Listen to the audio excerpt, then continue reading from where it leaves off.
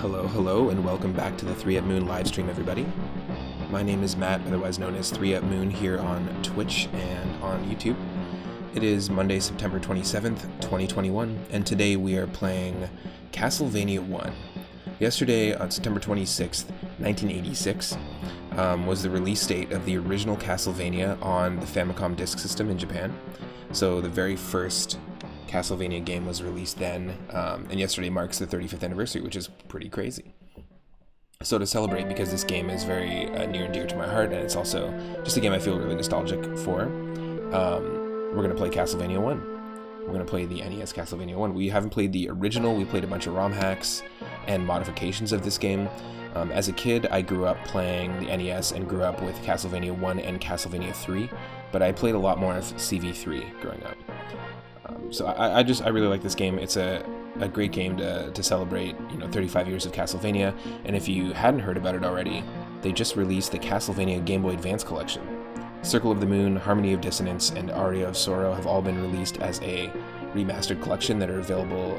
It's available now for the Switch, for PS4, it's available on Steam. You can buy it in so many different ways, and they're fantastic games. It's a great trilogy, a great rounded out trilogy, and I think that the first 3 Castlevania games are pretty rounded out as well. So what we're going to do is, this is the 35th anniversary Castlevania stream, but this is also going to be episode 17 of our spooky, horror, and Halloween themed retro roulette. What that means is after we play Castlevania, we can have you spin the wheel, or I can spin the wheel, and whatever game we get, we're going to play. And I've got a curated list of over 600 spooky horror-themed retro games. I'm a big fan of Halloween aesthetic in retro games and horror themes in retro games, so it's nice to see this align. And we're getting closer to October, but we started this Halloween horror-themed series back in July, actually. But we're listening to music right now from Circle of the Moon, from one of the Game Boy Advance games that just got re-released. If you're curious about that.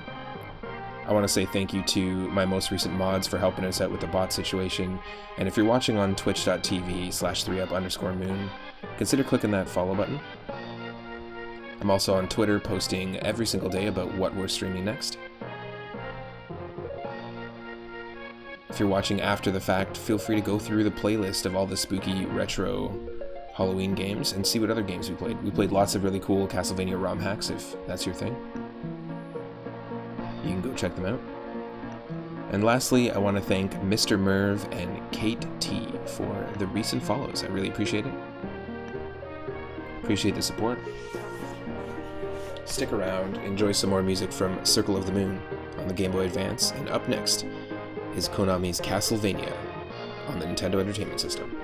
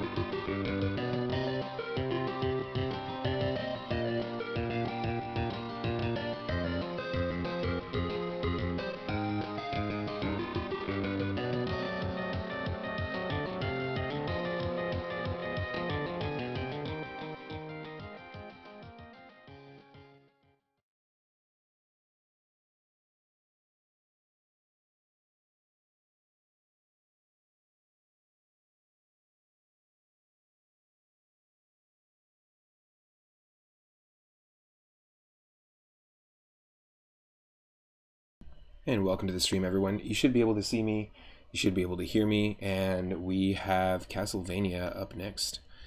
Let me see if I can get that game audio. Here we go. Happy anniversary, Castlevania.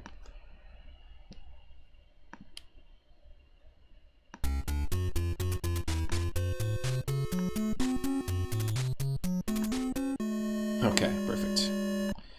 You let me know if you need less game audio or more game audio.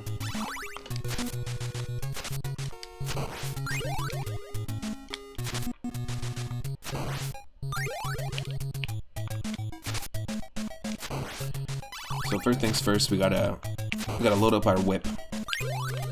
So we have our fully upgraded whip. It flashes in color. It's got like a mace at the end of it. That's our vampire killer. We're playing as Simon Belmont. Obviously, lots of people have played this game before. It's been out for 35 years. There's got to be at least 35 titles in the Castlevania series at this point, if not more.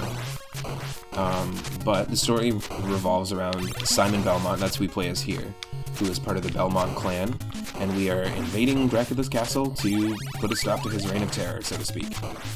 We're a vampire hunter, a la Van Helsing, and each Castlevania game usually resurrects Dracula again, and a member of the Belmont family, or a friend of the family, or even sometimes Dracula's own son become the playable character. In different time periods, to have to, and the goal is to take down Dracula each time. I always really enjoyed the story of these games, and also, you know, I didn't spend too much time with the Netflix series, but I would love to see the Netflix series follow more of the story from the games, like a little more closely. In fact, it would be cool to even do to just tell the story chronologically. However, it is cool that they did an anime, but I found that, weirdly, there's more accuracy in watching the first Underworld movie with Kate Beckinsale, and that really bad Van Helsing film with Hugh Jackman. It's like super campy. Those two movies combined tell more of an accurate storyline of Castlevania than the actual Netflix series, which is a little bit of a shame. But, you know, Castlevania is just borrowing from a lot of the tropes of, you know, Universal monster movies, specifically Universal monster movies, because I think when you beat the game at the end credits, a lot of the names of the programmers and developers and stuff are like puns, making fun of they're puns on like Bela Lugosi and Lon Chaney Jr., like all the people who, you know, were like the regular actors and regularly cast characters in those Universal monster movies from the 30s. And I'm a big fan of those movies. I'm a big fan of classic horror films as well, and just horror films in general. So it's nice to see this aesthetic in a game. You know, this game's not gory at all, but it gets the same point across.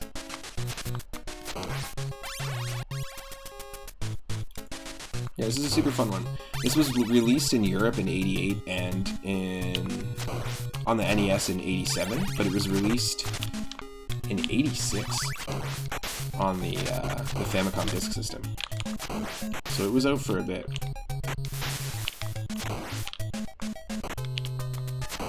Before it made its way worldwide. Oh my god. Oh yeah, this game is a toughie. It's not easy.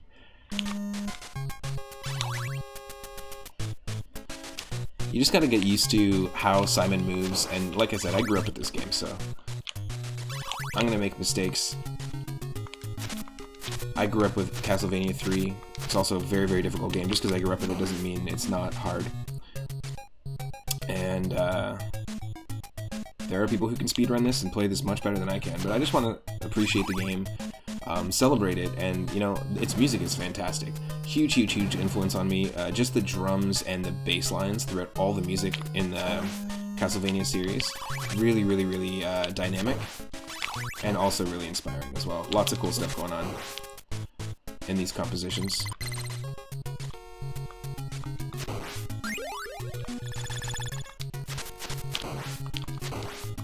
Look at that, we have 42 hearts, folks. That number follows us everywhere. It is the answer to the life, the universe, and everything.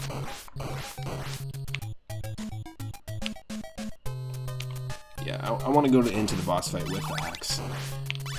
Going in with the stopwatch is also pretty cool too. But the axe lets us do this. Oh.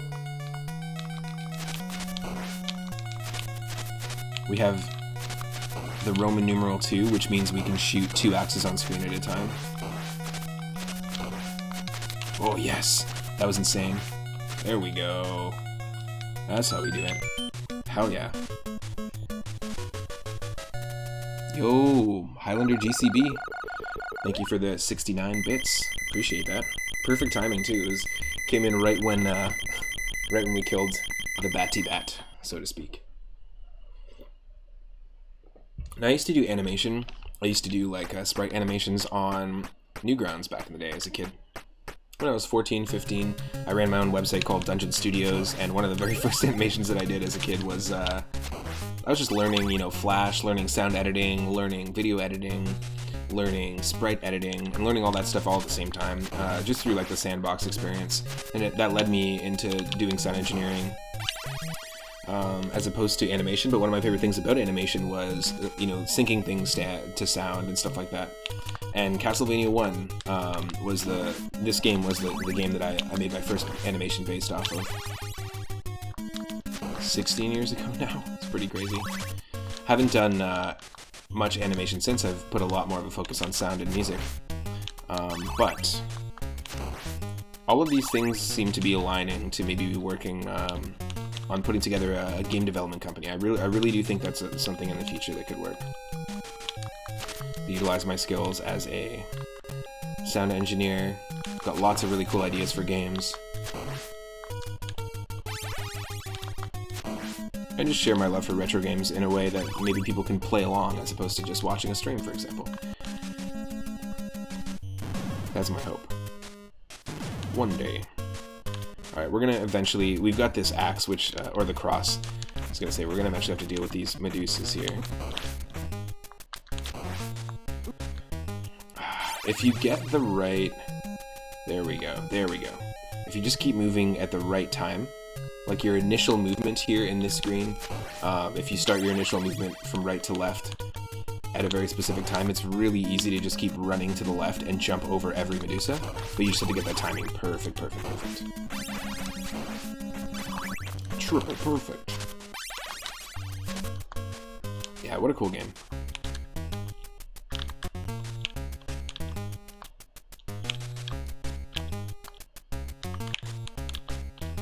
Oh, holy freaking shit. That was insane. To be perfectly honest, I've never smoothly done that.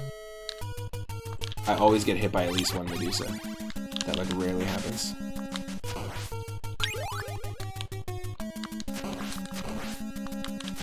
Ba-bum-bum-boom. Ba-beep-ba-boom.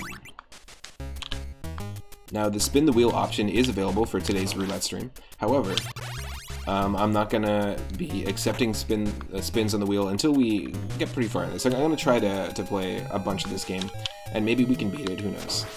I haven't played it in so long, or beat it in so long, and we did play Castlevania RPG about 10 episodes ago. It was crazy fun. It was a ROM hack of this game, but turned it more into a Castlevania 2-like experience, or like a Zelda 2-like experience. And you notice how we have, like, I don't know, what is that, 15 health in the top left? And it shows us what our enemy's health is, which is the boss. Well, we don't need this, but just to let people know, there's one here too. There's one on the right side of that screen and the right side of the screen. A little wall meat secret. But what I was going to say was Castlevania RPG starts you off with only one hit. So like 1 HP or 1 heart, whatever you want to call it. And then each time you gain experience and gain a level, it turns the game into an RPG experience, then you get 1 more heart. Or 1 more hit. So by the time we got to Dracula at the end of it, when we played, because we played through almost the whole thing, we got to the first stage of Dracula, and we beat the first stage of Dracula with only 7 HP, and Dracula was hitting us for 3 HP each attack. So that means we only had two... We could only get hit like twice if we were lucky. It was pretty crazy. Those are insta-kills.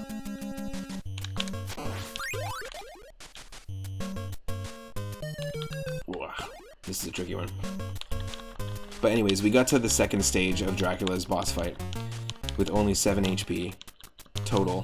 And you can go back and grind. That's the whole point of it, is like, it is an RPG, so you can go back and grind to get more experience. But right when we were at the end of the second stage boss fight, somebody spun the wheel. And the same thing happened when we played a really fun modification of Dracula X on Super Nintendo. We got to the second and final stage of Dracula, and right before we beat it, someone spun the wheel. So technically we didn't beat those games on stream, just because of that. So people can mess around with a lot of stuff with the channel, with the Retro Roulette streams. And I kind of like that.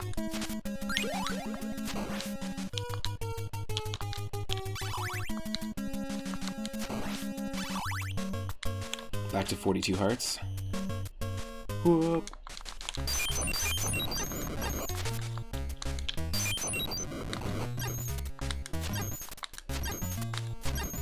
Yes. There we go. We got a level 3 holy water, which means we can throw three bottles on the screen at once, which is crazy.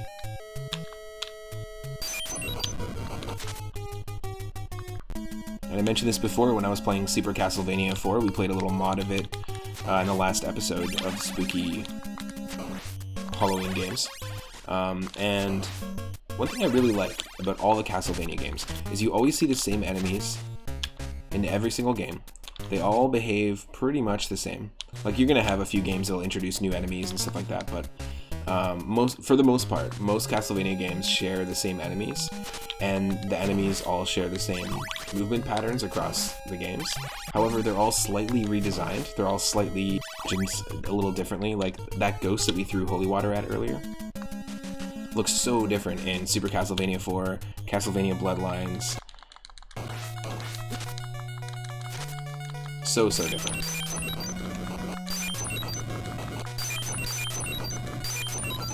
Done. Look at that. Just drowning Medusa in holy water. That was easy, but that was because we had a 3rd level power-up. And to be honest, I played this multiple times and never even gotten a 2nd level power-up on this stage. So I feel like we're just getting real lucky here. That's gotta be the case.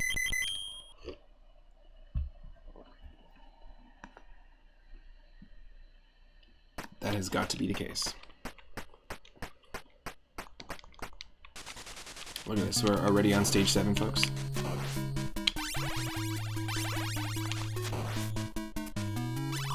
Now, I have to say, I'm playing this version of Castlevania, but is anyone else noticing some slowdown? Is the music playing slower than it normally is? Like,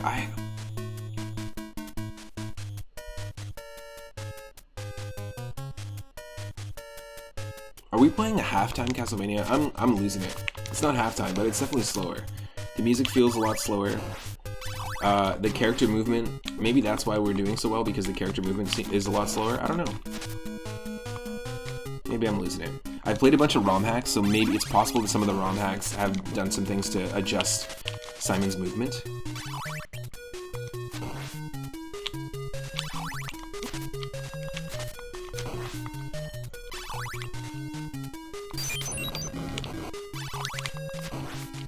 It's very, very possible.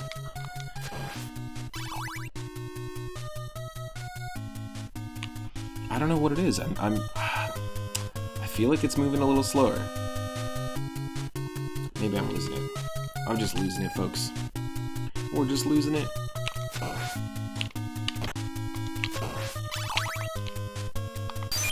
Nice, that somehow worked. Yeah, this feels... I feel like we're playing half Stolvania right now. This section is way, way, way faster normally.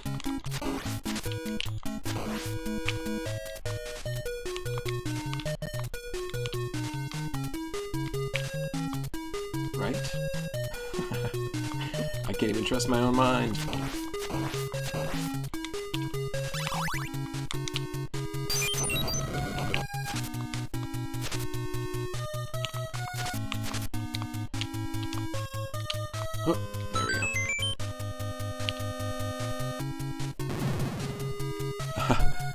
Oh.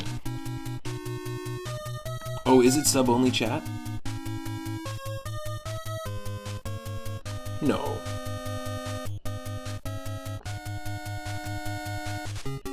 Let me fix that.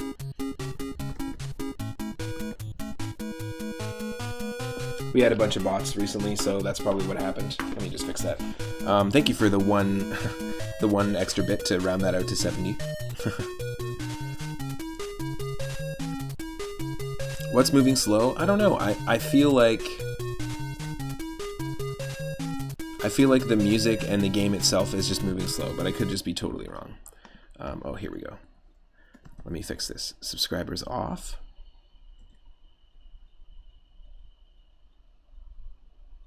There we go. The music sounds right. Okay, cool. I don't know what it is. Like, I feel like, because we've played a bunch of Castlevania games, like Castlevania ROM Hacks Highlander, on stream, like specifically hacks of this game, and it's always felt a little faster.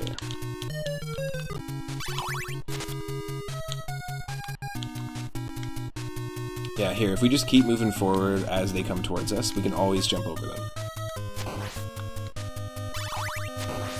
Right? You just have to get into that rhythm. If you get out of that rhythm, you're basically screwed. Yeah. Up, up, up, up, up, up, up, up.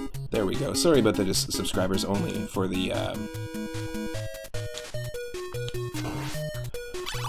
Yeah, the best way to check would be the countdown clock, you guess, but no way to compare. At least not this way, but I could by taking a look at one of my old videos in the future. Yeah, I don't want that power-up, because if we get a different power-up outside of the holy water, we'll lose our Roman numeral 3, so we won't actually have a level 3 item anymore. It'll go back to being level 1. Oh. Yeah, it was 100%, because there's been a lot of bot follows this weekend from a lot of people, and also it's affecting a lot of people as well. Yes. No.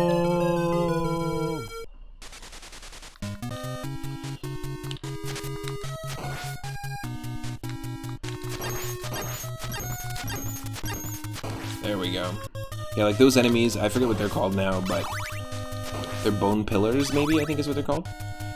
Those enemies appear completely differently. Like, they behave completely the same in every single Castlevania game, but they appear completely differently design-wise in every game. And that's something I just really appreciate.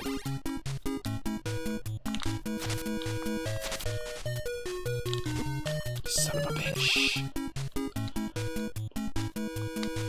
There we go.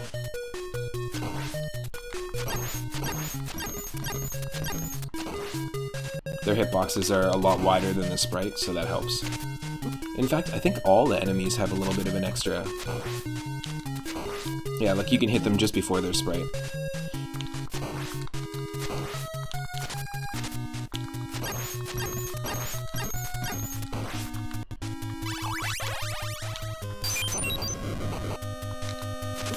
Oh! That's awful. Okay. We can't miss any enemy, basically. The game requires you to just perform very well. This is hilarious. I always thought, and they have this in every Castlevania game, there'll be a moment where you see Castlevania's castle in the distance. Or like Dracula's castle, rather, like Dracula's tower. And it totally looks like the castle is giving you the finger. I love it. Right? Like, it's just totally flipping you the bird. It's like, get the hell out of here.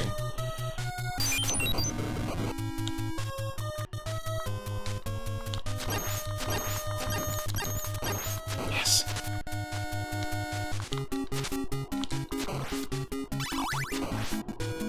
No.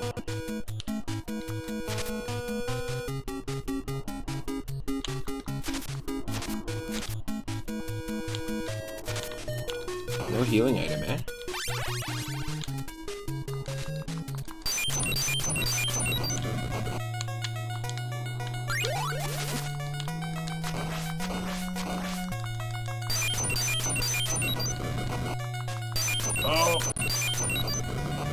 Yes!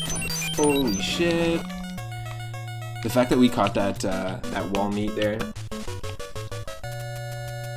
in between the two of them, and we got hit as we were healing, that was crazy. Because the wall meat fully heals you, but we got hit and it stopped the heal at like 4 health. Which was nuts. Pretty nuts. Wow. Stage 10.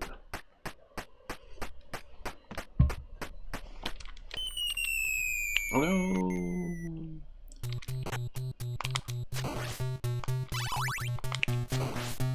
Ah, we gotta climb our way all the way back up, eh? Let's see.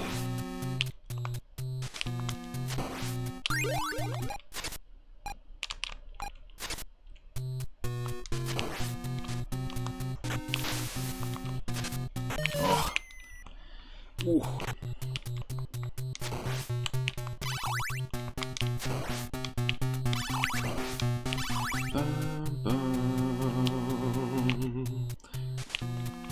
Is this one of the other Belmonts? They didn't make it.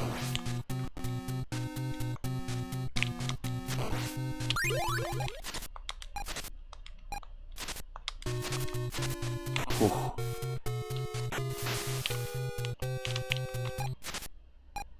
Yo, zombie paper, what is up? What's happening? We are celebrating the 35th anniversary of the release of Castlevania 1 on the Famicom Disk System. In Japan, it was released September 26, 1986.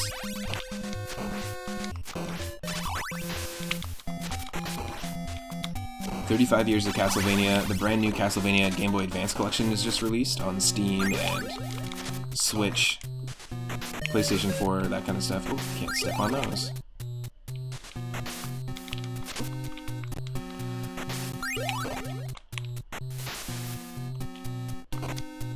Yes, throwing a bottle at a bat.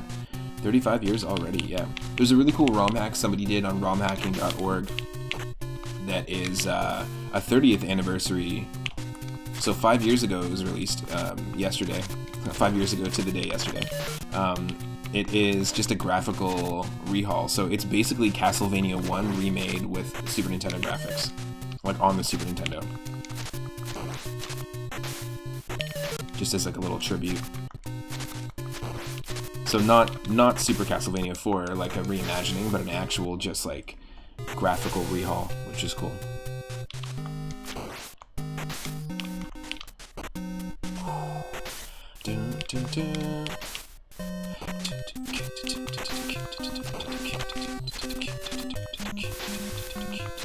Well, hot shit.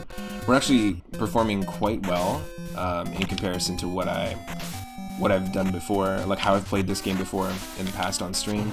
I've played a bunch of ROM hacks and like hard mode hacks of it, but I'm actually shocked that we're this far in this quickly. But this is also episode 17 of our spooky retro roulette, so we're gonna play this as far as we can go, and then we'll open up the wheel and people can start spinning the wheel. And we'll play other spooky games. No way. I did grow up with this game, and that doesn't mean that I know what I'm doing.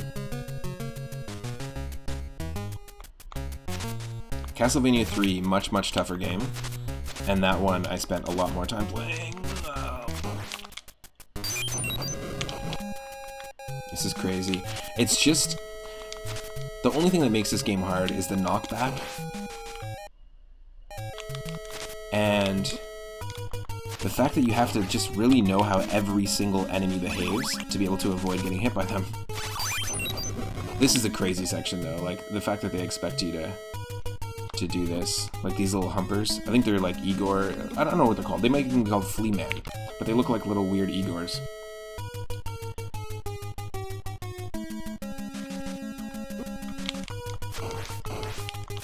Yes.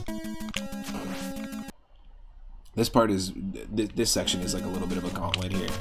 It's not fun. Just pretty aggro enemies. We've got our first bone dragon here, which another one that appears. It's another fantastic enemy that appears completely differently in every single Castlevania game. Yeah. Once you start introducing the Flea Man, it's not fun.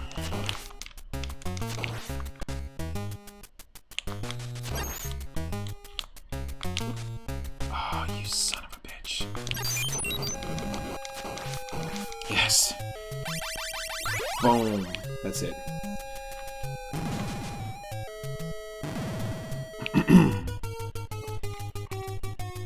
Yeah, we got a level 2 holy water, which means we can throw... Oh, great, we just lost it. We could have thrown 2 bottles of holy water on the screen at a time. Let's not get the dagger this time. If you get a new weapon, it just replaces your previous weapon, but it also starts you back at level 1 for that weapon.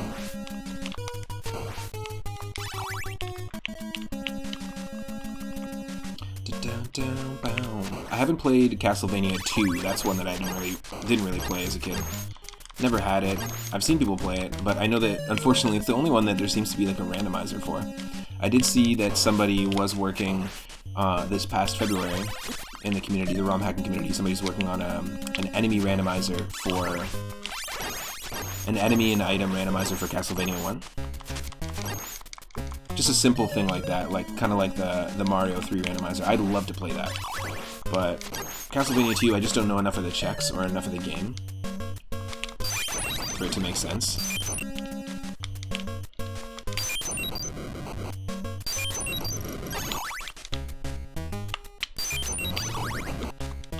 Shoot.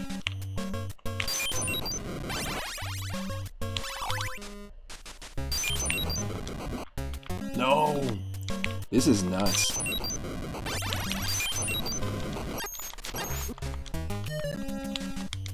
Maybe we have to do it from here.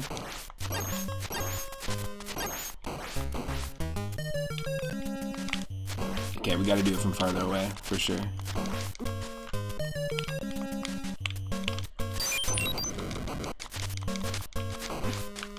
Damn you. Damn you. Damn you.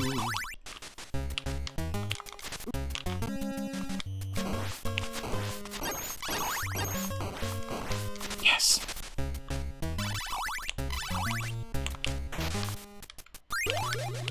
Thank you. Oh, it's not a full heal. What?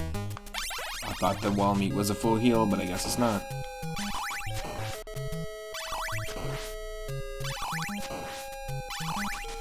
So yeah, Super Castlevania is basically like the reimagining of this game. We played a couple versions of it as well on Super Nintendo, Super Castlevania 4. But I'm really excited to try it down the line. I'll see if I can get a hold of a copy of that 16-bit graphical rehaul of this, because when we played Super Mario World with all the Super Mario Bros. 3 All-Stars graphics, I thought that was such a fun way to revisit a vanilla game. Could be fun to do here.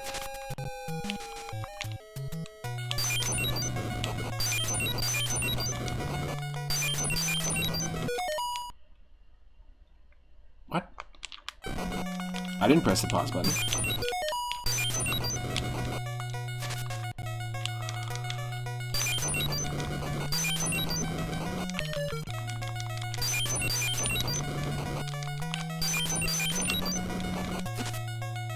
Oh.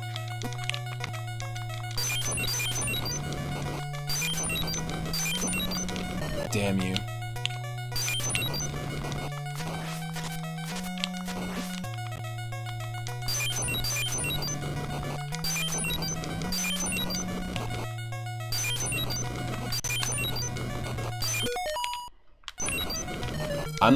Folks, I'm not pressing the pause button. Is there like some auto pause?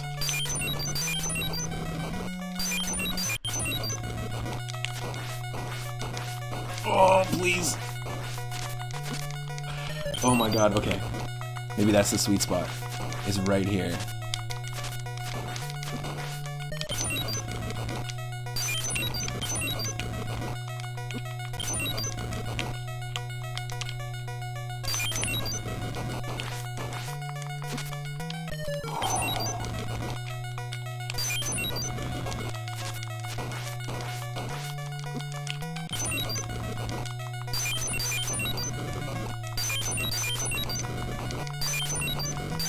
Oh, this is nuts.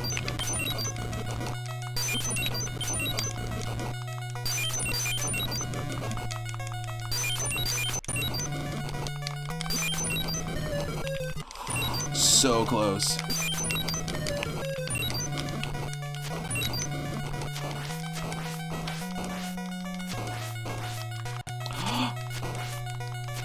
Yes! Holy crap. Okay, that is such a tough boss fight. Oh my god. Whew.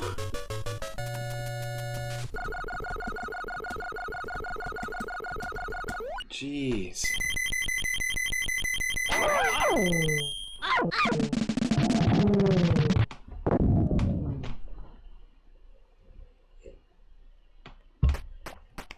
Heck yeah. Man, what?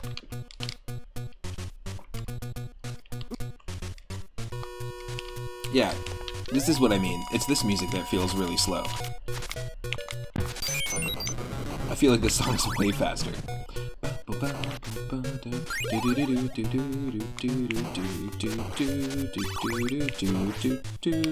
think it's a little faster. I feel like this is the music is actually moving slower in this version. This is very weird. Thought I was losing my mind, but there's certain moments where it's like, am I losing my mind? Or is my mind losing me? I'm very curious as well, because this feels so slow, like, I'm pretty sure it's like,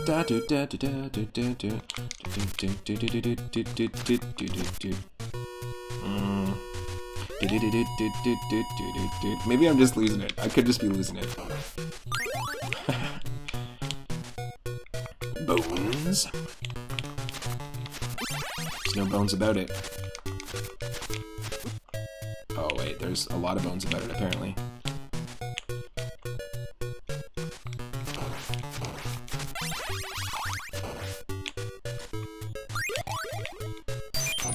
Oh my god! That's crazy. Nice holy water dodge, buddy.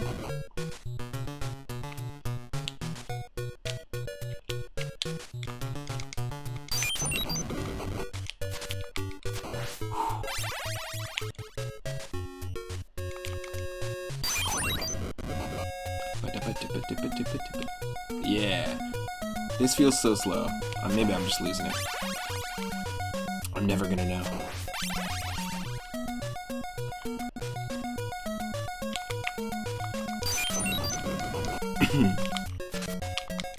We don't even have a fully powered whip at the moment. We have the lowest level whip.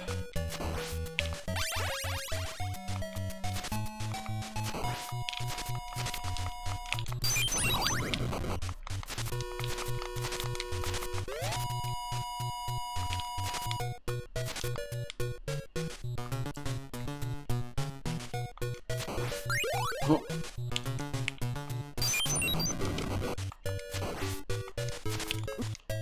Oh my god, that's so much damage. One bone takes like 3 hits of damage. No, thank you.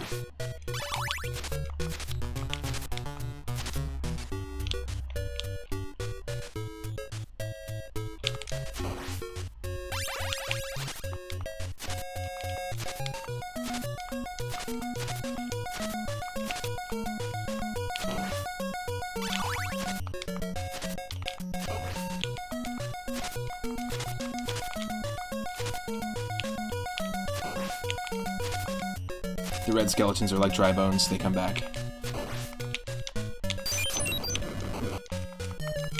No. Whew.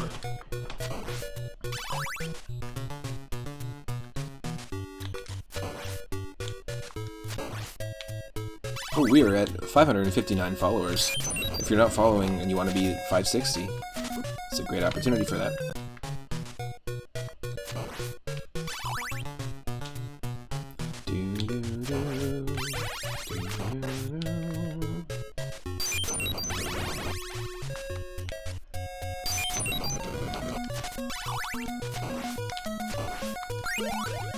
Yes. I always like this, like, it feels so much like Monty Python, where the guy that's in chains, he like claps to the music, where you see the skeleton hanging there. I don't know why there's something goofy about it, maybe because his head is tilted. It feels comedic. Feels like it's a reference to Monty Python or something more than anything else. Yes. I mean, I wouldn't eat that meat because of, like, considering where it's being stored in the dungeon. There's a whole bunch of skelly boys hanging out, but... Hey, gots to heal.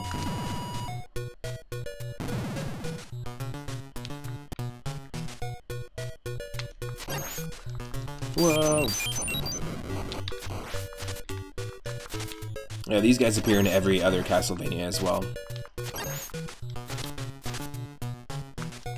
And they also, like I said, they behave completely the same, but they just look slightly different in every iteration. They're pretty cool in Castlevania Bloodlines on the Genesis. I don't know what you call these guys, but...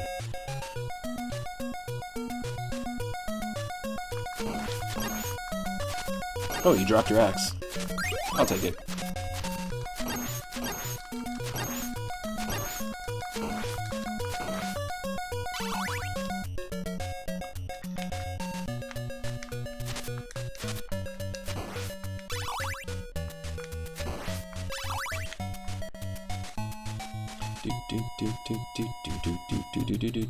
See, this should be faster. No,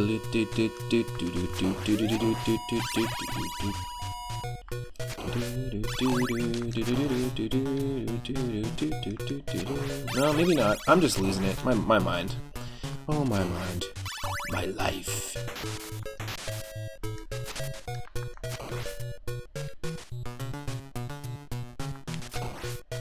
We're in a lab, it looks like.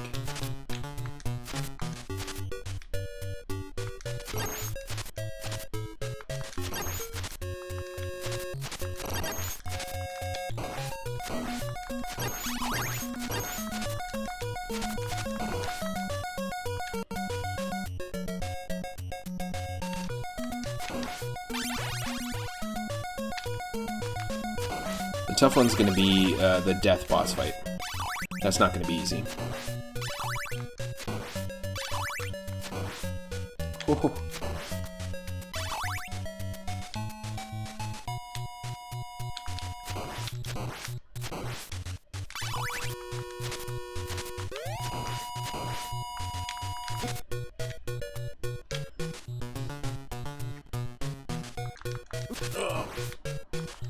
No.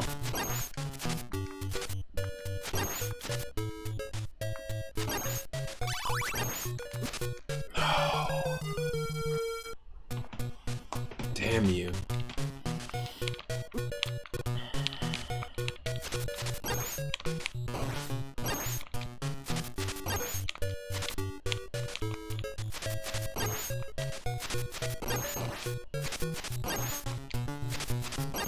Really? Fuck you.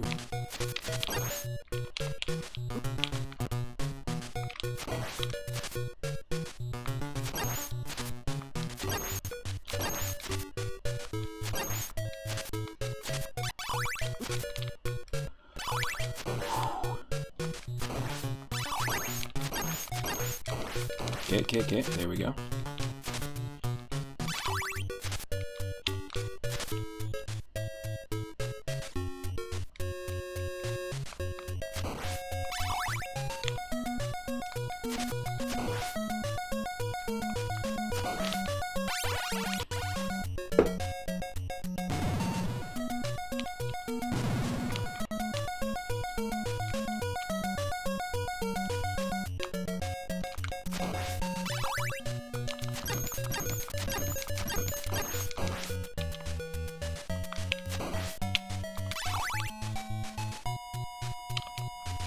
Nice.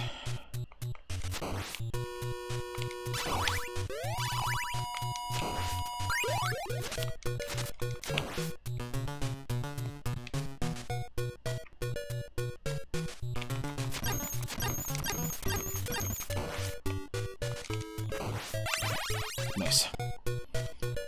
We just need some health.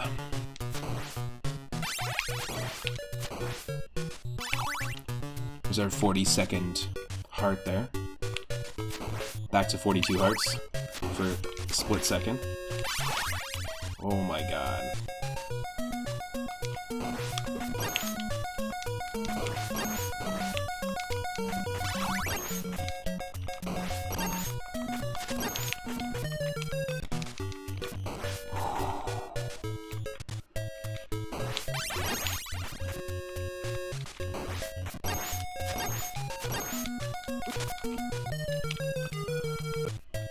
Wow.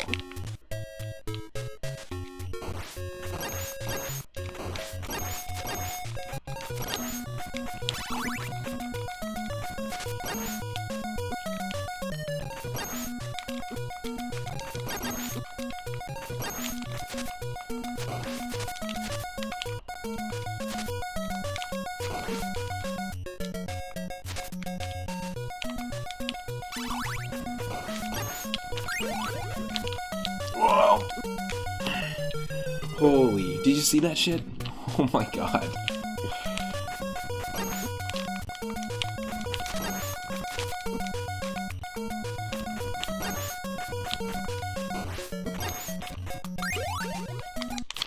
Yes.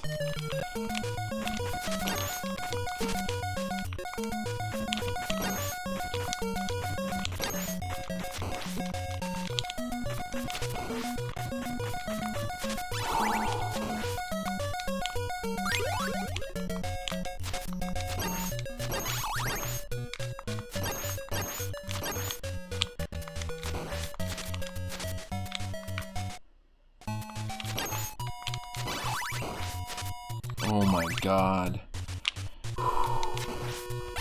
Wow. Okay, we have no health. Thank you, game.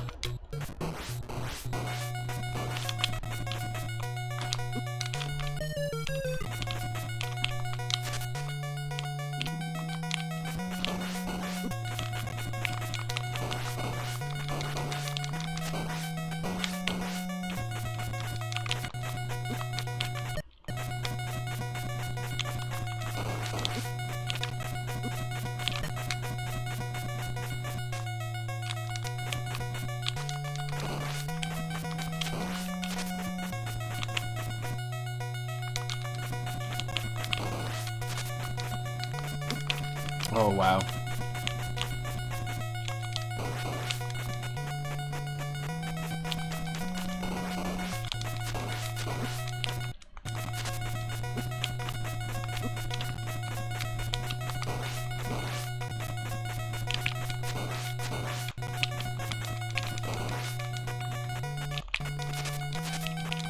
Oh. Yes. Oh my god, that's easily one of the hardest boss fights in this whole game. Harder than Dracula. We hung on by the skin of our teeth.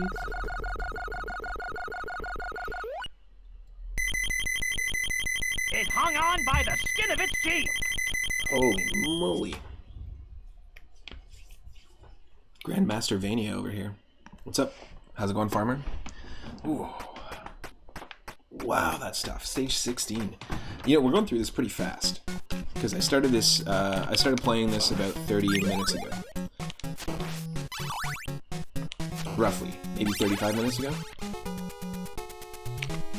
This is probably the best, you know, I'm using very minimal save states here, but this is probably the best performance that I've had in this game in years. You just ate? Nice. You sat down to chill, you had a late 11 o'clock dinner. Nice. What did you have for dinner? You still got coffees going over here. Looking to, I applied for a whole bunch of jobs yesterday. I'm looking to maybe work for a local game development company. That would be really fun. The job involves creating content, actually, regarding their games, which is super fun. They do free-to-play games, and they do a whole bunch of really cool, like, tactical strategy games, and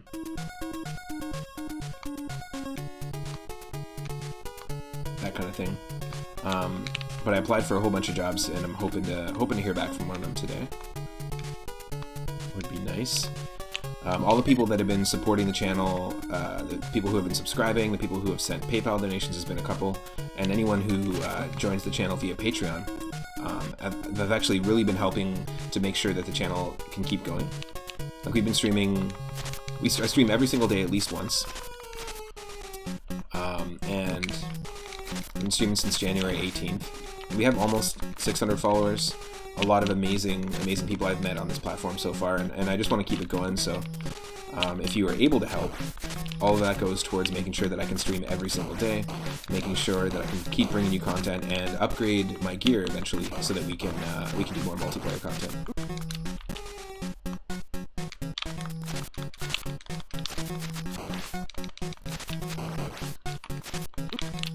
It's interesting that they make you fight the very first boss again.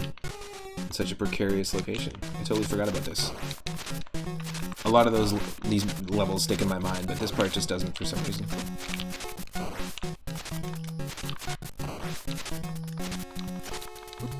Ooh.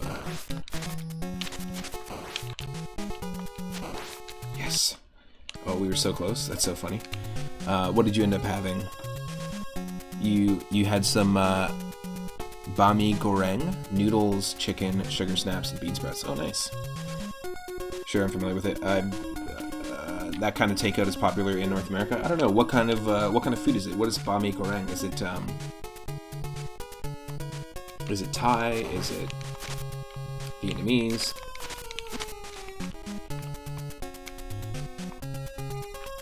The name sounds familiar, but I don't think I've ever had it before. Thai and Indonesian. Cool. I think I might have heard of it before in like the context of a cooking show or something. Someone was putting something together on a competition cooking show.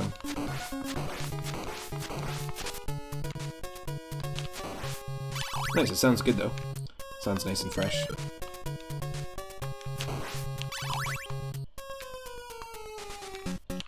Oh, another one.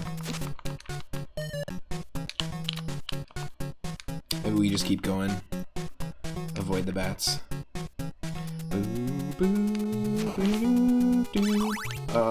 Okay.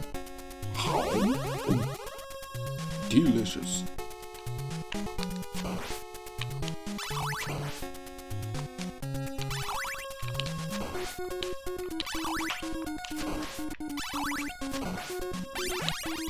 Whoa, Jesus. Did not expect the aggro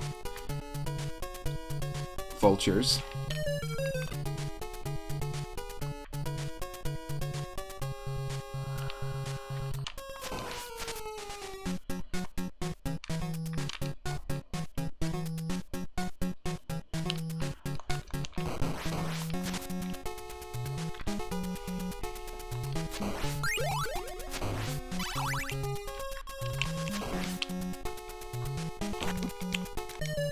Oh, wow.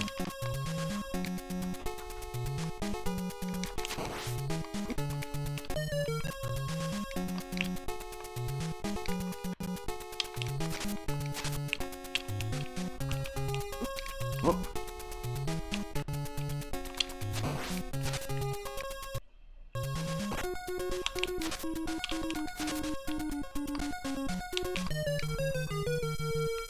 Oh, I see.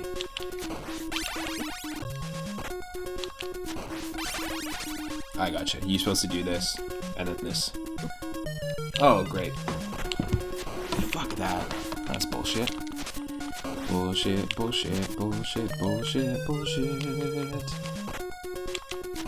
No way. Okay.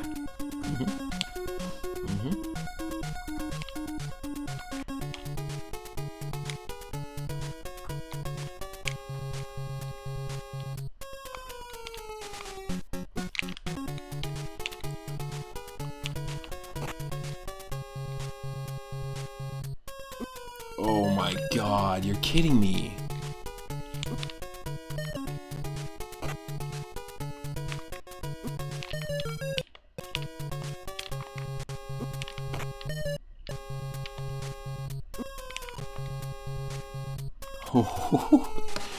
If you don't get that timing right, you're screwed. Wow. Weirdly, that section reminds me so much of Donkey Kong Jr. when you get to like the 4th or 5th loop. It gives you like no leeway at all. Like the 4th or 5th loop of levels. Looks like we're on the way to fight the Dracula, Dracula, Dracula, Dracula, Dracula, Dracula, Dracula, Dracula, Dracula, Dracula, Dracula.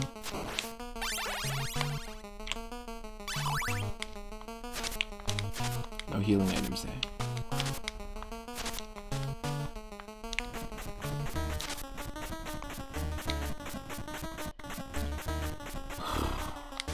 This is never a fun boss fight. It's not easy.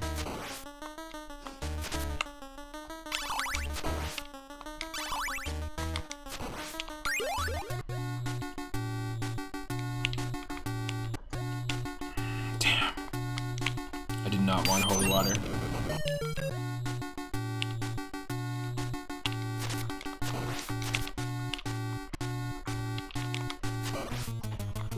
Oh.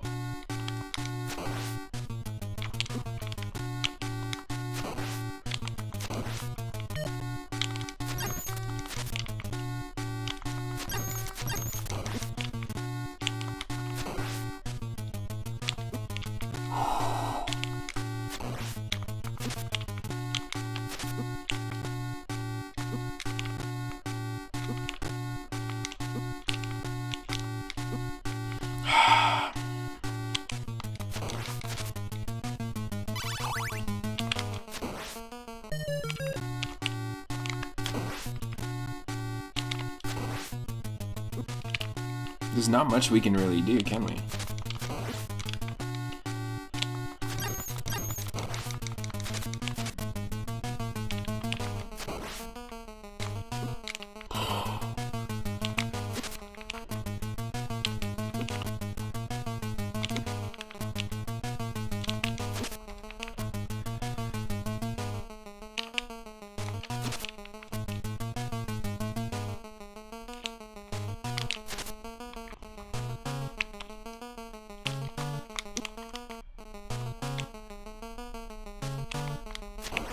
His chest fits 4 Simons.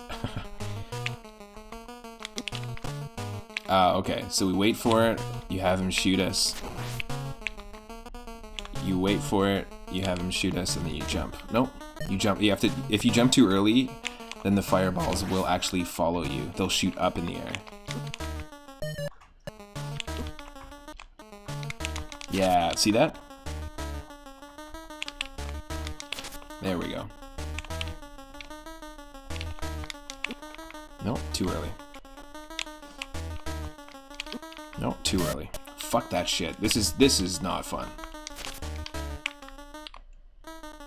Like the accuracy that it requires of you is just ridiculous. Okay, we got 2 hits. Okay, we got 3 hits, but he destroys us. So imagine this. Imagine we got to this point. We only have 7 hits of health, or 7 hearts. That was Castlevania RPG for us. So we only had 7 hearts, and he still did like 3 or 4 hearts of damage to us with each hit. You never beat him until you got a Game Shark. Nice. Yeah, vampires, if there's anything they hate more than garlic and sunlight, it's sharks and genies.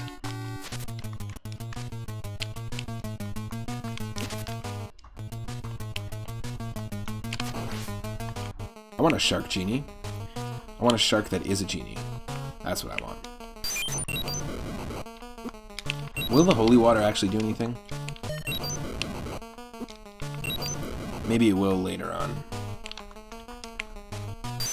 Yeah, it doesn't do any damage.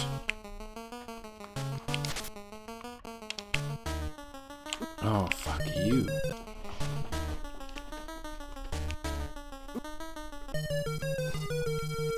Awful and awful and awful.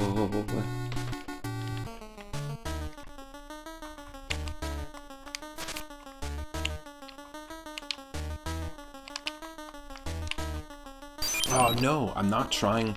I'm not pressing up, and it used my holy water. That's so stupid.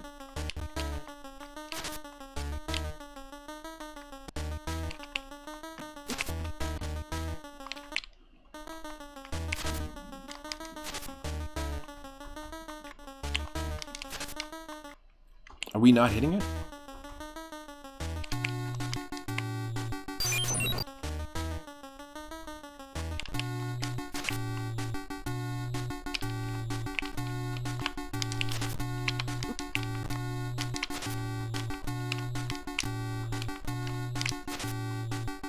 Come on, that was like perfectly accurate. Come on. That's bullshit. Yeah, that had to have been a hit. It wasn't though.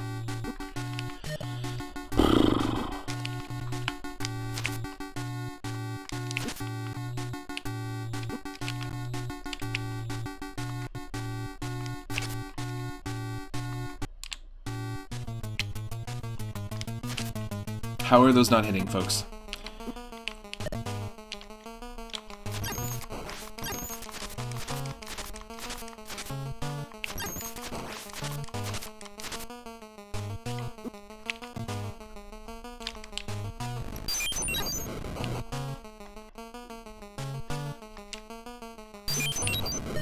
No, he's not taking damage. He's not taking damage if we use holy water. That's stupid. Well, that worked. What? Don't fucking 1 out of 1,000 times take the hit. That's ridiculous.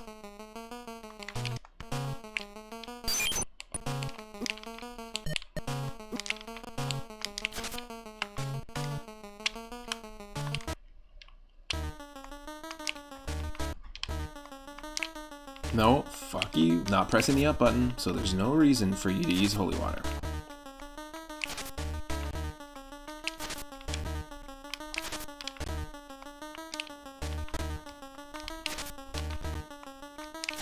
Tell me what the fuck is up here, folks.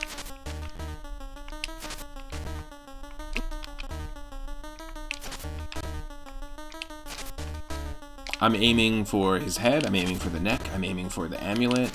We're hitting him like 1,000% of the time. That should hit him.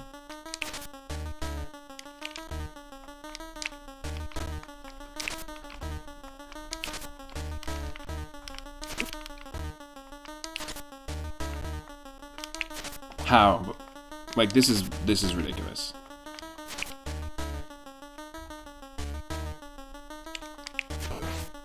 Okay, why did that work? Why did that work and then the millions of other times not work? That's so dumb.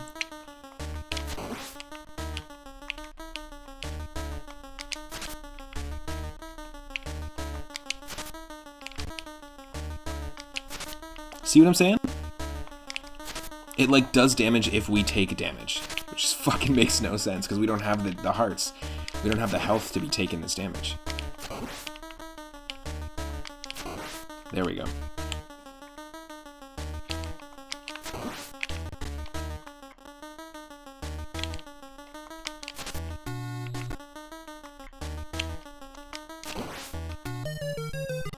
Bullshit. Absolute bullshit.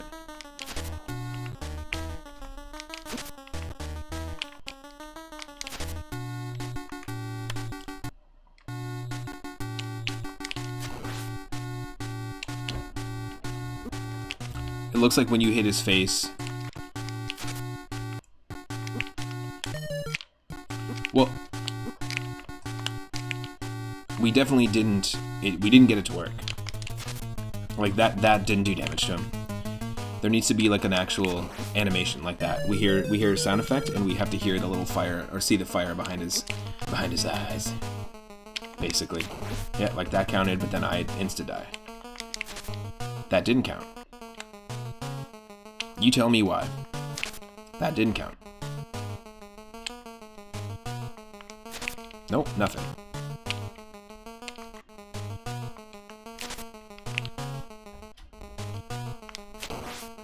That worked for some reason. That didn't. I did the exact same thing. There was no difference in my movements there.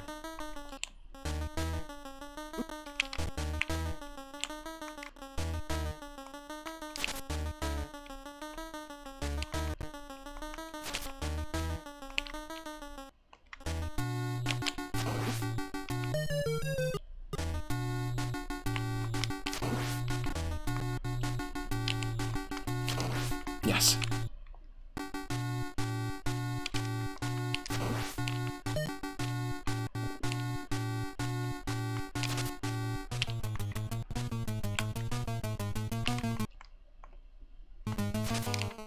Come on.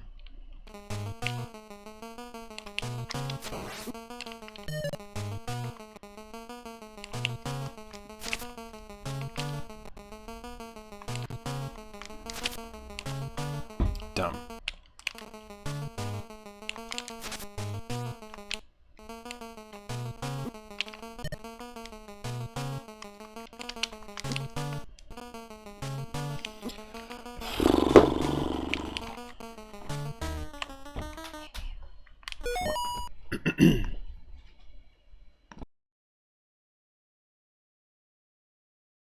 Okay, so I'm just going to... sorry, just 1 second. I just got to take a moment here.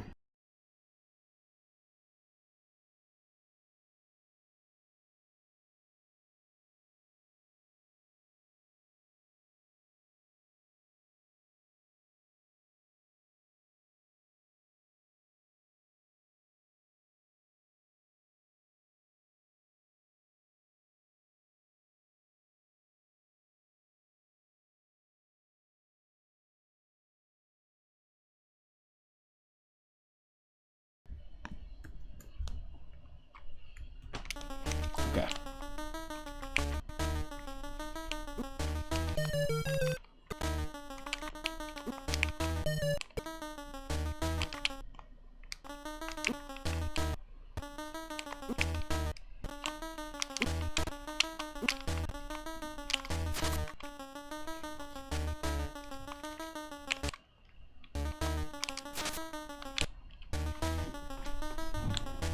Okay. I need to focus on this here.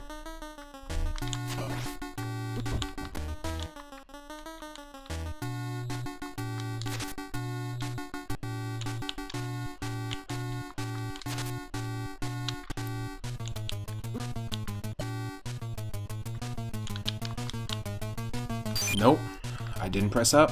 Fuck off.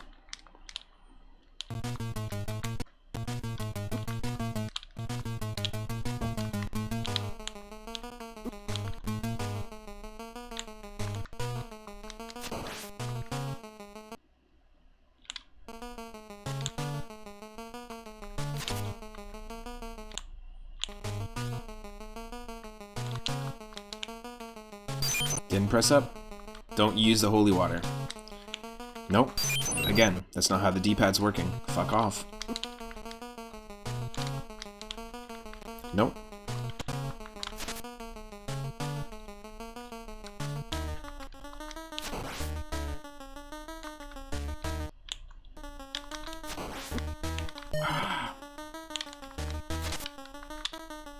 We're so close to being evenly matched here. There we go. Even health.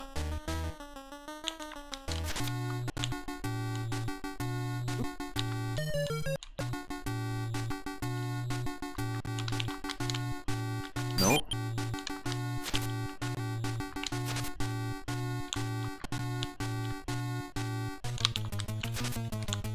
Fuck off.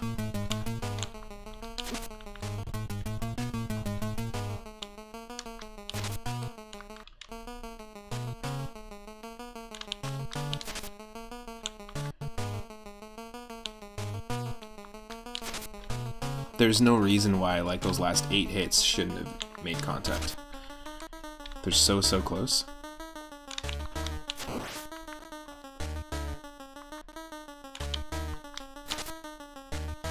Fuck off.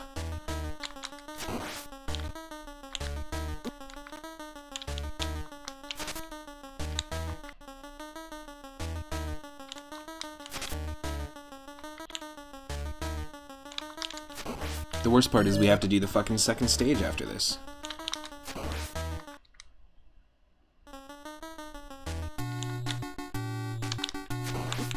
Ooh.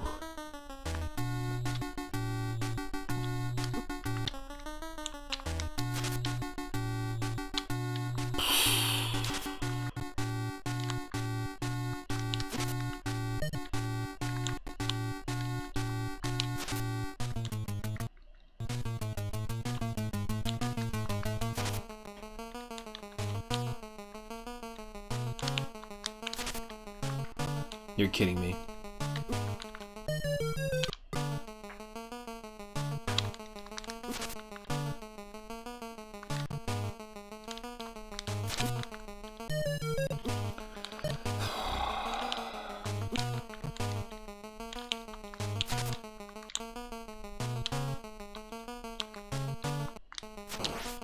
Yes.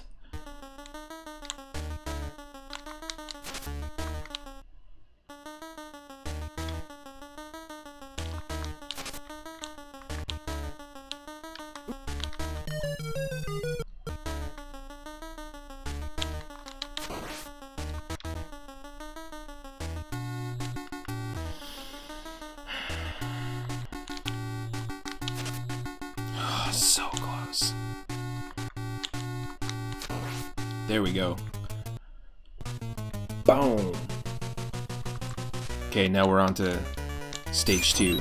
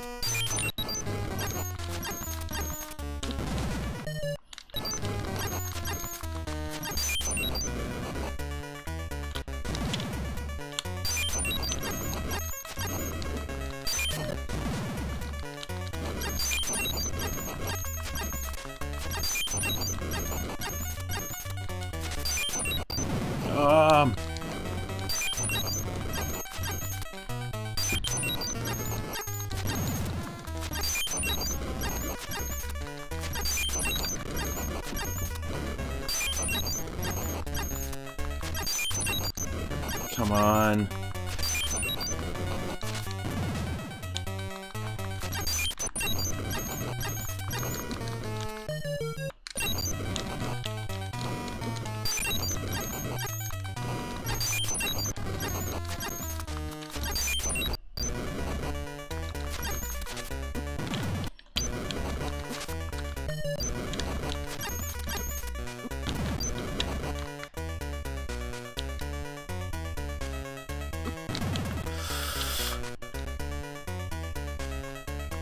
No.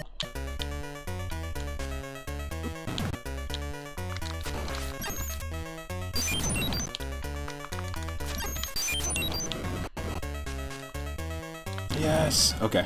Whew.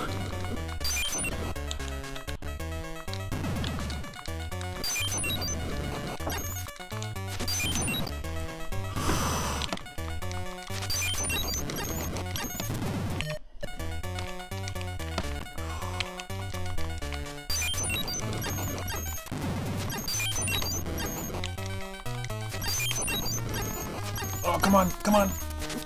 Oh, we're so close.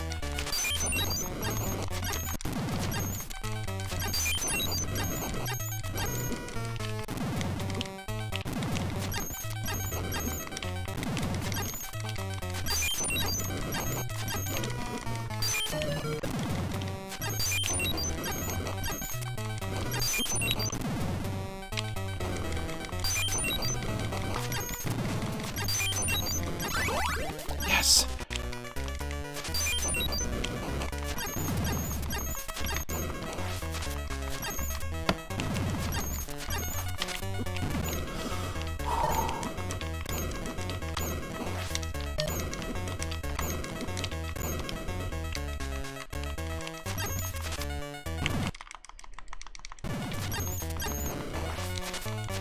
Come on.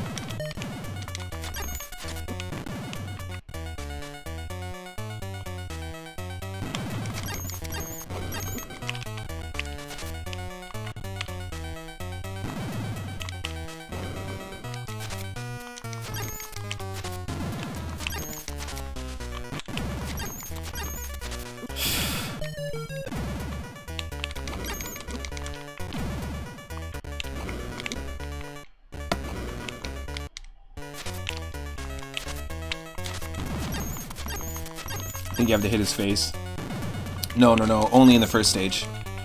Or is it the final hit too is hitting his face? Arctic Ayeko, welcome to the stream.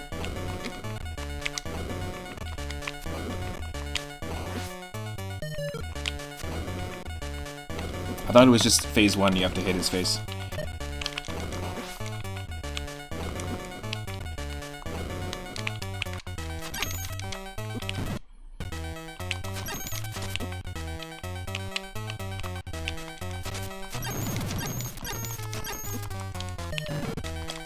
Yeah, we have to hit his head in the first phase, and this is the second phase. Oh, okay. I see what you're saying.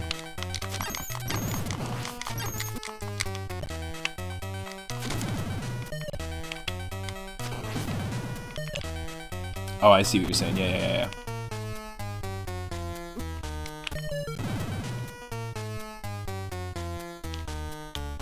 Oh, wow.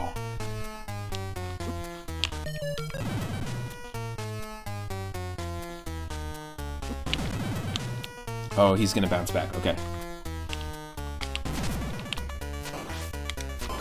Got him. Thank you. The final hit has to be his head. But we were doing damage to him before without hitting his head. Holy crap. Thank you so much, Arctic Ayeka.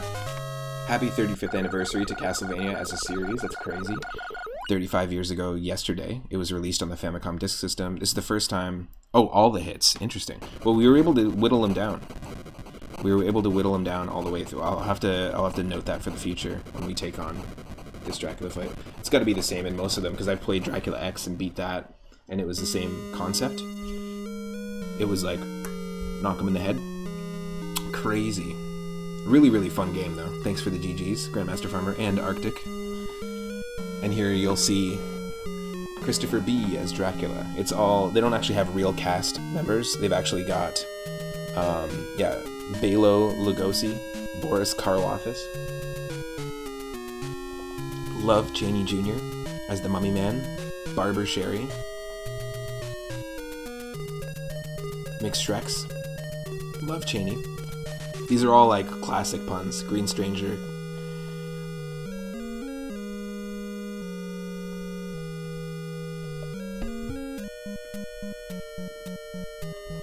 They never roll with the original. And the hero, Simon Belmondo. Ah, I see, Arctic. My holy waters may have been clipping his head. That makes sense, because I was just spamming holy waters like crazy. Okay. Well, there we go, folks. There's Castlevania 1. We're going to add that to the list of completed games on stream. Excuse me, folks. What? Does Castlevania 1 have a second quest? Is there a harder second quest? I didn't realize the game looped on you.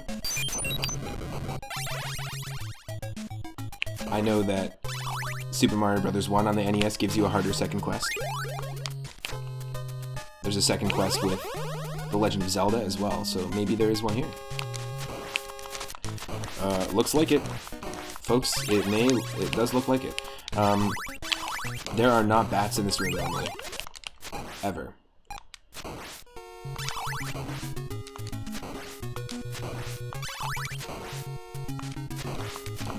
Oh, it does say stage 20. Ah, interesting. Okay. Hold on a second here. Yeah, there's not normally bats here. I'm into it. I'm into taking on this challenge.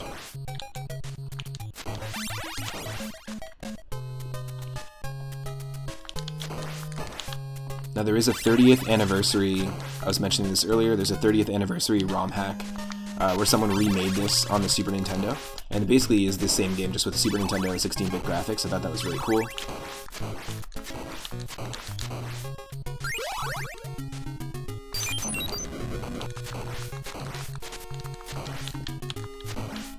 Ah, okay.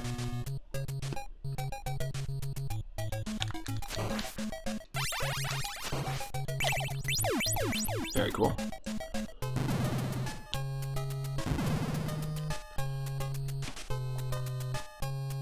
Yeah, I don't think I've ever...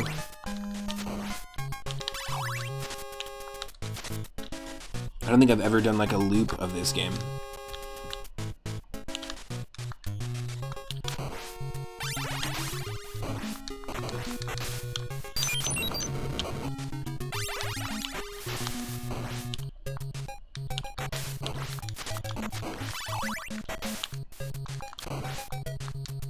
I'm a huge fan of the ROM hacks that exist for this game as well. Castlevania 1 has some really cool ROM hacks. One of them is called Blood Moon. We played it to celebrate a Blood Moon eclipse that actually happened several months back.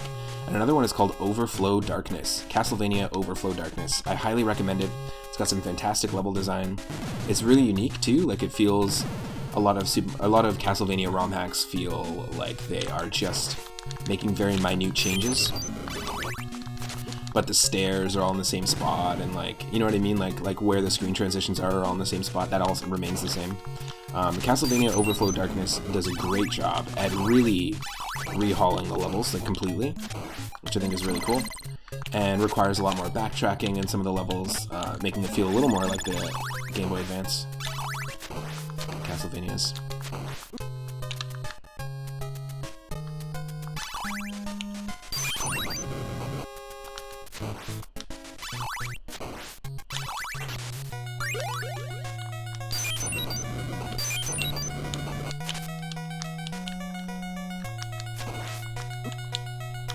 Oop. Oop.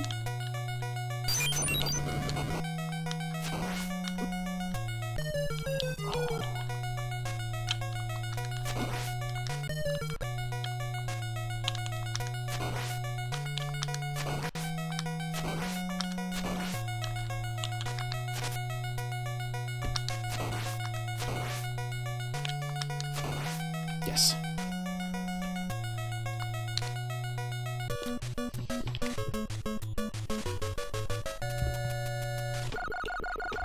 Wow, wow, wow, wow, wow, wow, wow, wow, wow, wow, wow.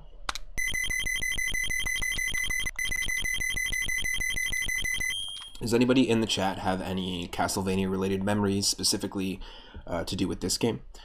Did you grow up with Castlevania 1? Have you ever played Versus Castlevania? I know that's a thing that exists. Or was Castlevania 2 or Castlevania 3 your first experience with the game? For me, it was Castlevania 3 and then this one. But I still, to this day, have not played number 2.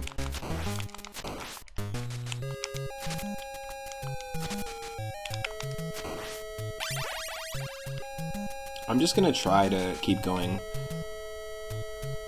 I don't know if there was bats. No, this is hard mode for sure. There weren't Medusas and bats this early on in the same screen. They're like 2 of the worst enemies. Speaking of worst enemies, go check out Worst Enemies, an awesome podcast hosted by Rathe V. Mori and Elliot. I've guested on it before, I'll guest on it again. It's every Tuesday and Friday at 2 p.m. Eastern.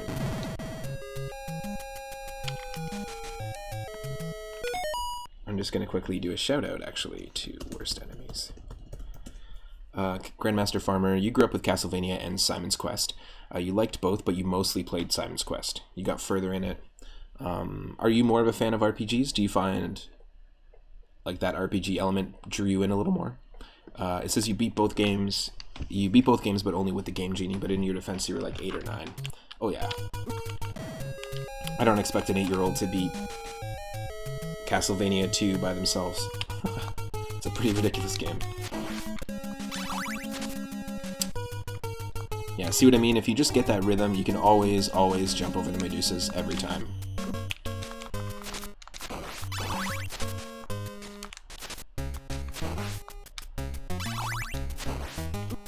Ooh. Oh, not that one. You were not a fan of RPGs back then. It just made things more complicated for you. You learned English from games then. Oh, nice.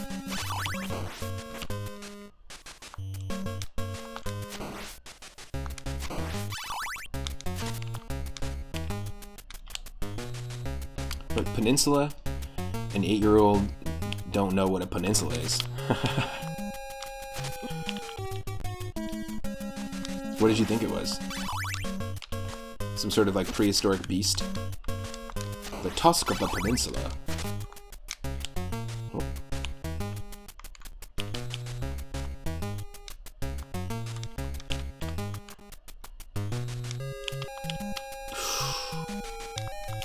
Dodge!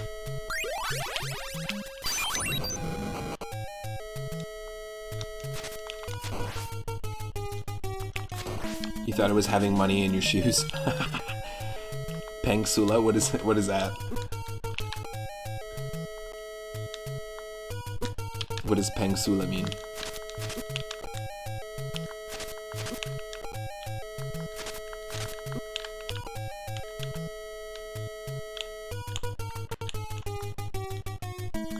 Money Soul, nice.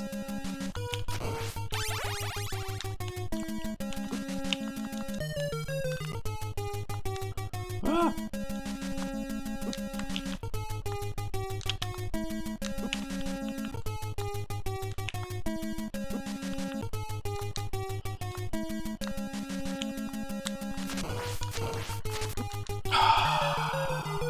Wow, that is tough.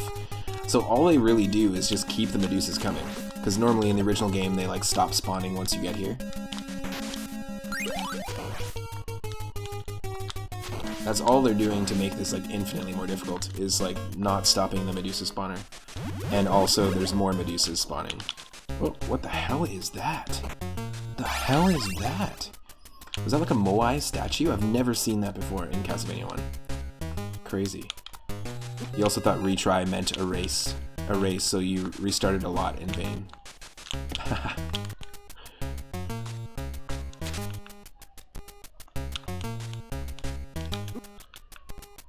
It was an urn-looking thing. Interesting. Like, I know it was worth 4,000 points. I know that there's, like, treasures in this game, but they're not really, like, you don't need them because it just gives you points. And I'm not sure if points really matter in a game like this, but...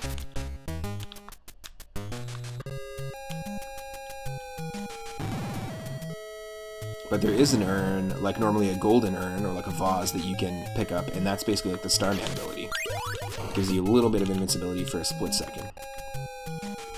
This is crazy to have this. This room doesn't normally have Medusas either, so there obviously is a second quest to Castlevania 1. I had no idea that was a thing. Holy.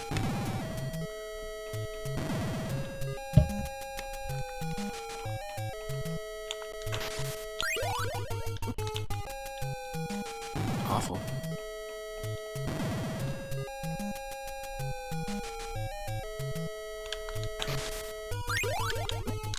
Fuck you. Fuck you, Medusa.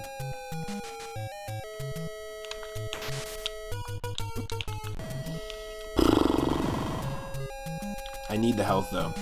I'm not gonna not go for it.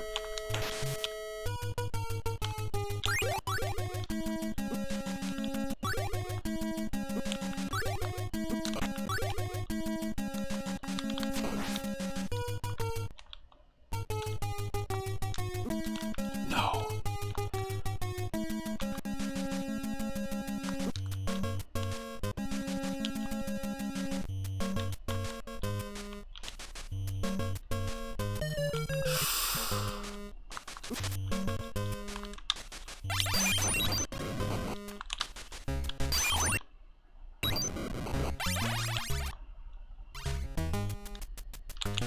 Oh my god. That's crazy. So those are ghosts. And it looks like we picked up another one of those items again.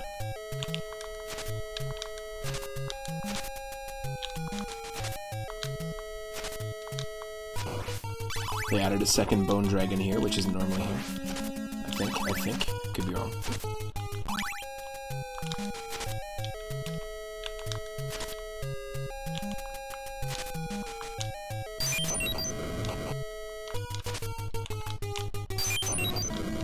This is a funny way to use the holy water. Yes.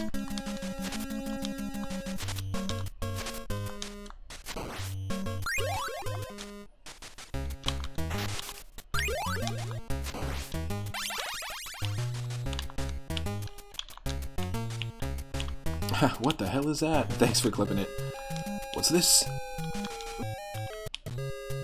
Thank you. I'm very curious about that, because I've seen some treasures appear if you like hang out or if you walk over a certain tile. I've seen them appear in Castlevania before, and just never grabbed them because I just knew. It looked like an Easter Island head. Yeah, totally. Like a Moai statue. They appear in like the Parodius games, which are also made by Konami. It wouldn't be surprising to have a Moai statue in a Konami game. They sneak it into tons of games. They have it as a main enemy in Gradius and Parodius. And we even played Konami Crazy Racers, which was essentially Mario Kart Super Circuit, which came out before Mario Kart Super Circuit. And it was a launch title for the Game Boy Advance. It did it way, way better than Mario Kart Super Circuit, in my opinion, and did it first. And you can play as characters like Pop and Twinbee. You can play as Gray Fox from Metal Gear Solid. And you can also play as Drac himself. And the Moai statue and the octopus from Parodius.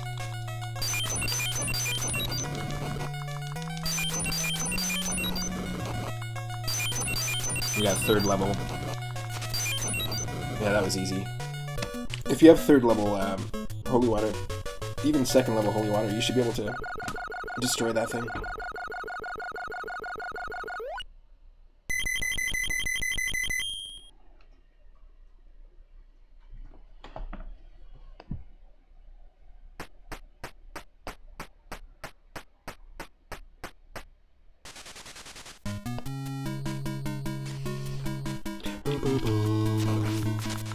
Moai. So that word, M-O-A-I. So it's that, just without the L in the middle. The Moai statue. I'm pretty sure that's what they're called. I think that's like the official name for the Easter Island statues. Yeah. I'm pretty positive. Oh, there's the urn. See, there's our invincibility urn. Okay, this is just cruel. This isn't even a second quest, folks. This is just play the game with more Medusas. You beat Dracula. Do you want to play the game with more Medusas? Do you want to make your life a living hell? Oh, that's a nice little strat. Throw it. Oh, yo, I'm totally doing that in the future. This is nuts. That strat is great. Throw the holy water in front of you. Keep walking, because the fire from the holy water isn't going to hurt you. But if you keep walking, something that's following you is going to walk right into the fire. That is a great strat. Haha, I'm glad we did this second quest, because now we've got a few more little strats for the next time we run this game or play it. I'm not trying to speedrun it or anything, but I do love it. Also, that's really, really good to know. Thank you again, Arctic, for letting me know about the hitting Drac in the face in Phase 2. Super crucial.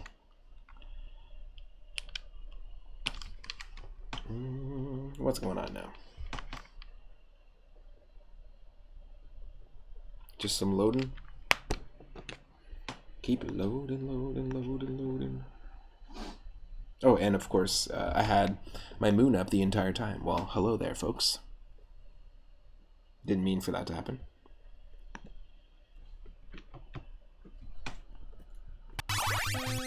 There we go.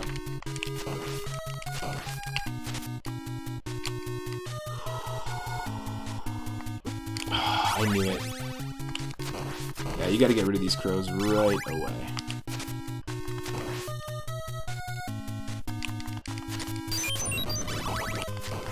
Yes.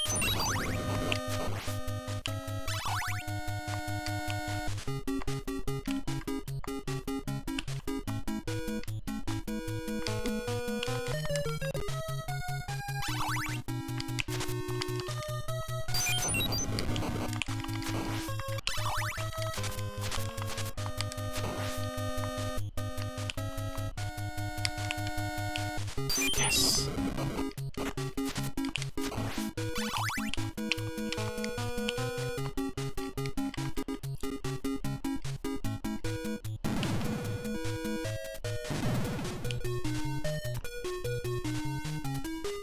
When you were a young kid, you used to play a lot of these songs on piano. Very melodic. Oh, totally. As a drummer, just listen to the drums and bass in this. It's just super fun. Like this part specifically. There's a lot of really, really good harmony, a lot of rhythm. The songs in all of the Castlevania games really feel like prog rock songs, funk songs, metal songs meet classical music in a good way. Just composition-wise, you could definitely hear this done by a classical orchestra or a metal band. Oh my god. Yep. Yep, just jump over me. Just jump over me. That's fine. I see a few more people are joining. We just beat Castlevania 1. We're playing through the second quest, which is something I did not know existed until just now. Literally just now. It's not the first time I've beat Castlevania 1. I beat it a long time ago as a kid. And grew up with Castlevania 3. But this is basically just a stream to celebrate the fact that yesterday was the 35th anniversary of the original Castlevania game release on the Famicom Disk System.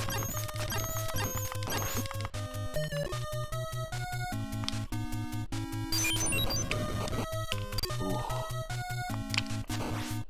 I don't want the time stopper. I'm gonna wait for that. But as a drummer, this highly inspired me.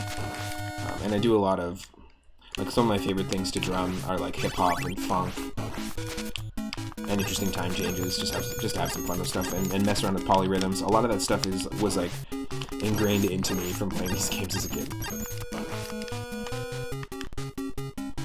Very melodic for sure.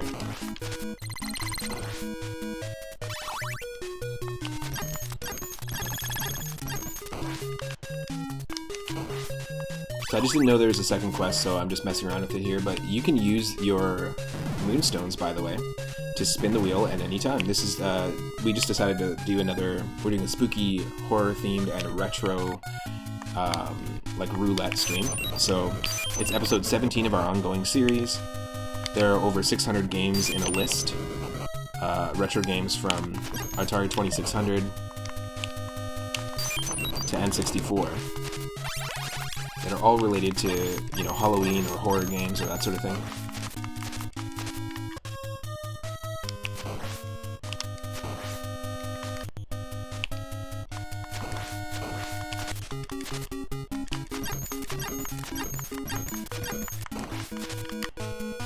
So yeah, you can spin the wheel anytime, and whatever game we get, we have to play. There's a ton of Castlevania ROM hacks in that list. There's a whole bunch of games.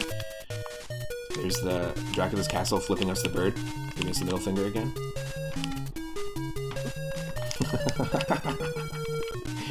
Perfect timing. Oh yeah, Japanese composers have a way with rhythm sections. There's a lot of really good stuff. Well, it depends, right? It depends. There's bad examples of NES soundtracks, and there's great examples. One underrated Super Nintendo soundtrack, in my opinion, is Super Castlevania 4. It's fantastic. It's super good. It's got a lot of different genres going for it. A lot of the music sounds like it could totally fit into like Final Fantasy VI or Chrono Trigger. And everyone always mentions those games when they talk about their favorite Super Nintendo soundtrack. But people don't really mention Castlevania, Super Castlevania. Oh my god. This is nuts. My music is a bit slow compared to what? See, I knew it. I don't second guess myself when it comes to audio.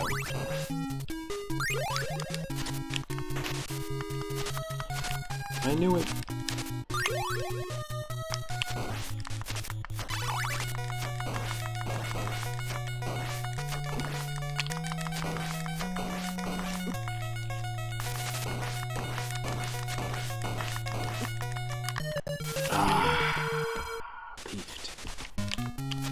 I think we'll probably spin the wheel. I'm going to take a quick break here to use the washroom, but yeah, there is something a little slow about this version of Castlevania. I don't know why.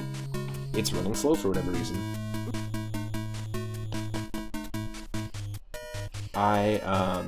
Let's see here, Grandmaster Farmer saying, of course there are bad soundtracks for sure, but Metroid, Castlevania, Zelda, and Mega Man, and some others will be in your mind until you die.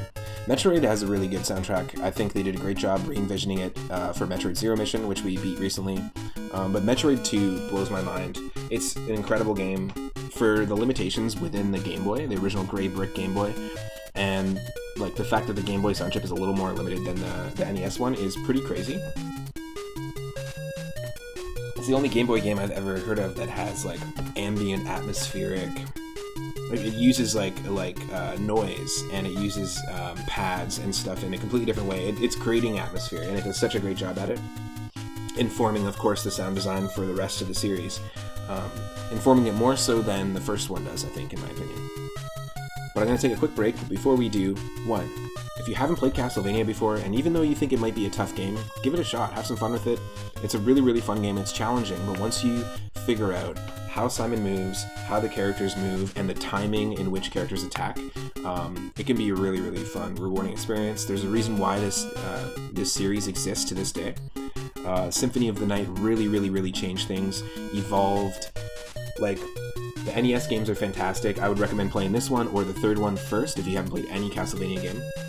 But also, Super Nintendo Castlevania games. We've got Super Castlevania 4, a spiritual remake of this, and then you've got Dracula X. Those games do such a great job at showcasing what was so great about the first three, and they're also great games to start with if you wanted to start with any of those, if you're feeling a little more Super Nintendo Castlevania action. Definitely recommend checking those ones out. They're both really, really fun, both really challenging. They're the perfect bridge between the NES games and what eventually will be the next trilogy, if you think about it, the Game Boy Advance games. That was released September 23rd, so 4 days ago. They just released on the Switch, on Steam, on PS4. They released the Game Boy Advance Castlevania Collection. You can get Castlevania Circle of the Moon, which we were listening to music from earlier, Castlevania Aria of Sorrows, which we played in the last episode of the Spooky Roulette, and Harmony of Dissonance. They're both really, really worth checking out, and you could almost see Symphony of the Night was like, here, we're going to put this game out, we're going to completely change Castlevania, like the way that Castlevania works. We're going to change the formula, but keep a lot of the good aspects of Castlevania from the NES games, from the Super Nintendo games, and then everything after that has really just used that as a building point. Like all the DS and the Game Boy Advance games are really following in the footsteps of Symphony of the Night, and it's a fantastic game as well. There's so many great Castlevania games to try for the first time.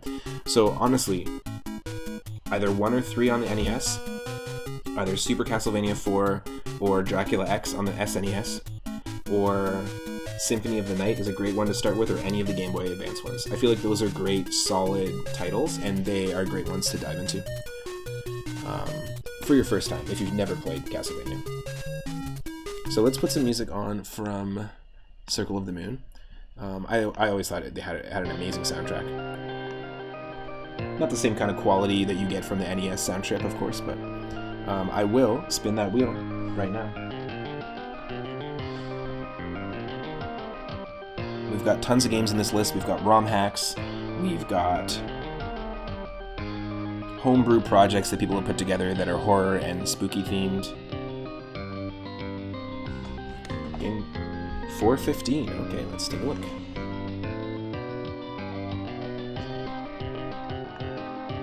We've got translations of games that were only released in Japan. Whole bunch of stuff. So 415 is looking like... Woo-hoo-hoo! I'm feeling that. Alright, we've got Super Ghouls and Ghosts. Believe it or not, Super Ghouls and Ghosts on the Super Famicom. We've played Super Ghouls and Ghosts on stream once before. We didn't get the right item that we needed to beat the final boss, like officially beat the final boss, but we got through all of the levels and got to the final boss fight and beat him. But we didn't get like the item you need. If you've played Super Ghouls and Ghosts before, there's a specific item you need to be able to like 100% or get like the real ending. But we played the Game Boy Advance game, and one, I will highly recommend the Game Boy Advance game. It has a new mode called Arrangement Mode, and it, not new, I guess, new at the time, but you've got Super Ghouls and Ghosts levels from Super Nintendo. You've got the ability, depending on how, like you've got, like imagine there's just like Star Fox 64, you've got like a row of levels. It's all the Super Ghouls and Ghosts levels. And if you do well, depending on how well you do, you can move up to like a hard mode level of a Super Nintendo Super Ghouls and Ghosts level, and a couple of those levels are actually designed with inspiration from the NES Ghouls and Ghosts. And then depending on how well you do, also you can move down to the bottom path, which is all of the Sega Genesis levels. So you've got Genesis, SNES, and SNES hard mode / NES inspired levels. I didn't know that was a thing at all. If you've played Super Ghouls and Ghosts before but have never tried the Game Boy Advance one, I highly, highly, highly recommend it. But we're going to try the Super Nintendo one for the first time on stream. A lot of our friends of the channel, Itarama, Surfins, they beat it on stream. They're regular Super Ghouls and Ghosts runners, basically. But that's what we have coming up next, so stick around. From one classic horror franchise to the next.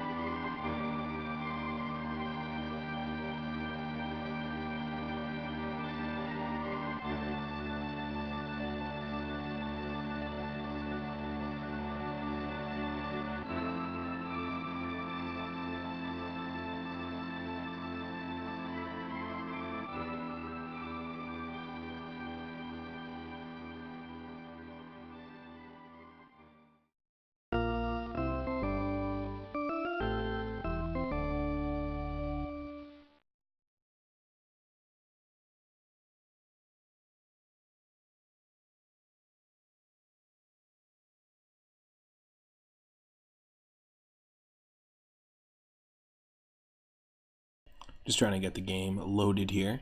Thanks for your patience, folks. This Super Ghouls and Ghosts on the Super Nintendo coming up next. It's just giving me a little bit of issue, so just one sec here.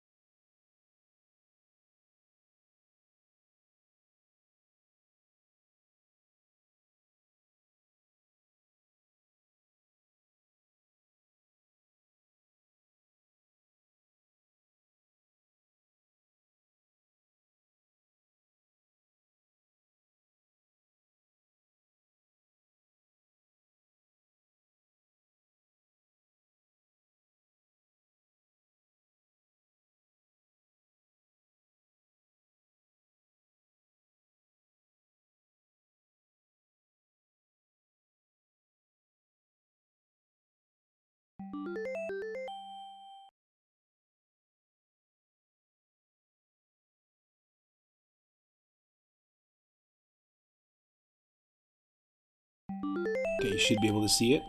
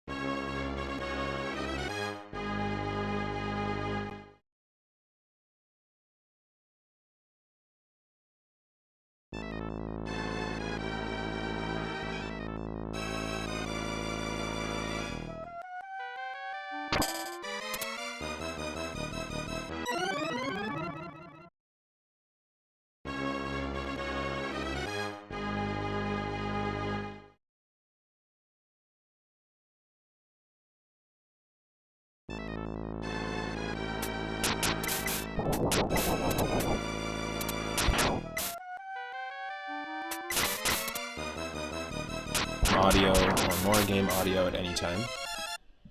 I can adjust it. It looks like I got to do some refreshing on my end here. Okay, that's fine. Cool.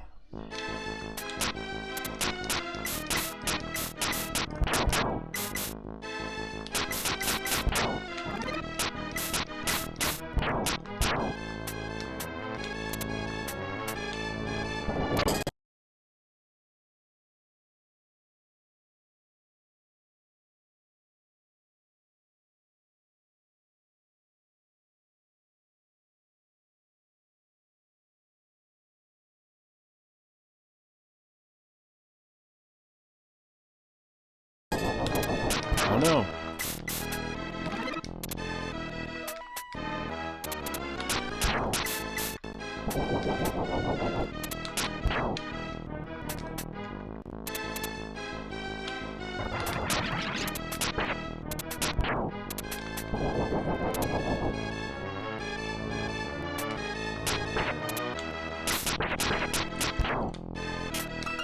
Oh no. Shoot. Turns this into the Capcom baby. Yeah, couldn't really do much there. I'm just trying to refresh the chat, by the way. I can't see the chat at the moment or any redeems, just temporarily, while it's loading here.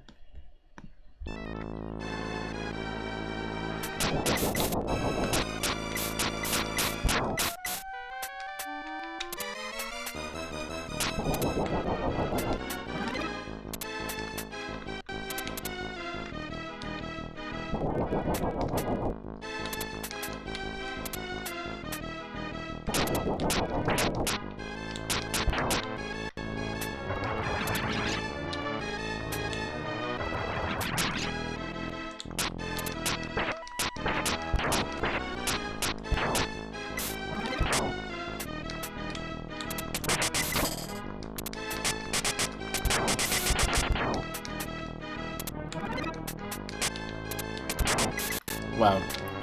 Whoa. Yeah, it's the enemies in this game, I feel like, are a lot less predictable than in a Castlevania game.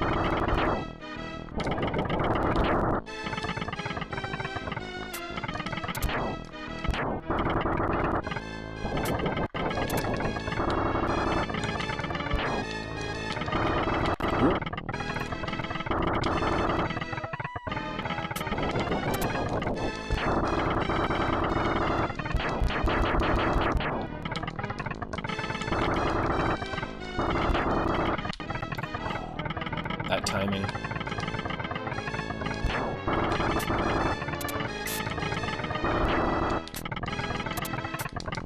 Yes. There we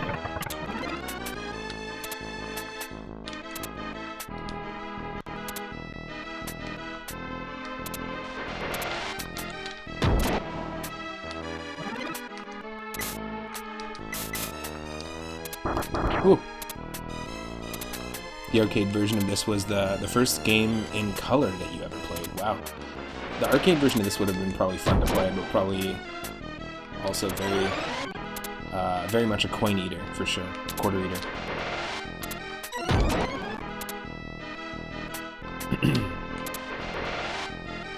The original game, not super. Nice.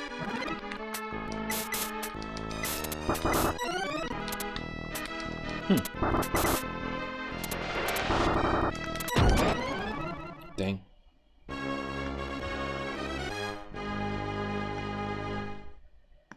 Dang, dang, dang.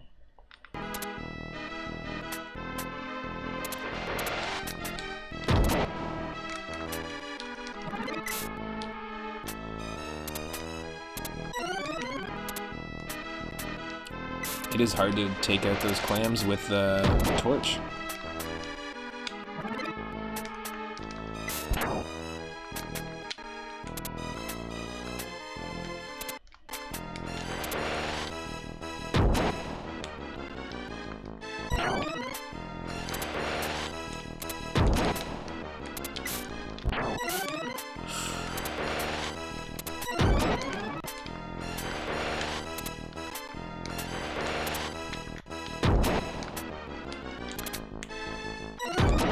Oh, this is insane. Okay.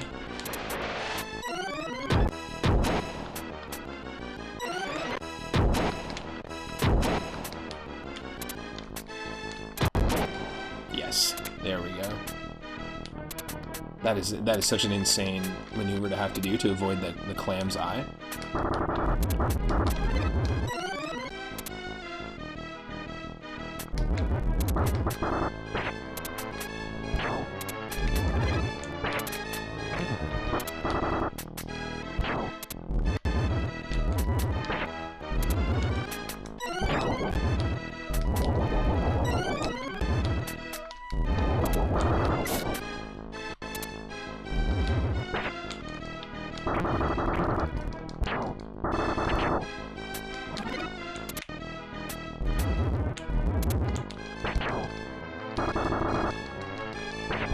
Yep.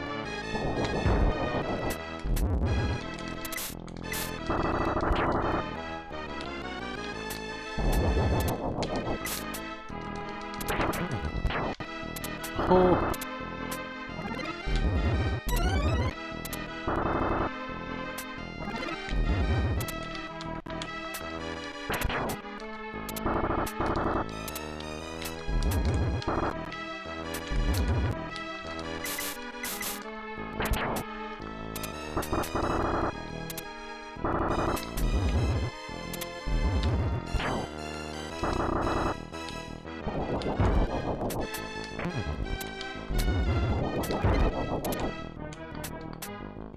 Oh, shoot. Okay. I gotcha.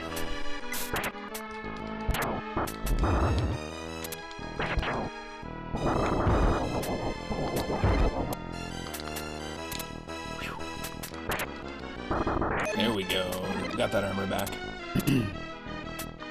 I don't know how exactly you can manipulate that, but I've definitely seen people play this game where they've manipulated it so they got the armor back. I'm not sure exactly how, or like what you do to ensure that you get armor. And I drop.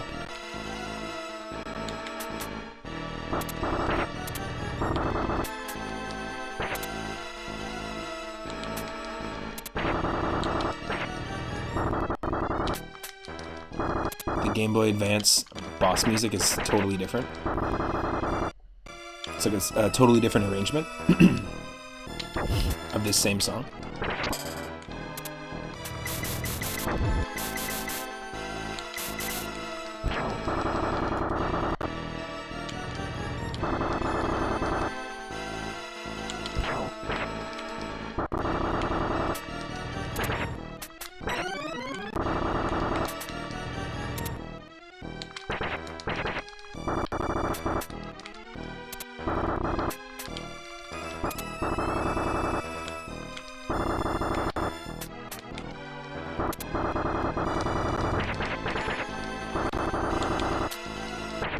Yes. Heck yeah. That's a toughie. That is a tough boss. It felt a little easier for some reason on the Game Boy Advance. Ha! I didn't mean to. That's funny. I have a sound effect called Boss Die. I did not mean to shout out Boss Die, but apparently there is a Call of Duty Advanced Warfare player called Boss Die.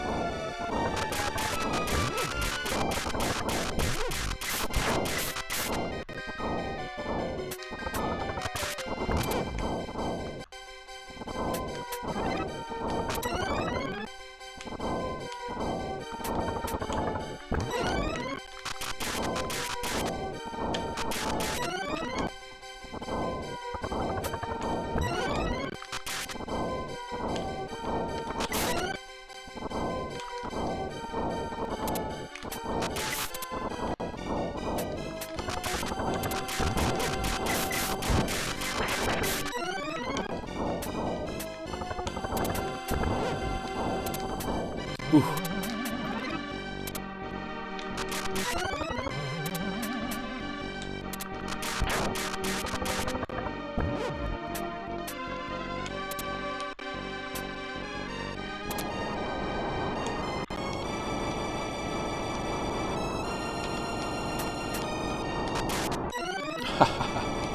Great.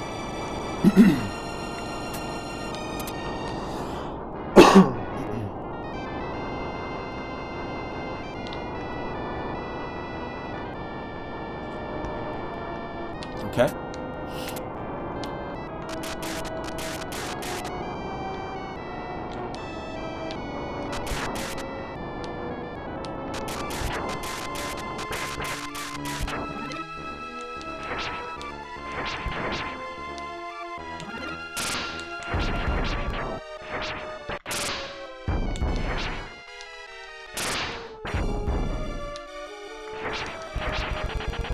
Nice.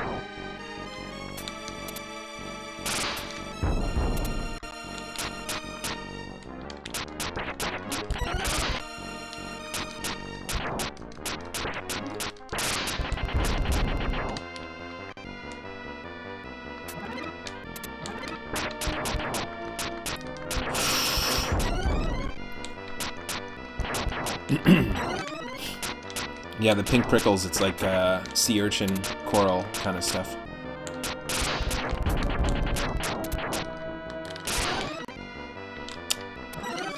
Oh, that's a toughie.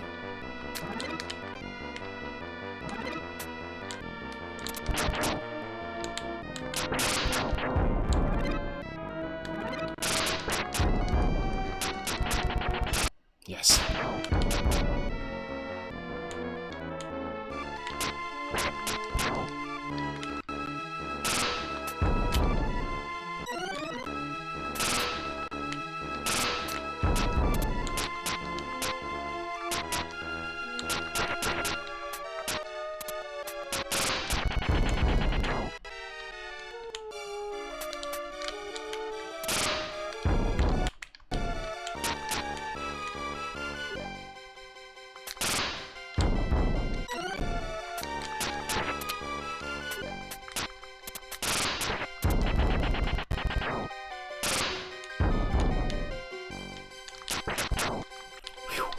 Wow.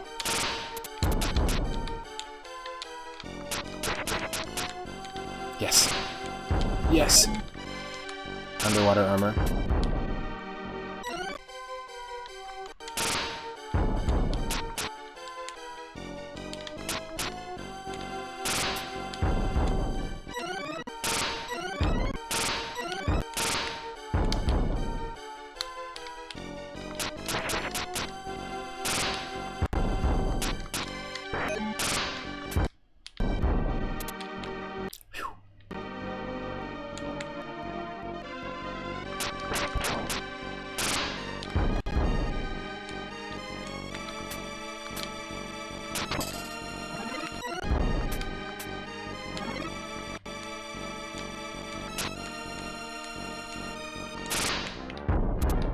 Whew.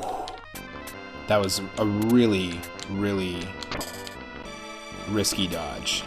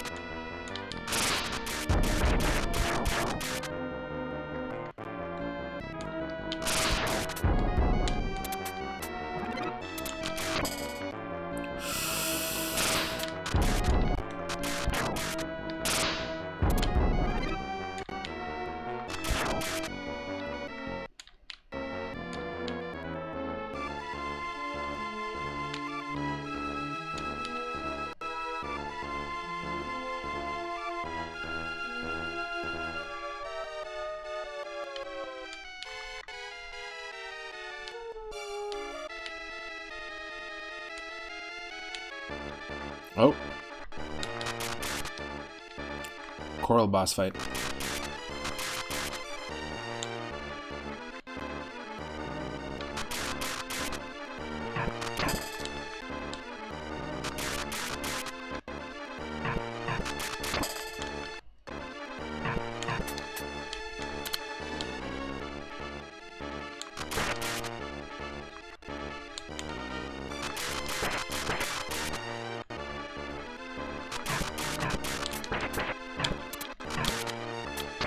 Ooh.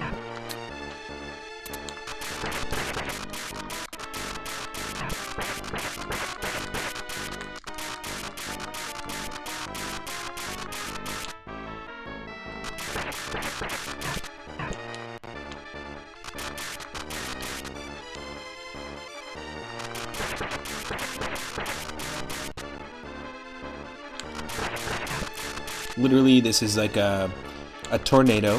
It's a sea tornado with a coral haircut. A barnacle hairdo.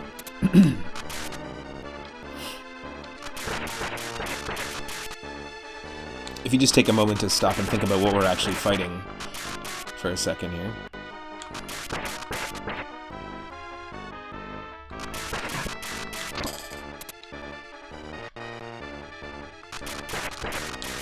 "44 seconds, folks. 42 seconds.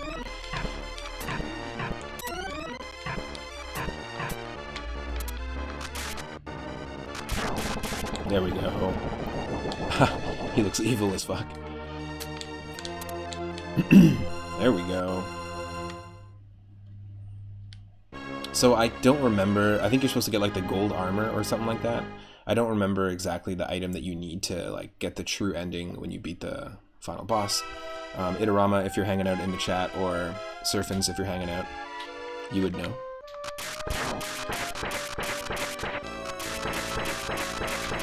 Coral Afro Octopus Whirlwind Bonanza, exactly. There's quite the band name.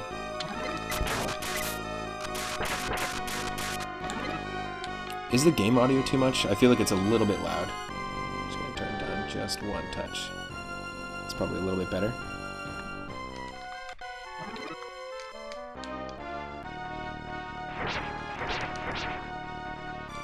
Yes, please.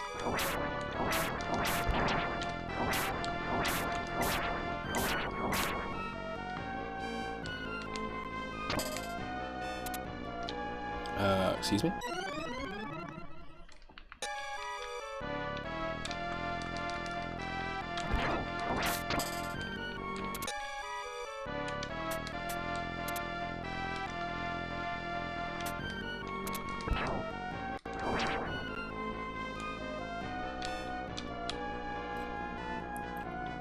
It's quite normal. This music is maybe a little more squeaky.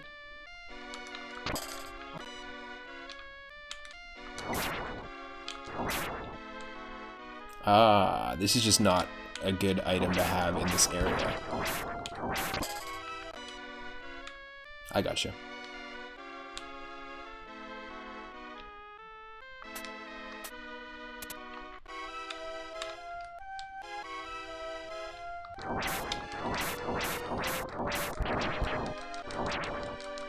Oh my god. You have to duck. You have to duck, otherwise if you're using this like blue armor, this like emerald armor, and you just shoot the axe, if there's not enough vertical space, it needs to like launch up and then move forward. So if there's not enough vertical space, it'll actually cancel the attack out like this, which is not good.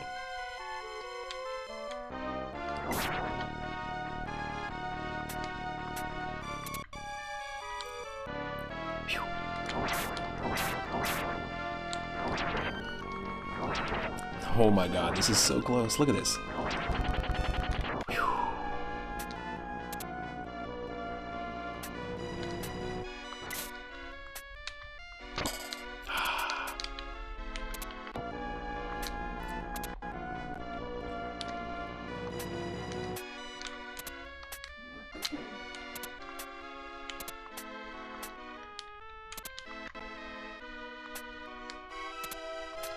Oh.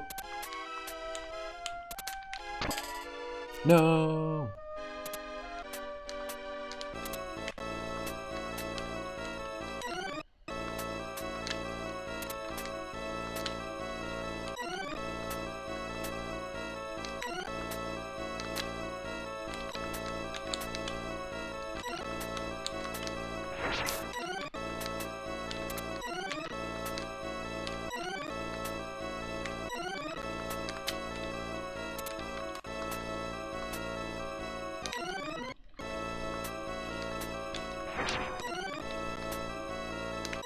Damn you.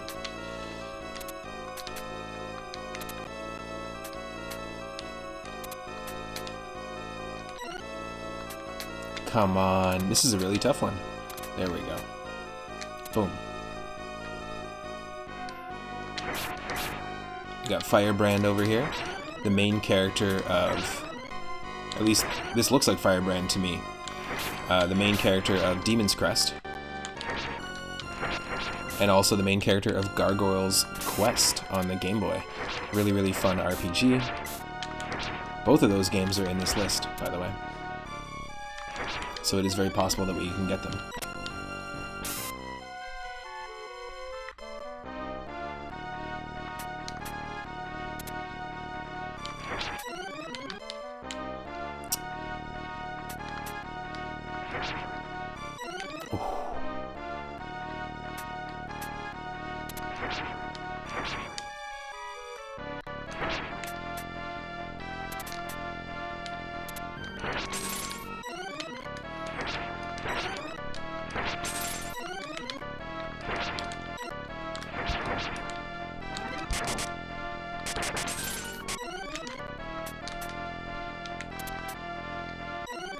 Oh.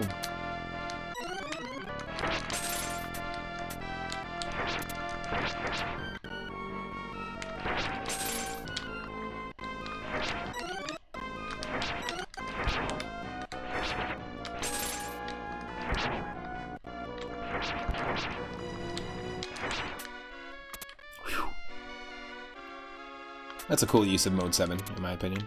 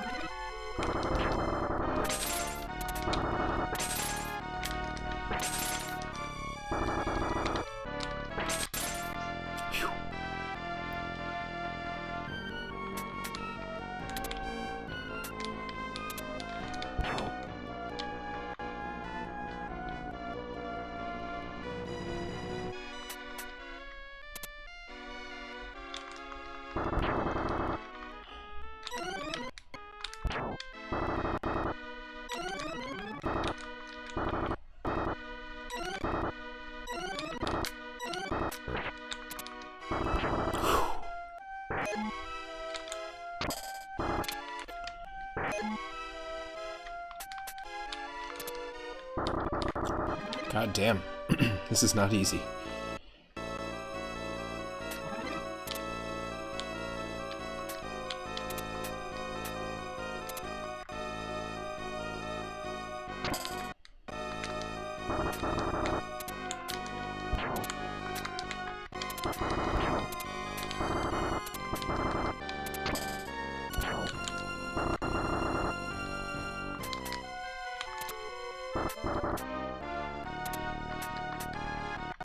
Boss fight?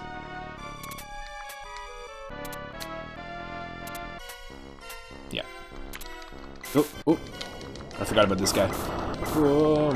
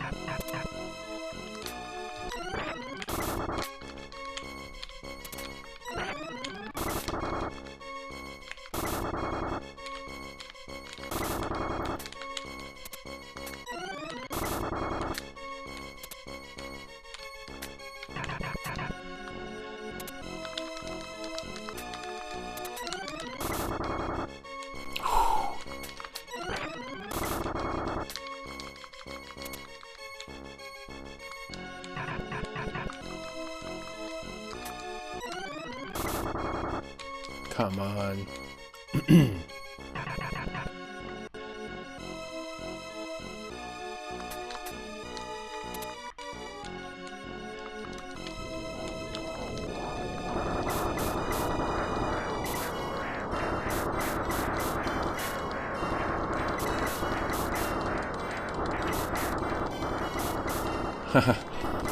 Yeah, without the naked man is so fragile, exactly. Without armor.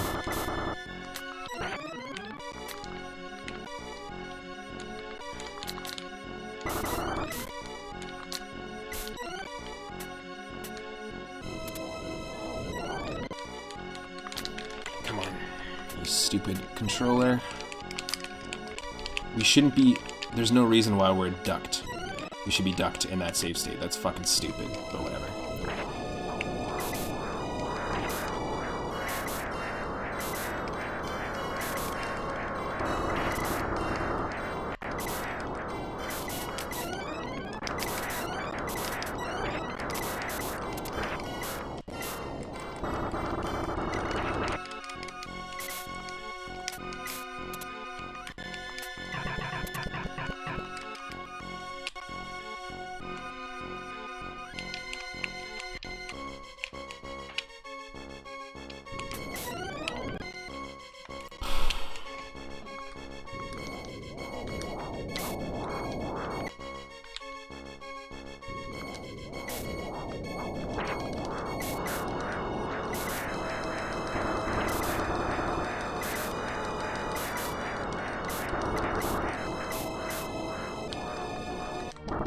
Yes.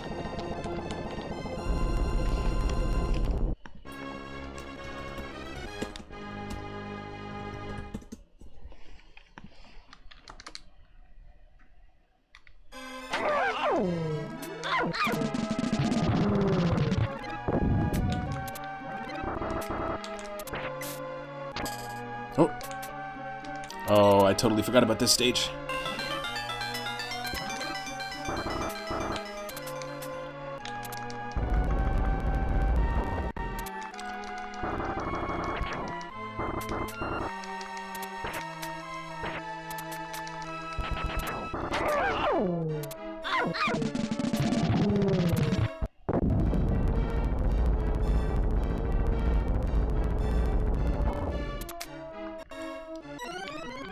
Oh. Wow. I didn't realize that was where we had to go. I gotcha.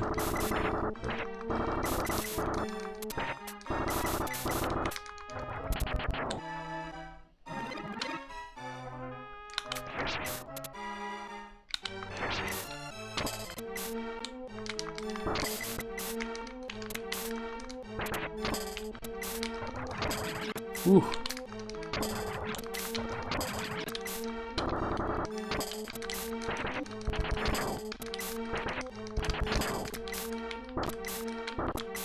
No, fuck you.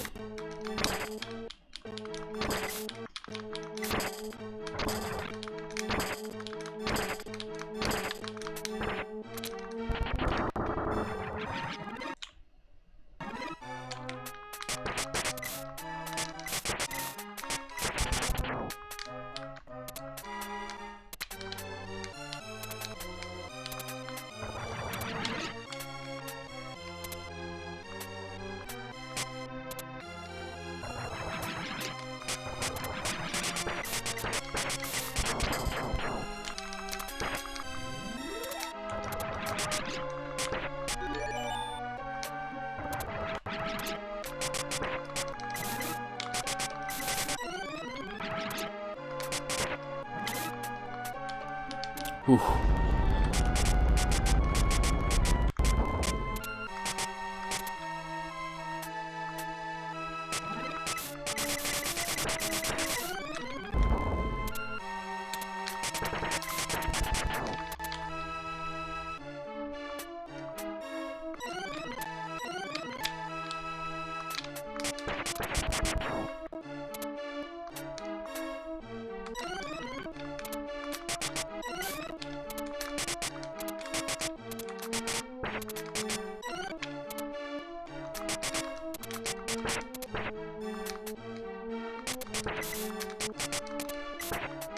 Whew. Just gotta do this one slow.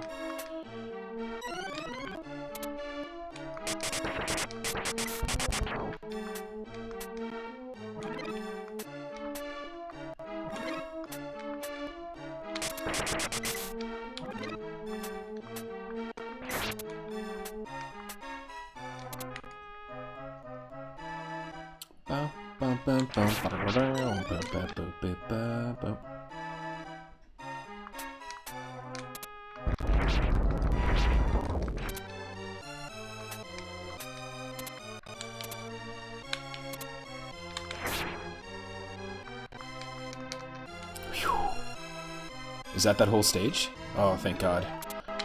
Thank God.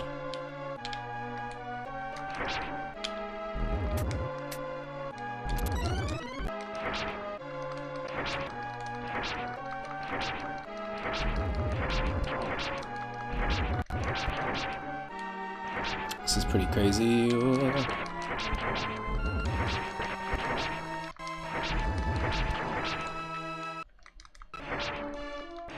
Definitely some good use of Mode 7 in this game, that's for sure. And I think they do a great job at translating this over to the Game Boy Advance.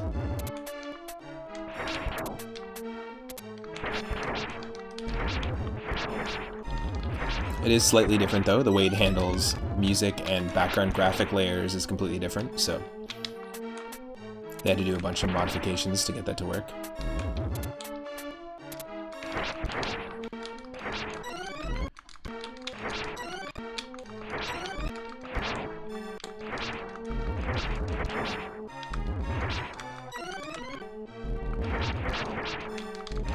Oh.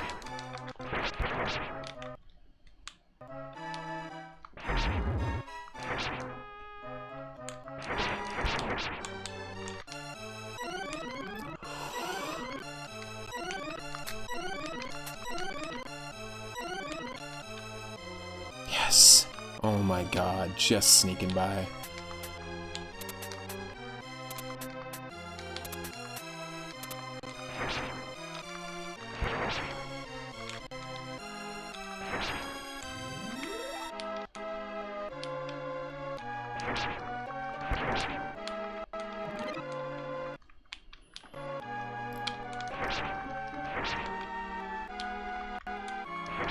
Just sneaking by. That was crazy.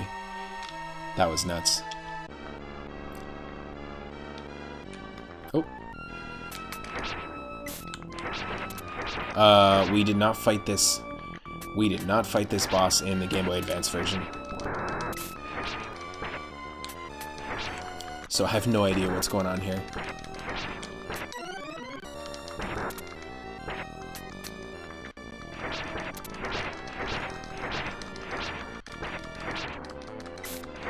This is kind of like the perfect weapon for this.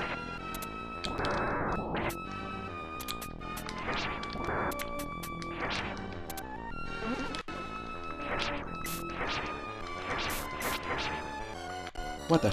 What the? I've never seen this boss before. I don't think I've ever gotten this far. That's kind of cool. It's a Hydra that splits into 3 little dragons.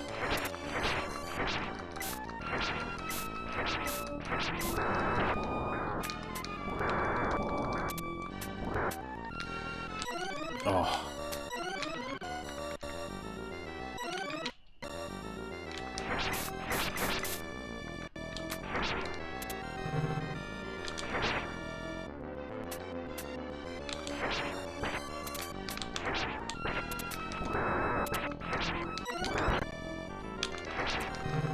This stage kind of reminds me of the opening of Demon's Crest with the dragon and this cage here.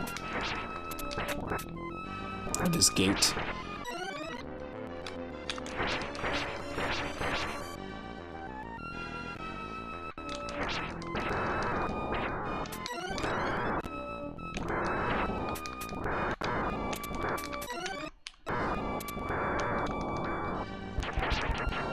Yes. We got one of them.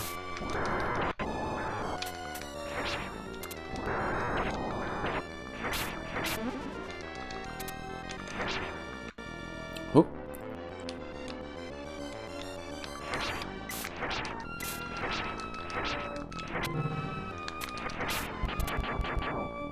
Oh, shit.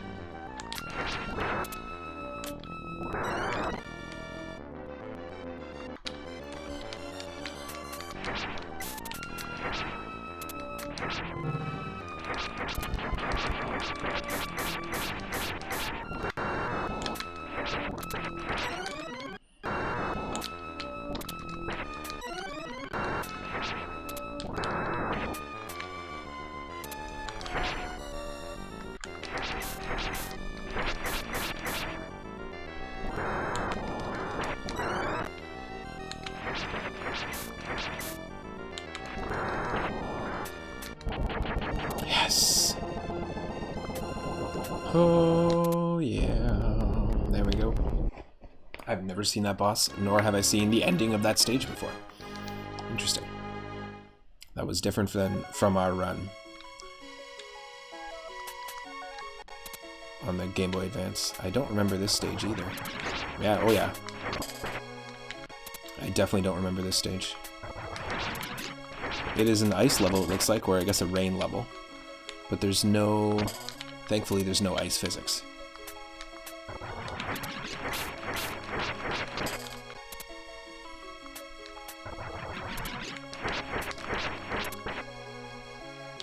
Oh, you son of a bitch. That's tough.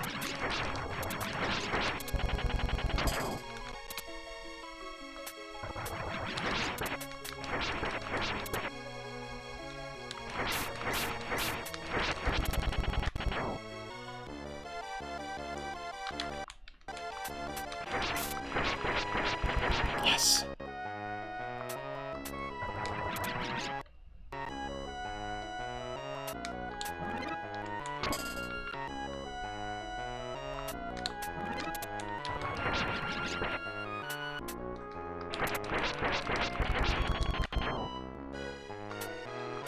I like the music. It's pretty rad.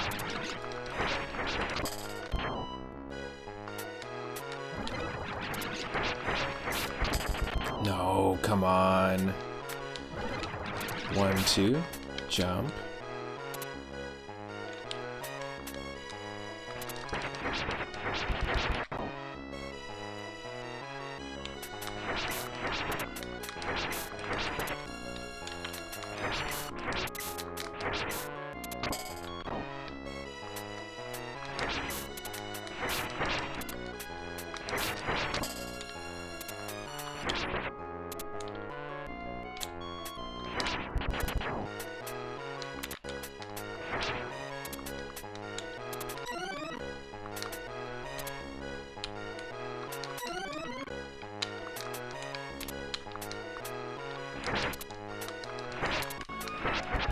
Yes.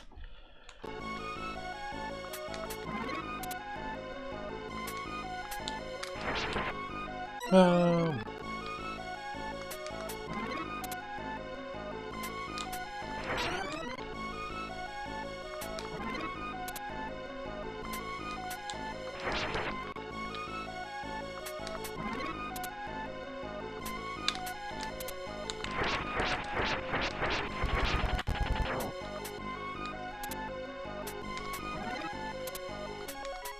Wow. If you want to play this game today, you know you can play this on the Switch.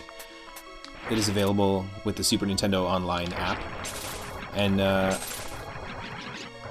not sure if Castlevania is, but the first Castlevania.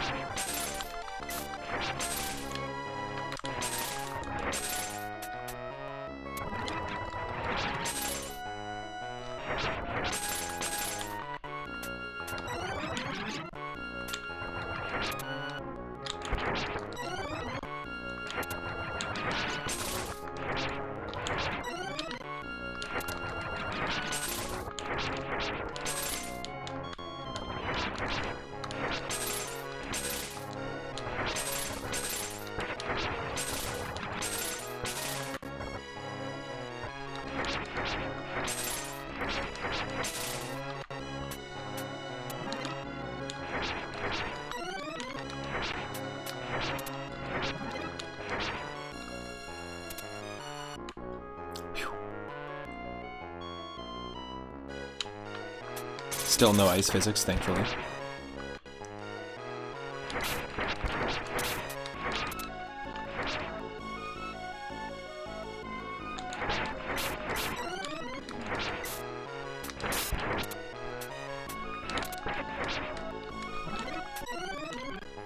Oh, those kill you too.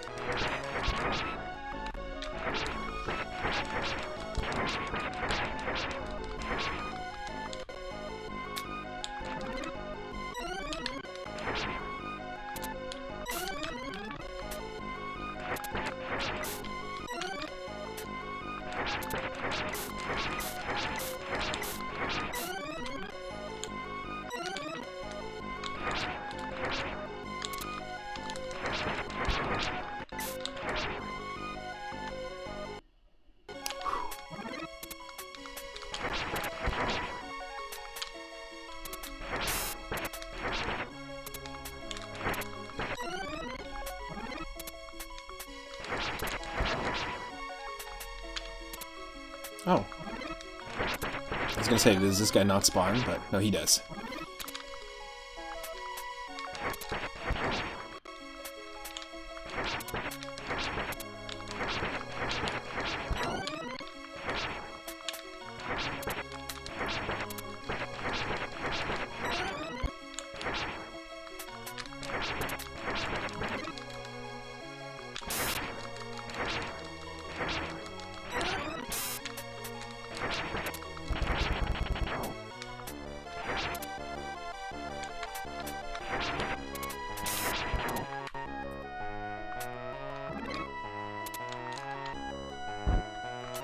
Oh.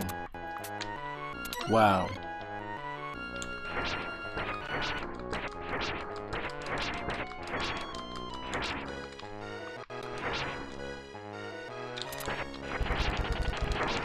Yes, there we go. Finally got him.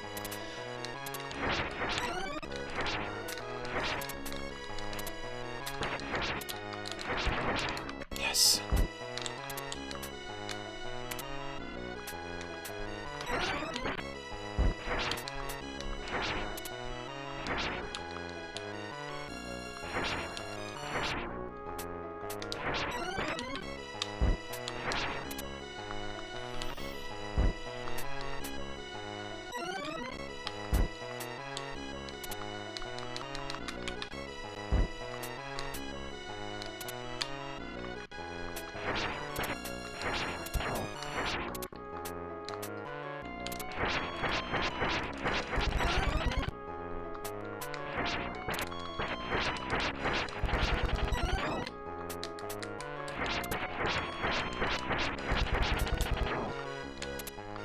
Oh my god, that was insane. Some of these backwards jumps are totally unintentional, but they're saving our ass.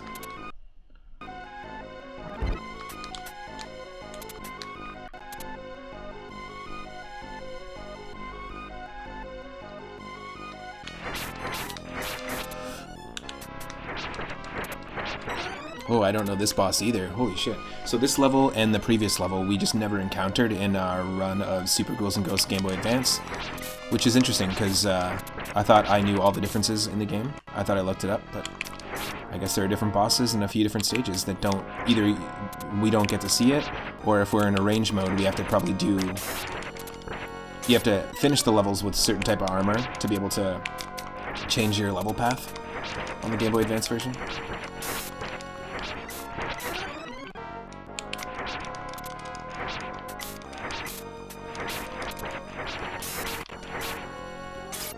Oh, what are you supposed to do there?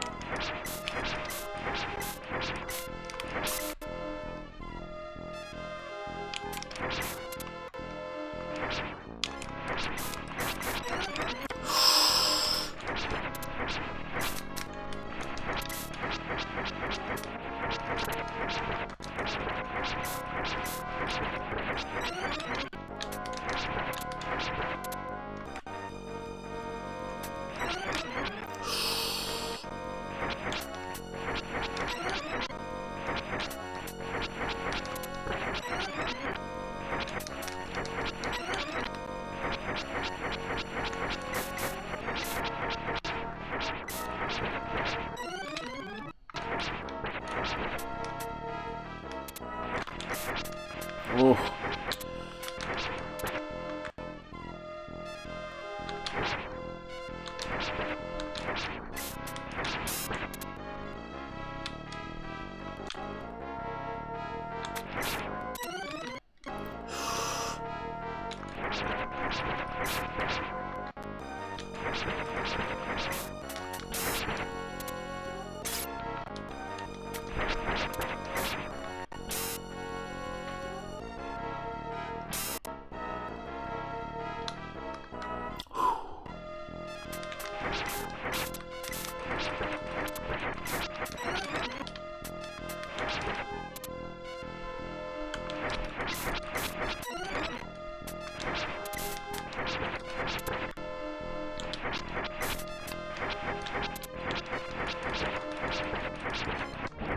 Yes.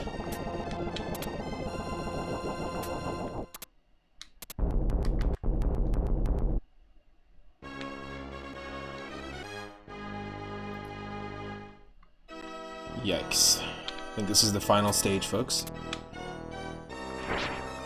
But we don't have the item that we need to beat the boss and get the proper ending, but we can at least get through all the levels. But remember, this is a retro roulette too. If you want to spin the wheel at any time, you don't have to wait for me to play through this. You can use 1,000 moonstones at any time during a retro roulette stream, and we'll spin the roulette wheel whatever game we get. We have to play.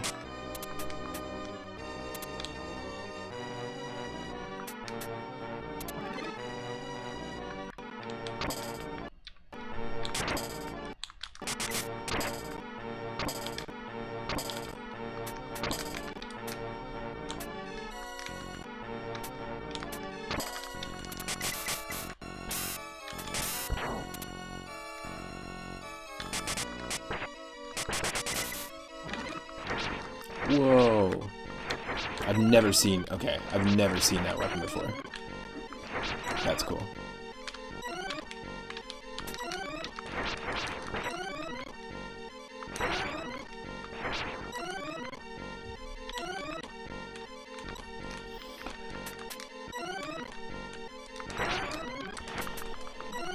Are we just screwed because...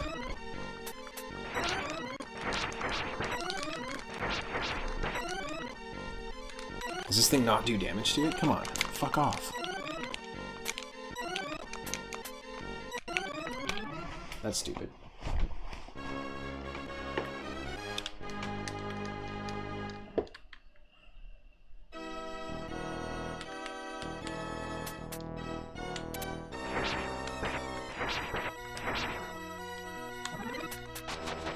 Maybe I want the sickle, who knows? I don't know what I want.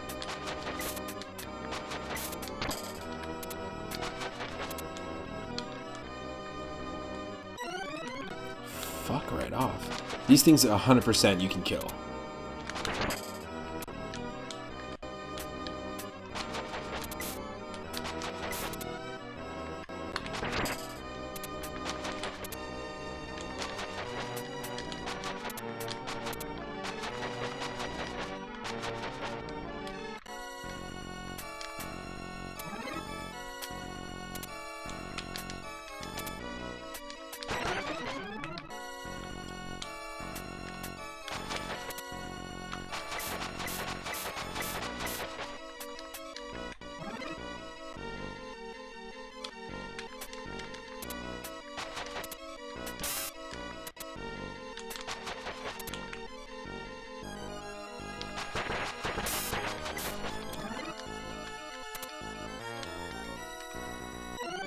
You're fucking kidding me. There's no reason. There's no reason for there to be two of them here. And there's no reason why they're not taking any damage. Just keep moving. It's the only thing we can do.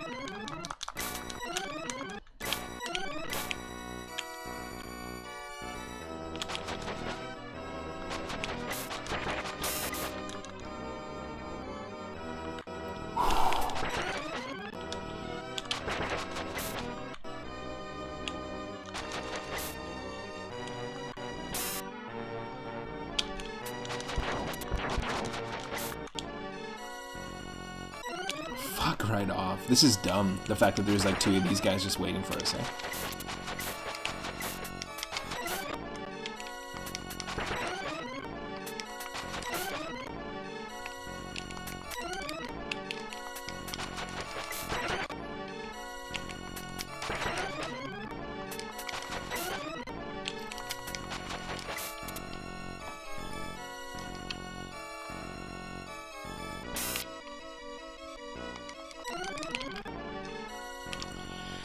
Oh, wow. Ridiculous fucking situation here. Yeah, there's nothing. We're screwed there. There's nothing we can do. That was pretty bullshit.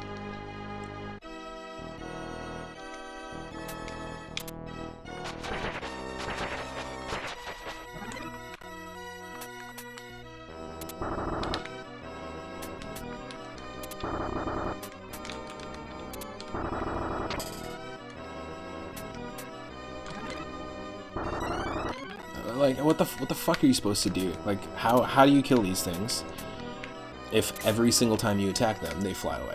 Like, there's no... And then how much health do they fucking have?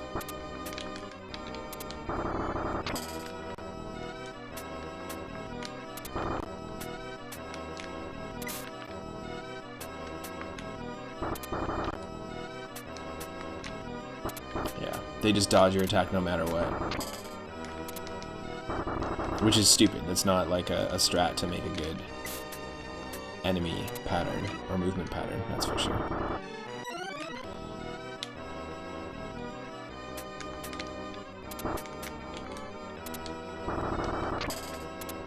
Yeah, there's no way.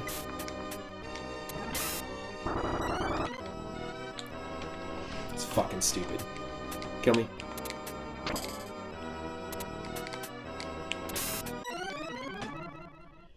Maybe we'll get a different item at the beginning there. Super stupid though.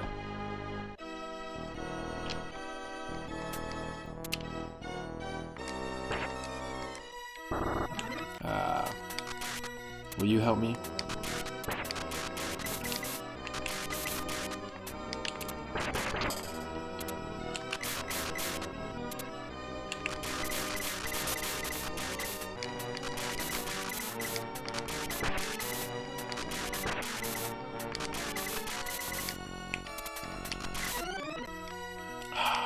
You're fucking kidding me.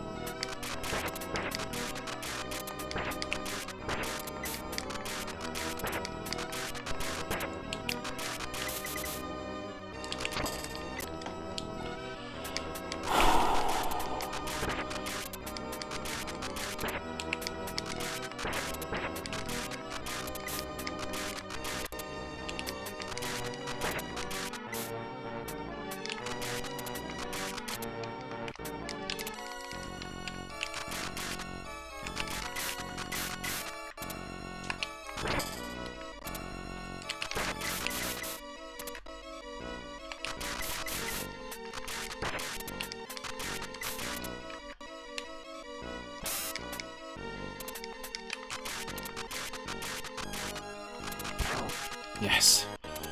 Okay, so maybe arrows were our only shot at this.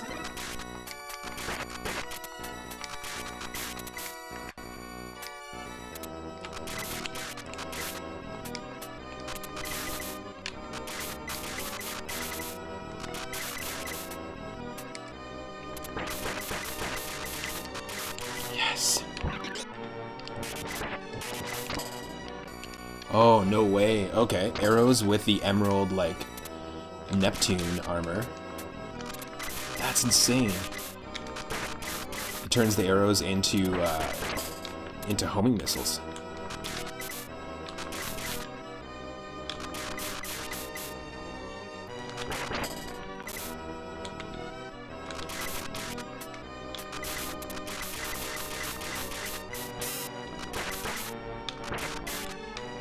Okay. No.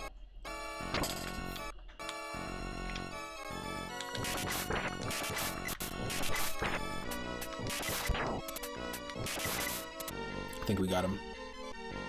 think we got him. Okay, cool. I like this one frame here. He sticks his butt in. When you're climbing on a ladder, it's pretty funny.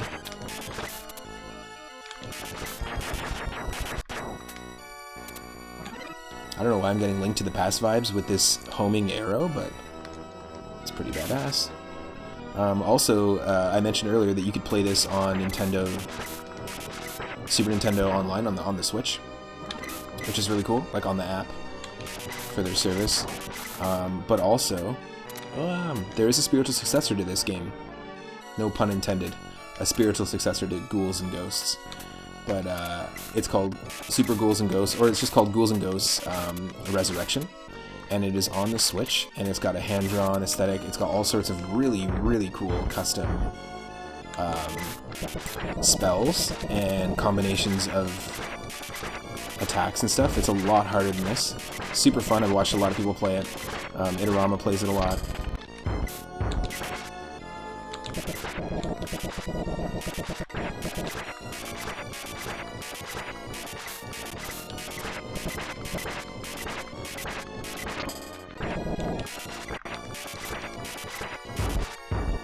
And it's just a really cool... I think it's cool that they're doing all these spiritual successors.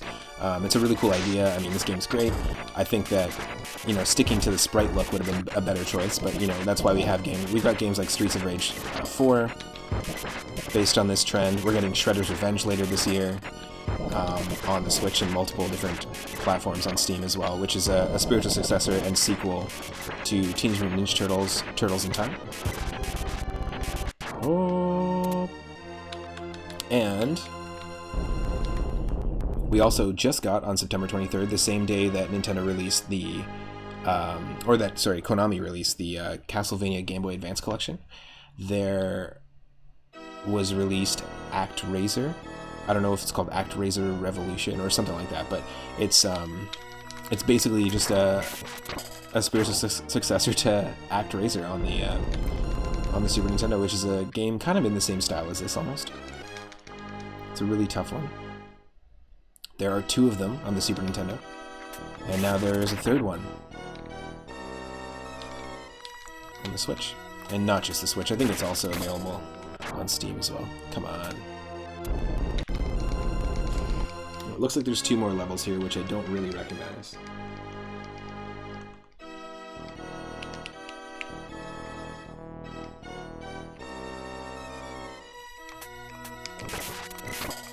Ooh.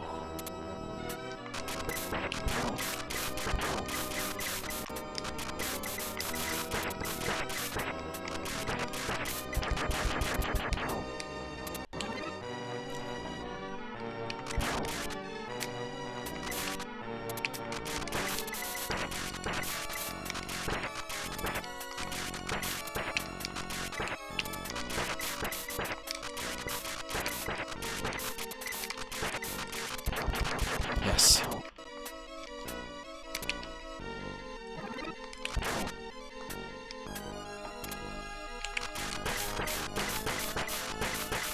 Under the chin. Bum, bum, bum, bum, bum, bum, bum, bum, bum, bum, bum. Got him. Got him.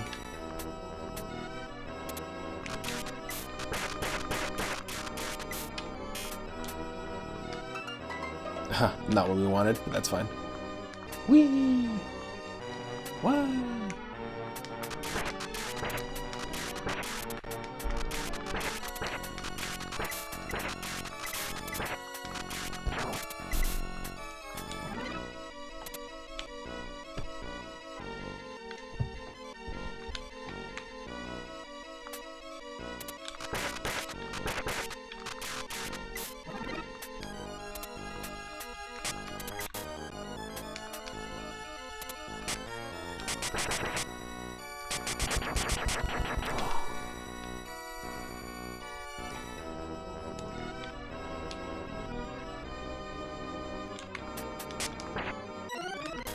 Oh, wow. Should have kept those arrows.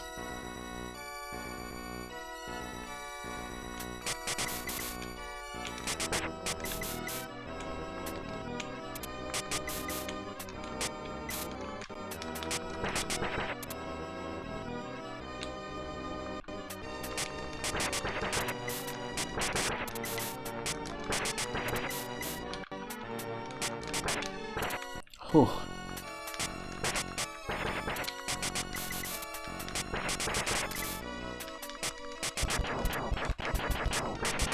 Yes.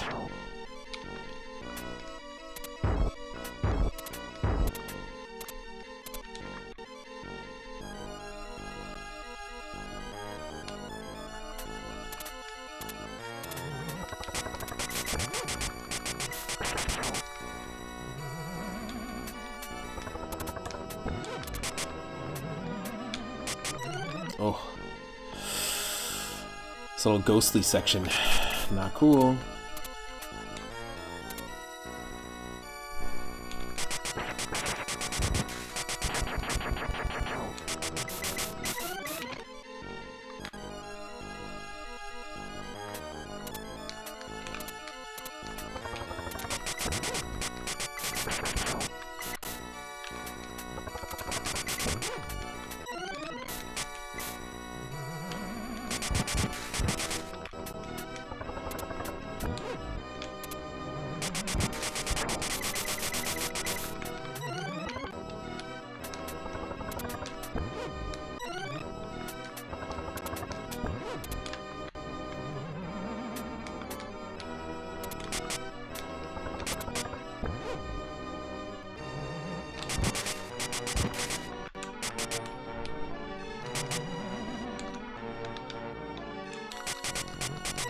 Oh.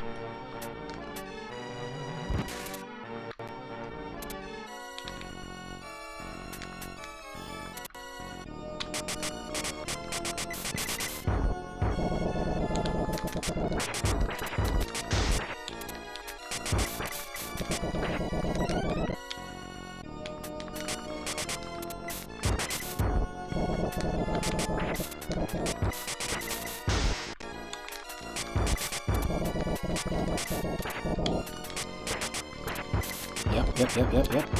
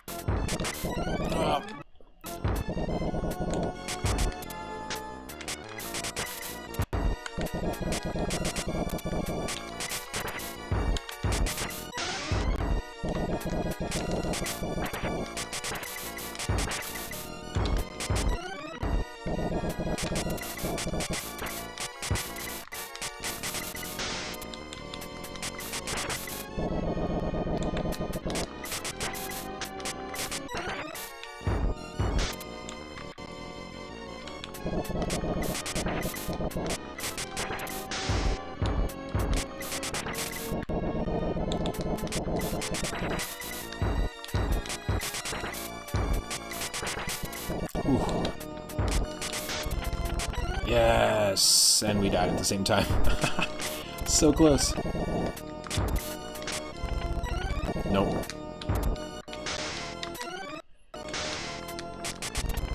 There we go. There we go.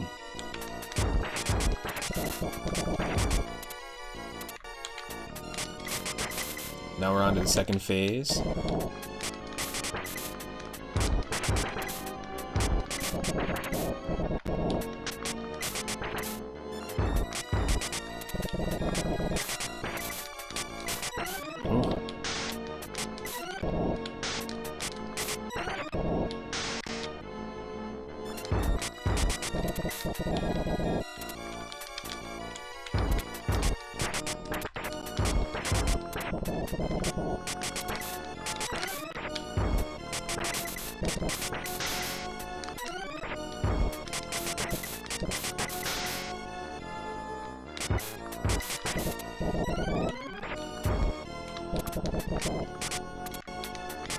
Ah, damn you. Okay, we just gotta get used to the pattern.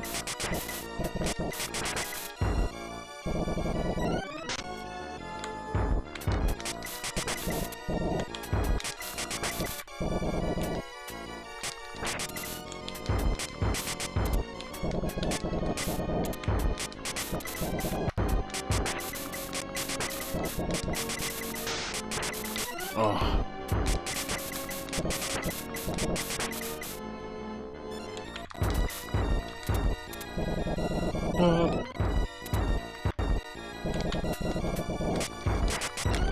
Oh, wow.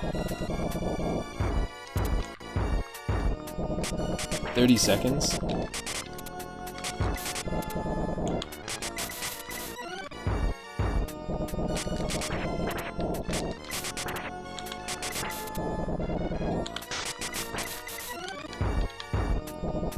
Fuck.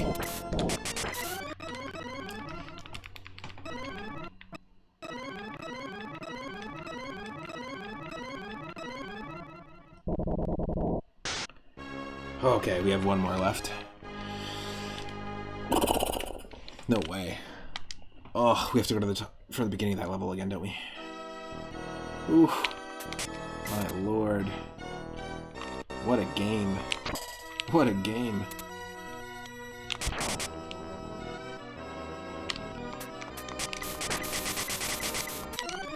Oh, that sucks.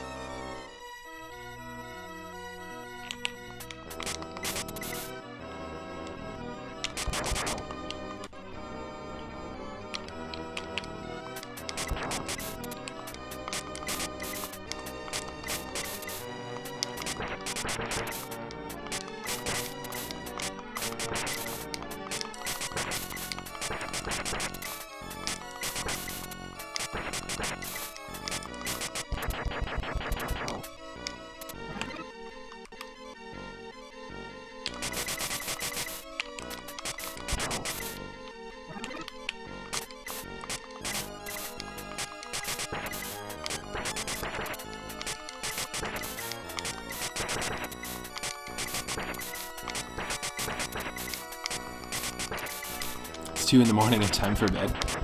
Thanks for dropping in, Grandmaster Farmer, as always.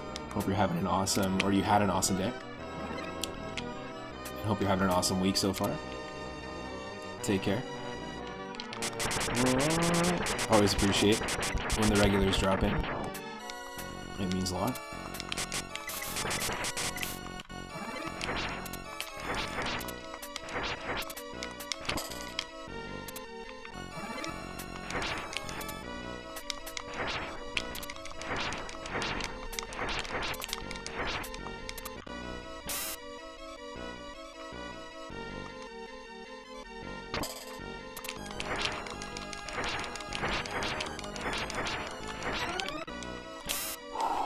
That's gonna be tricky. We have to kill this thing first somehow. We have to take out this weird firebrand thing without it's really, really hard to do without arrows. It's kind of insane.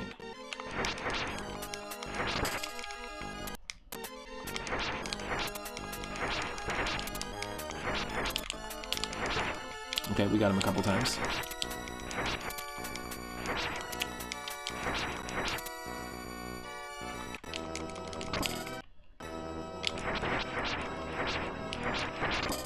Yes. Worth it. Worth it.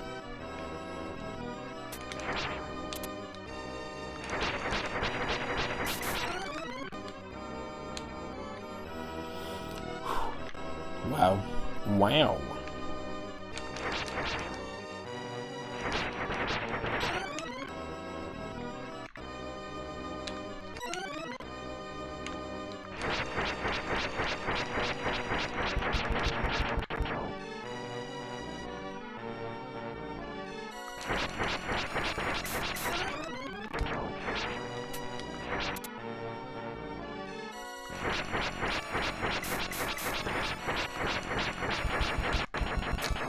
Yes. Oh no, this is the ghost section. Damn it.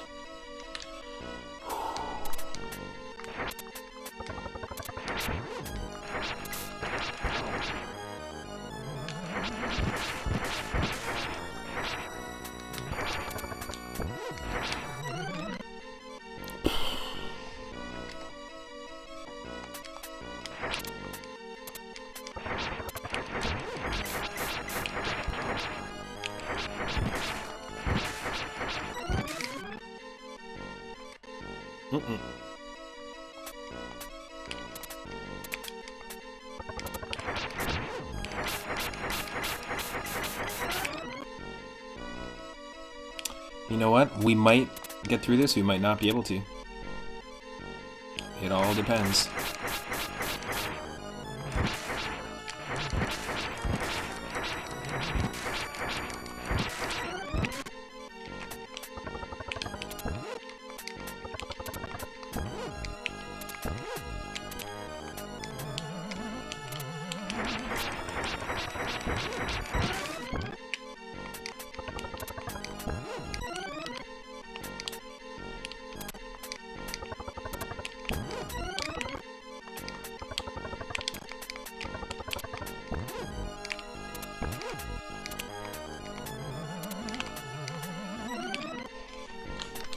Oh.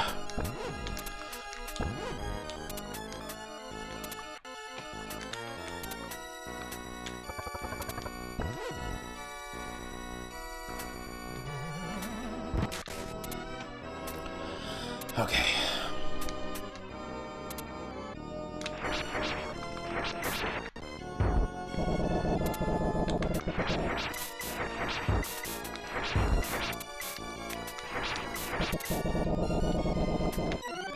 Wow.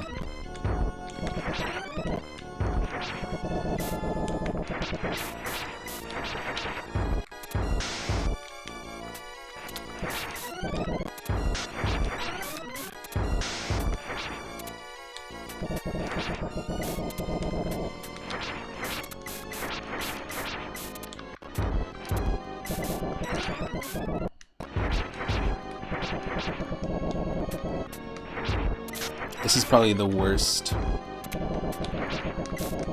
weapon to use against this guy.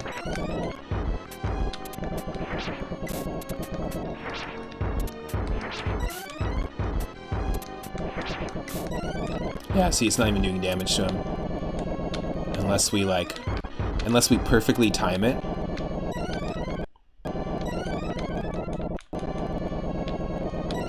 No. You know what I'm saying? Like, the only way we could get hits in on him is we have to perfectly time it, but we won't have enough time in the boss fight. Like, there's only 2 minutes here. We won't have enough time in the level to actually get any progress done. Right? Like, we can get one hit there, but we need to...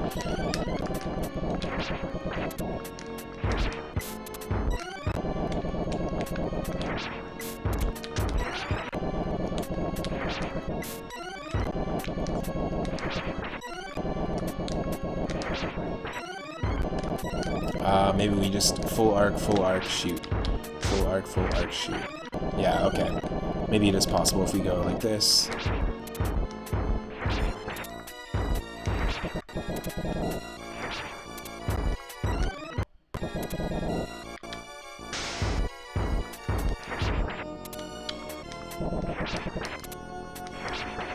Yeah.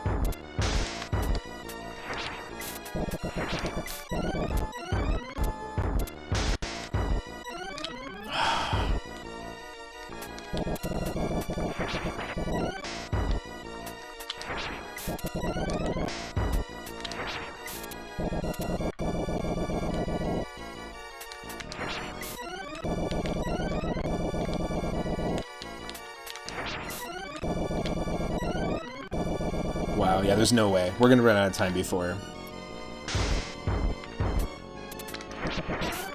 we can really do some damage here. Fuck off.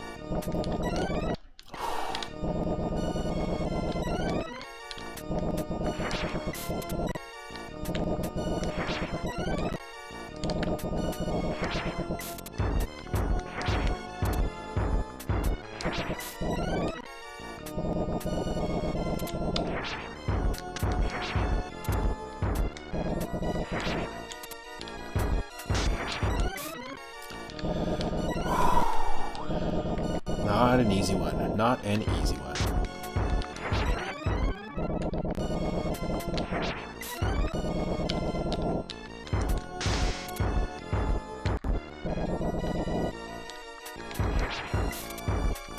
We're not even on the second phase yet, folks. So there's no way. I'll give it an attempt, though.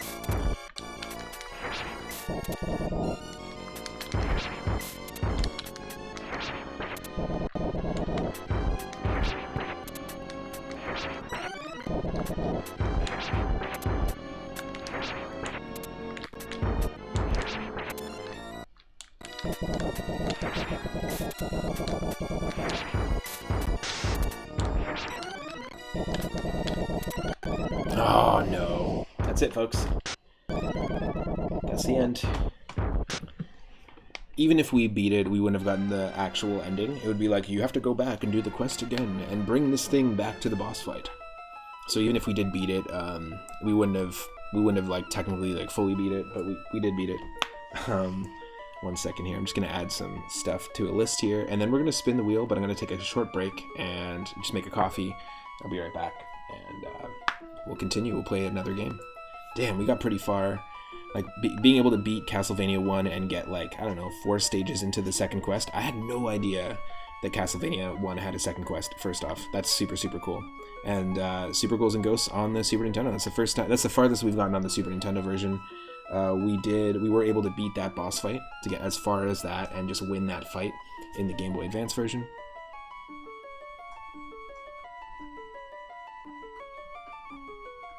You know what? I'm not going to call this one a... I'm not going to add this one here, but I'm going to add Castlevania 1.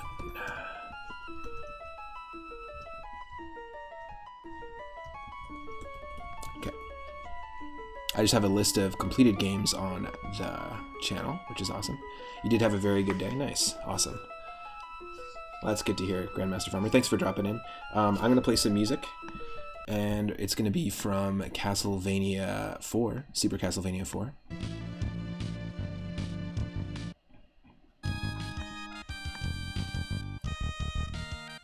Just take a second here.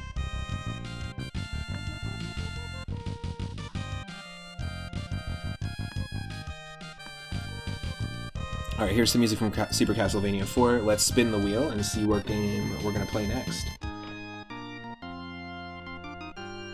Okay, we are spinning it, and we have game number 618. So 618, let's see what that's all about. We've got 650 games here in this wheel of spooky, creepy, Halloween, horror-themed retro games. 618. You're kidding me. 618 is Super Ghouls and Ghosts on the Game Boy Advance. No, there's no way. We're not continuing with Super Ghouls and Ghosts. We're gonna spin that one again. That is so funny. With over 600 games, that's the one that ends up pulling up. That's hilarious. And all the lists are randomized every time I do these. So that's pretty hilarious. So we're skipping that one. We're not going to play more Ghouls and Ghosts when we get back.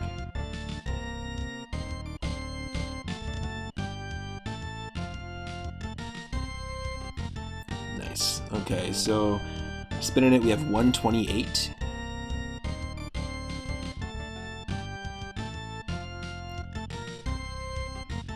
And 128 is...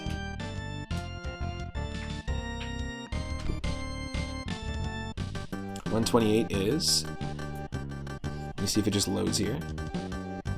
Wow. Oh, why does this list takes forever to load for some reason?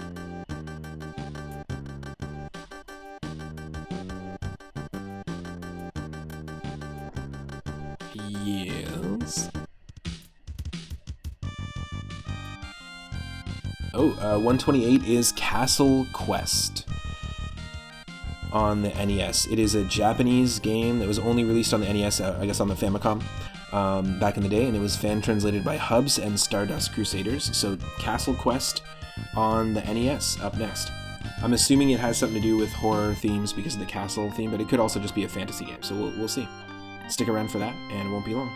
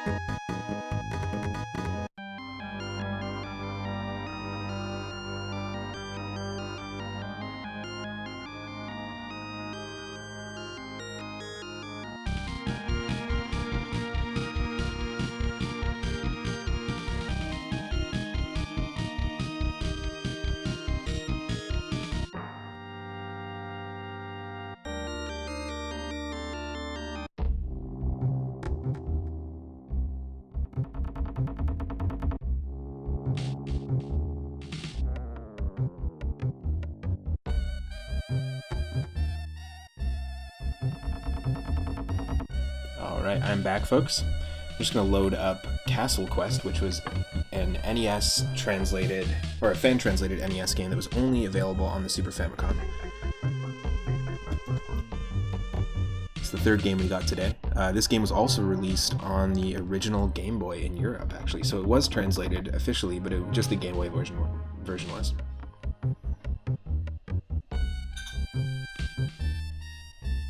Let's just take a second here.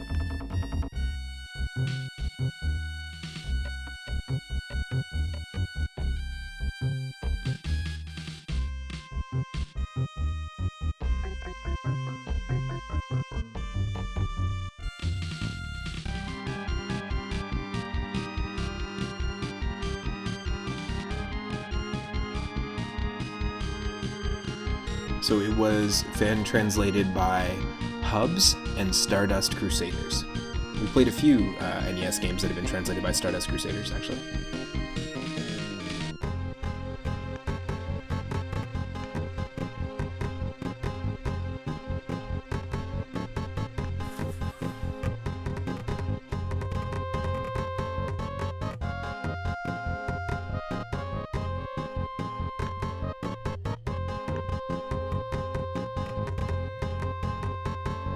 I have a feeling this is actually more of a it's going to lean more into fantasy than horror, but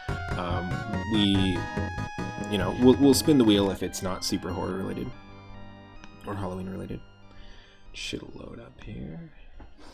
Perfect timing, actually. The music just finished.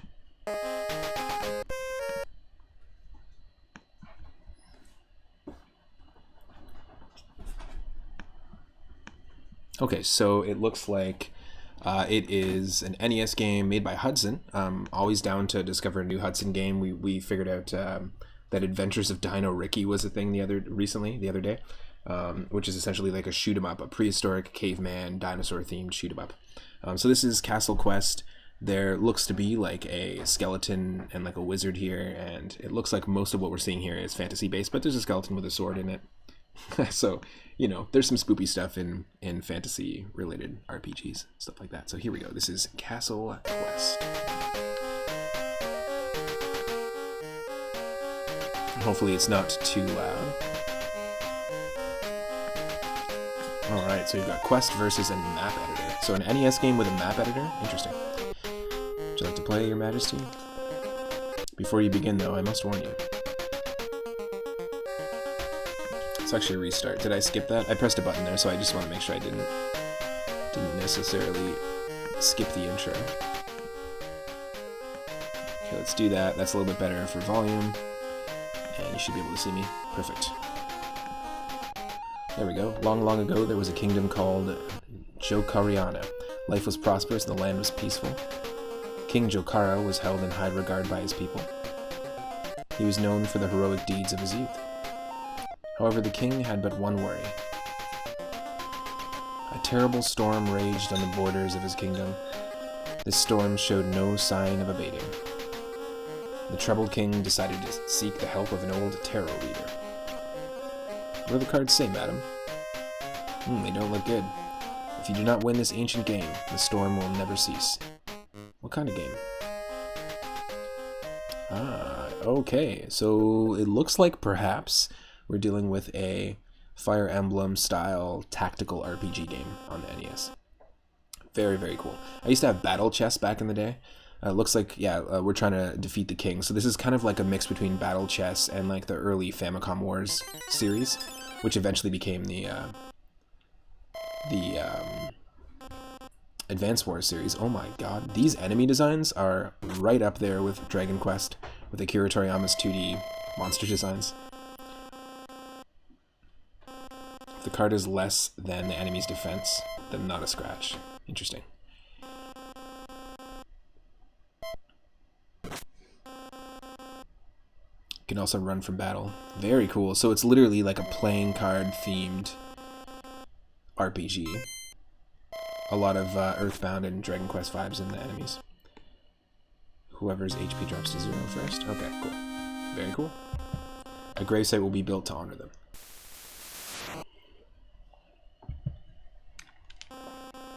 You can also attack using magic. Offensive magic is even safe to use around your allies. Cool.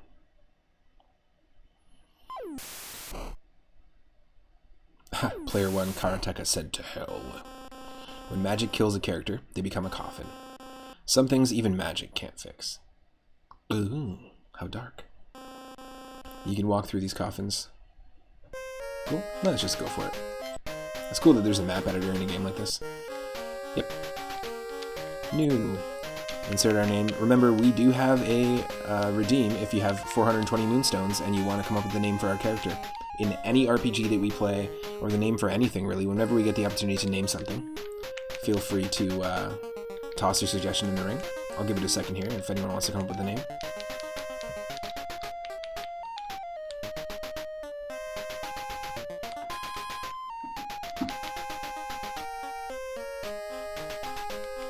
And if no one wants to come up with a name, then we can just roll with something else. We'll make one up. Oh. Okay.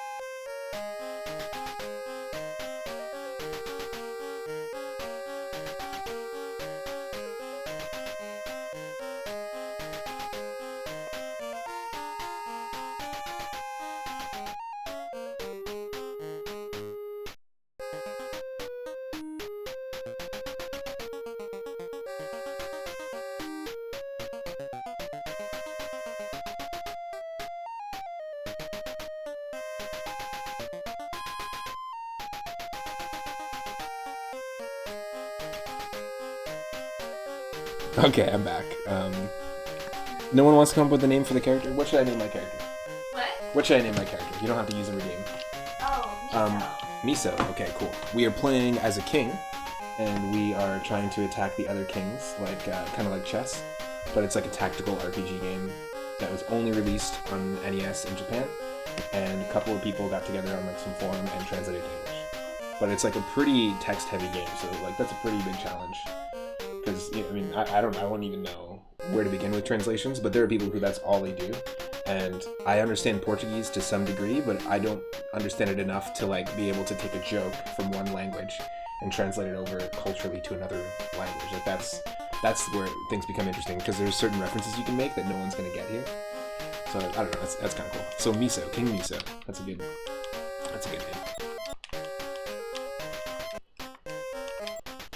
Here we go. Ooh, best roll decides who goes first. I'm kind of into this. This is really cool. Miso wins. I'm liking this moon here. I'm going to take a screenshot, of course, because I save all the pixel moons we come across. I like it. It looks like... Okay, there's different music, thank God. 30 turns till dusk. It's Miso's turn.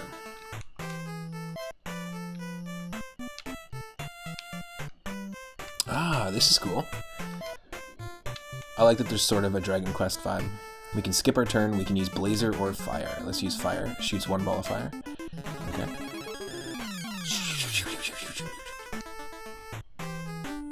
Nothing.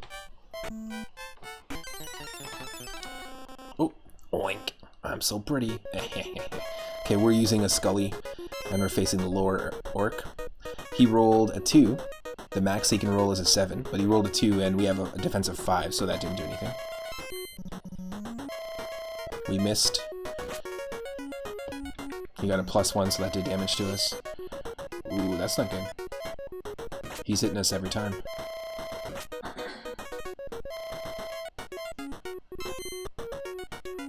I'm gonna run. Escape failed. Oh shit.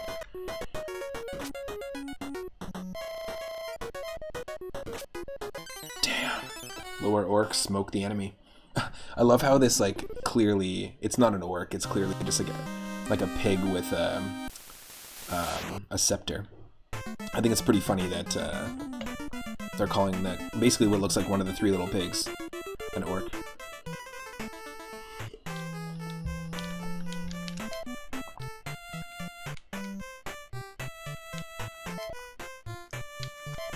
Let's use Blazer. Fire ring burns units. Oh, hell yeah. That's pretty cool that you can do your spells and it doesn't affect the opponent around you. In some Fire Emblem games, I think you can actually attack your own opponents, or your own allies, rather. And it does do damage to them. Ooh. Wow, yikes. That's not good. Missed again. Oh, wow. Both of our Scullies down.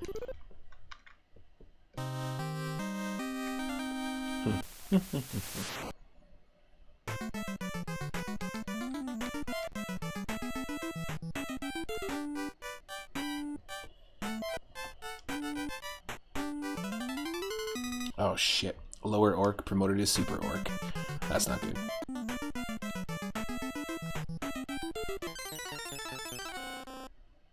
Oh, look at him. Look at him. He's literally smoking a cigar and blowing the smoke out of his nose. We got Cyclops.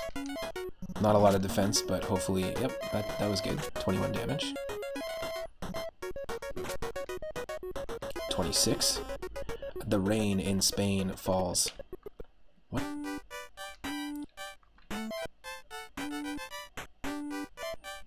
Heals nearby units. Yo, buddy, get out of here with your healing clown. I like that the opponent's mages, like the healing mages, look like clowns here, like almost like Pagliacci, like those old school classic clowns. And then ours look like black mages from Final Fantasy. Yeah, I would have played the hell out of this game as a kid, for sure. I spent a lot of time with battle chess, and that's a lot more of a simplistic version of basically what we're seeing here.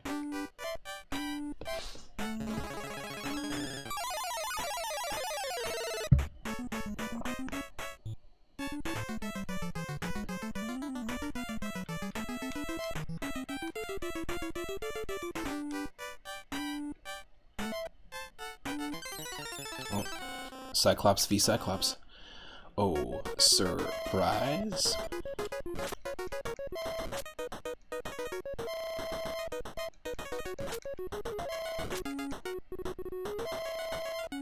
Oh, no. Damn. We got clopped. Me an angel. I love that. But it's also so sad. Hilarious.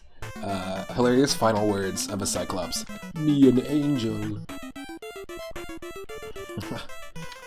Okay.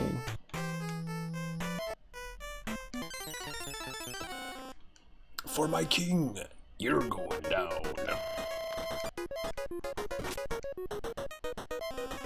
I need a snack. Okay, run away. Run away, buddy. Go for it. Got you, dummy. Come on.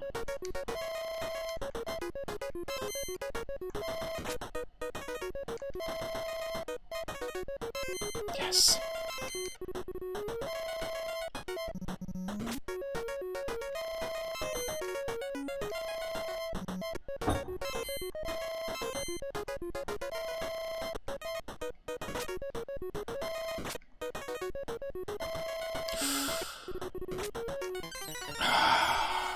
got clopped again.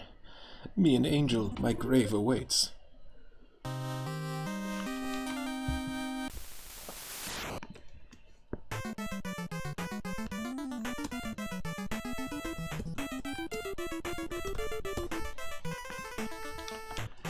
Not doing too great here. Never give up.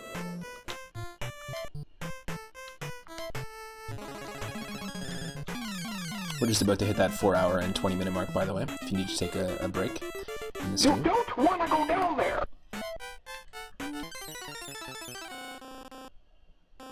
You weak, pathetic fool. I'm bad to the bone.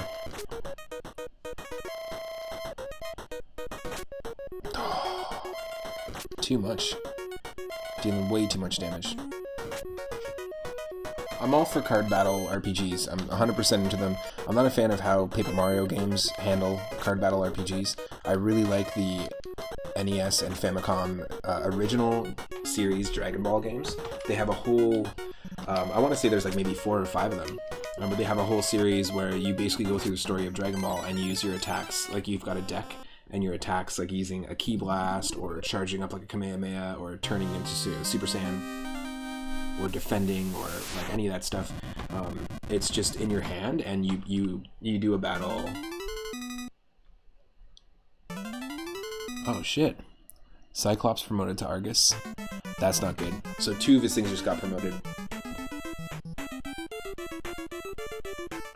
Ah, what an interesting concept. Okay, first off, before I'm just going to finish that thought. That was pretty interesting.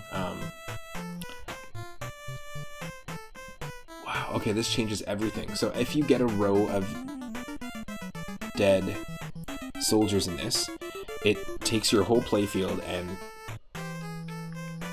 compacts it. Very crazy.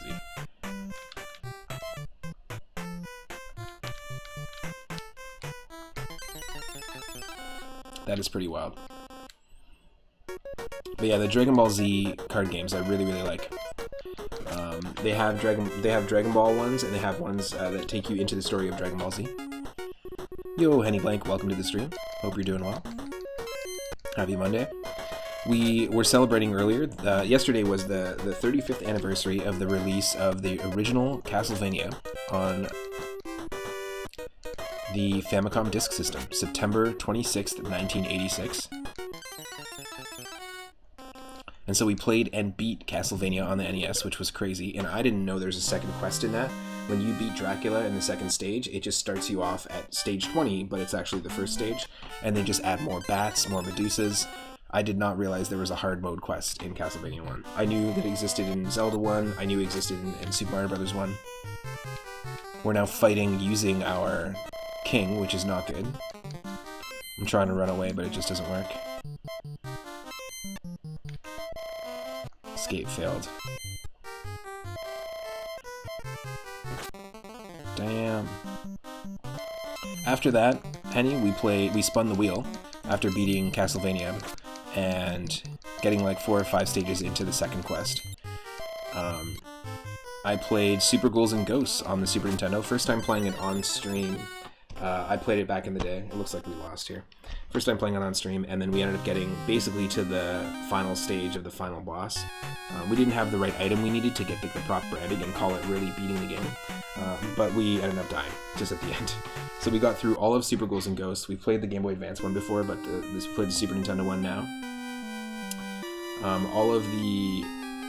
There are tarot cards in this game, and basically those are the only 2 games we played today, and then I spun the wheel, and we've got Castle Quest going on right now. I highly recommend checking this one out. I'm having a lot of fun with it. Simple, but as I was talking about before, I really like card-based battle systems in NES games, like the NES or Famicom Dragon Ball games, or the Famicom Dragon Ball Z games. They're all great.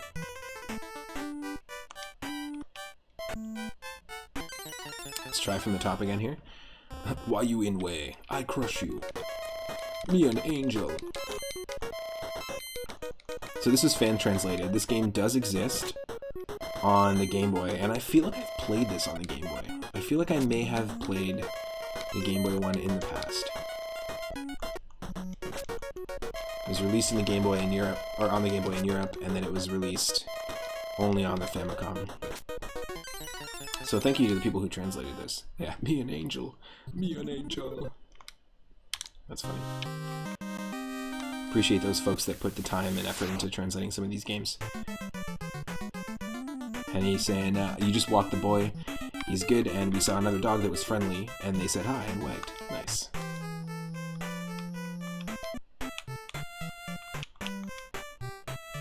See if we can hit that fire ring here.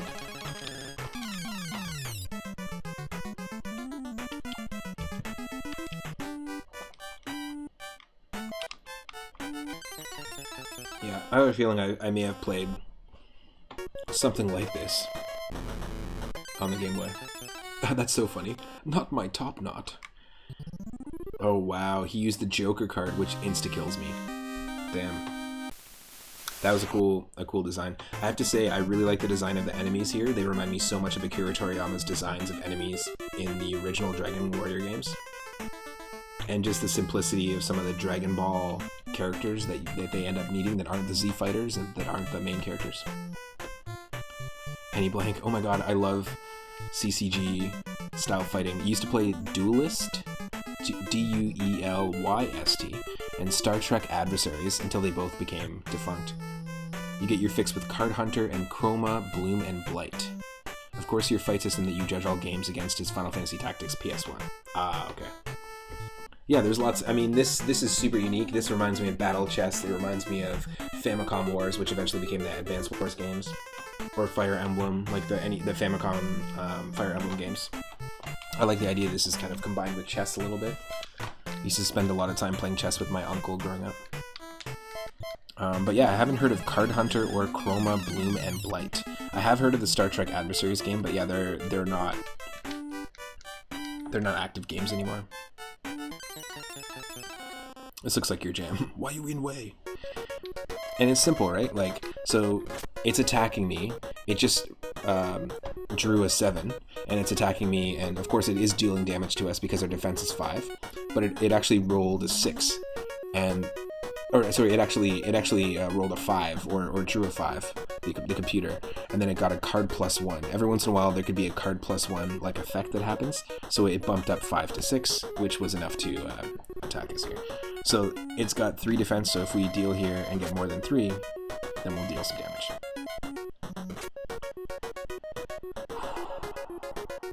The Cyclops are kind of like the rooks in chess. I got high HP. Leaving him with 42 HP and he kills us. Perfect. Perfect number.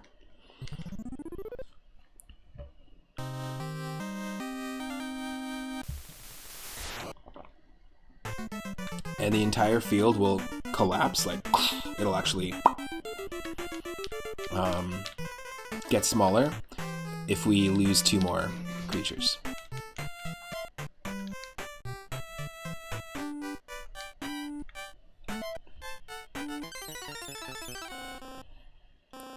Have I ever heard of the Bong Cloud opening in chess? It's a specific type of move where you throw a pawn out and then advance your king for absolutely no reason at all. The movement of the king violates the accepted principles of chess strategy by foregoing castling, impeding the movement of both the queen and the light squared bishop, leaving the king exposed, wasting a tempo, and doing nothing to improve white's position.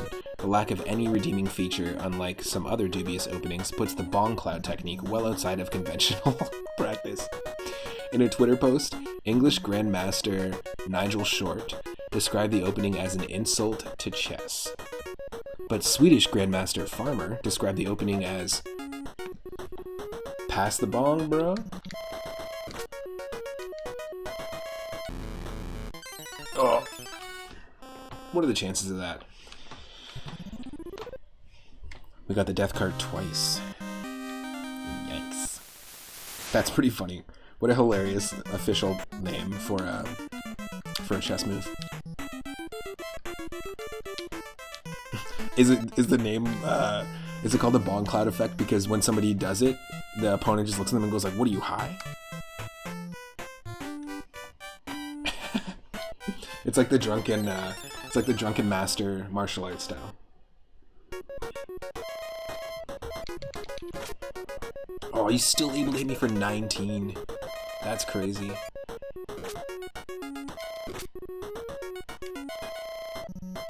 So even if we get like a 10 and his defense is 3, it doesn't do more damage than if we got a 3 or a 4. That's something I'm noticing here. I think the actual attack of each opponent, or like the attack of each like piece that you have, or each troop, so to speak, is got to be unique to itself. It has nothing to do with what you're drawing. That's interesting. What are you, high? People use this in tournaments to psych out their opponents and win in actual tournaments, in official tournaments. The opening's name is thought to originate either from chess.com user Lenny Boncloud. Lenny underscore Boncloud. Oh my god. First off, can you just do a quick shout out, Henny, to Lenny underscore Boncloud? First off. And second off, if you ever change your username, please change your name to Henny underscore Boncloud, please. And thank you.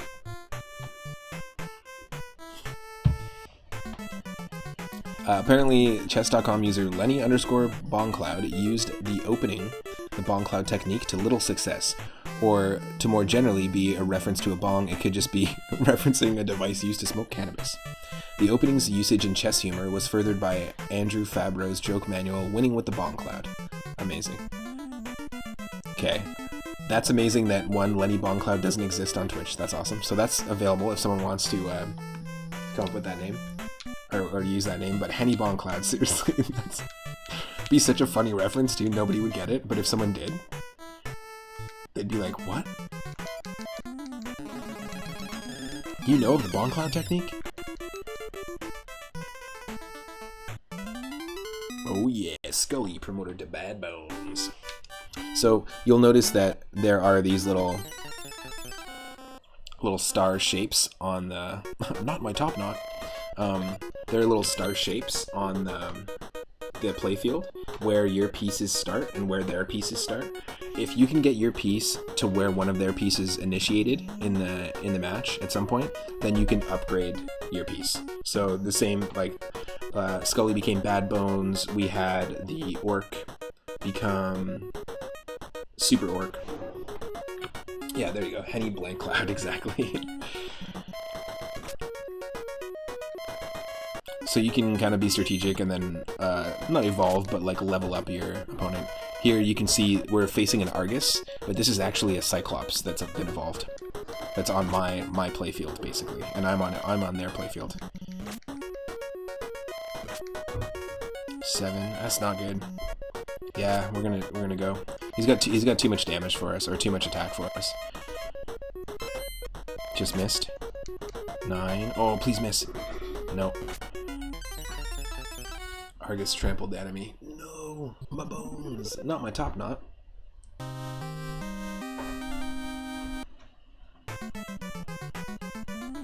Are you gonna be away from keyboard to make dinner? Nice. Well, enjoy it.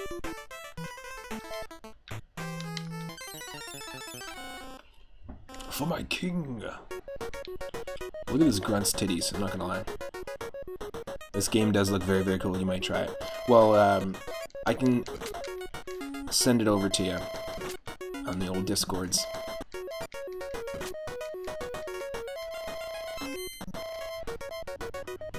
Well, there is a Game Boy one too, so depending on if you'd want to try the NES or the Game Boy one, but there is a Game Boy one that's already translated.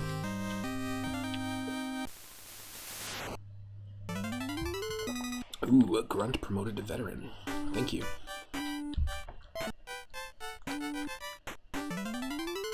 Lower orc promoted to super orc.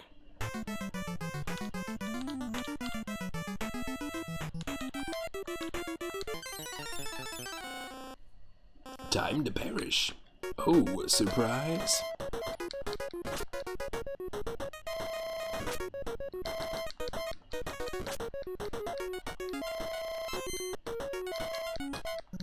I think this is not the strat for the mage. I think what we're supposed to be doing is we're supposed to be running. Yeah, we screwed up. just like the skeleton or the Scully was able to use Fireball and Blazer by not directly attacking somebody, but by moving next to someone and then using that magic. I think we need to do more magic use in order to, like, do well. Oh my god, look at this thing. Look at the veteran.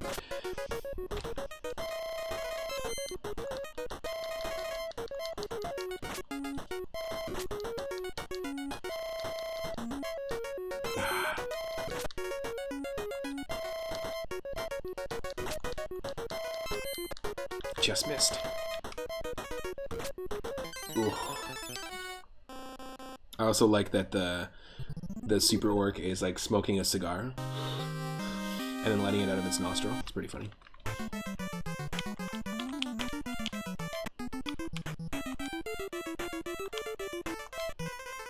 Blast a range of 2 tiles. Yes. Please.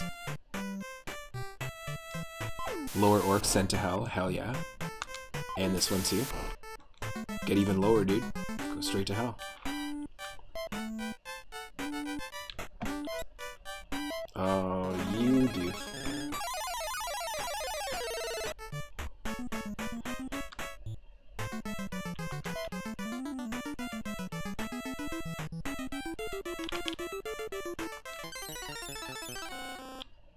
Look at this thing.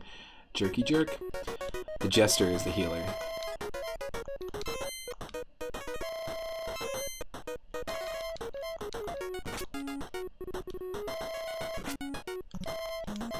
Shit. Oh, that's not good luck for us. That is not good luck for us.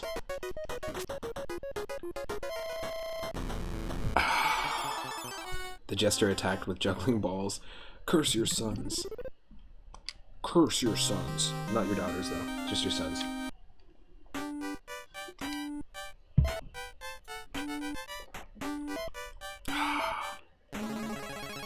Dang old jester. He's upgrading himself and he's healing himself. Yeah. Promoted to frickin' Chuckles.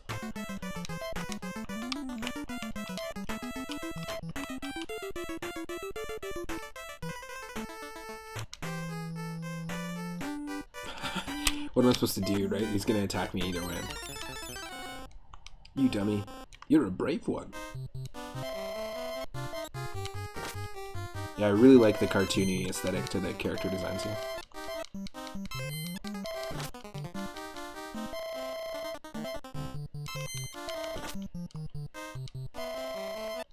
Oh, damn it.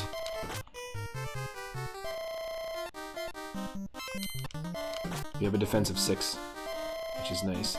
No, not good. We're done. Super Orc whipped the enemy. God will protect me. My soul will live on. I don't know about that one. Don't know about that one.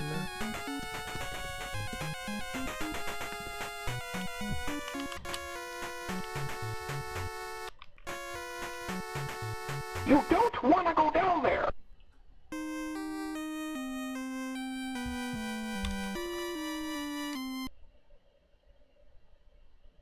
Let's try it again. Unless someone wants to spin the wheel, remember, you have just as much control over what we're playing as I do, because we are doing a retro roulette stream. For 1,000 moonstones, you can spin the wheel, I can spin the wheel, and we can get a different horror or spooky or Halloween themed game.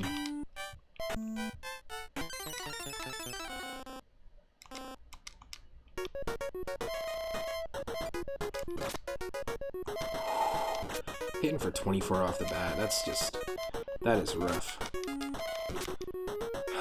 We're losing to Scully.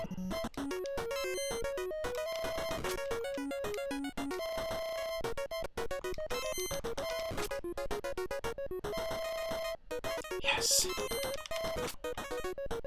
Come on, Scully. Hang in there. No. He's gone. King Miso's gonna have to gather those bones.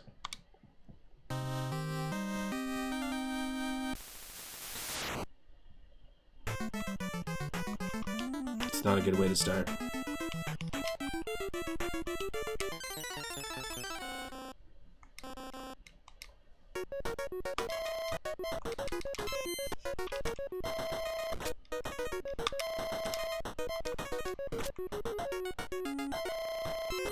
trying to run. This guy's trying to run. Failed. Absolutely. Absolutely it failed. Bye-bye. Me an angel.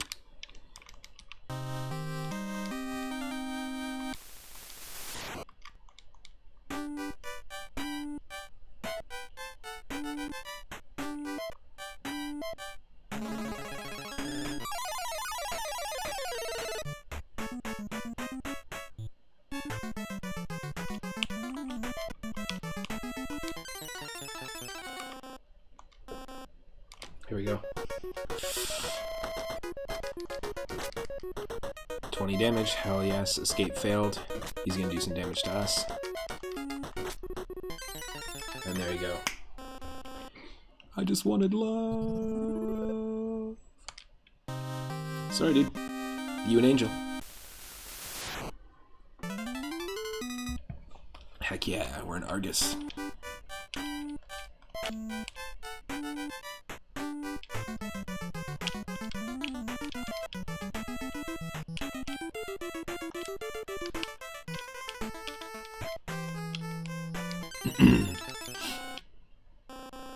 You're a bright one.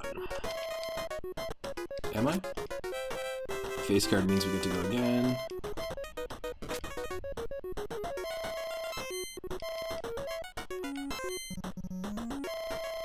Try me. 9. Heck yeah.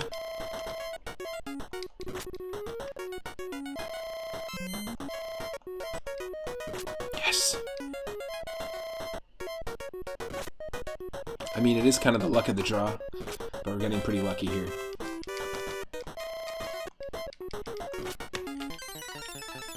Mutilated. Eat me and get fat. Okay. Don't know if the skeleton's gonna be retaining any of that fat.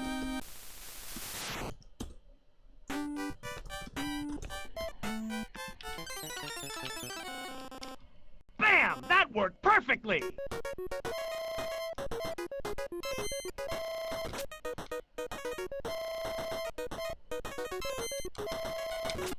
Yes. The white-hot battle continues.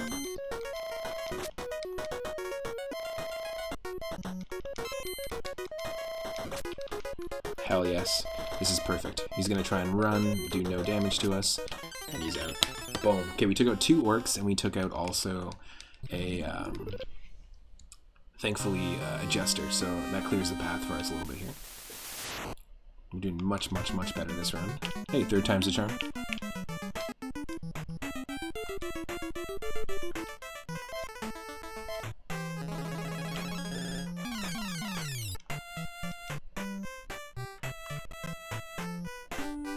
He's gonna have to heal. Nope. It's gonna be aggro.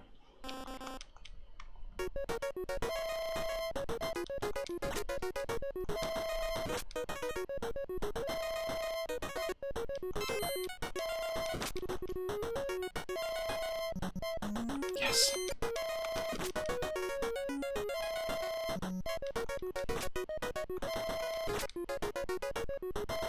We might, yeah, I was gonna say we might lose this thing. We added the critical hit with the Joker card. I love the look of that Joker. It's pretty cool. Super cartoony. A lot of the early era Dragon Ball episodes. In the beginning of Dragon Ball just remind me of some of these creatures. Some of the monsters like the skull robots and the weird cyborg machines that they fought from the Red Ribbon Army that the main characters fight. That was always something really cool. I really enjoyed it.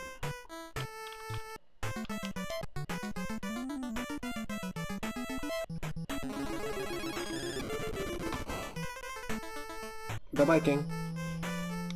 Sorry, bro. Of course you're gonna heal.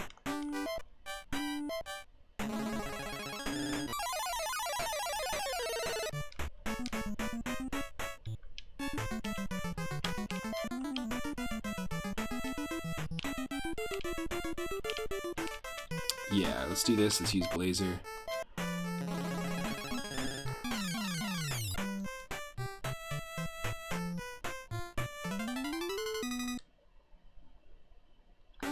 to Bad Bones. Let's go. Try me.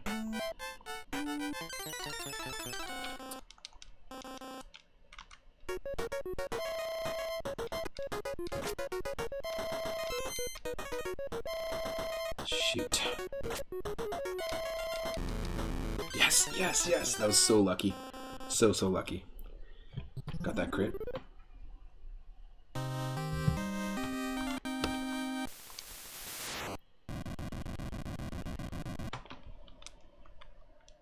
Perfect.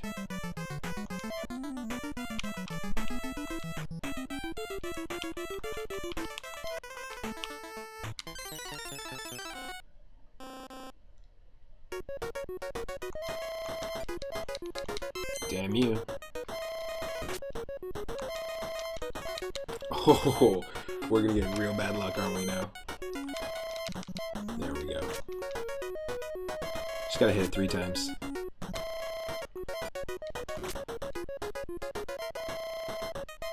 Run, and then he misses. Perfect. Perfect, perfect, perfect. Oh, one more. Yes. Bad Bones gnawed on his foe.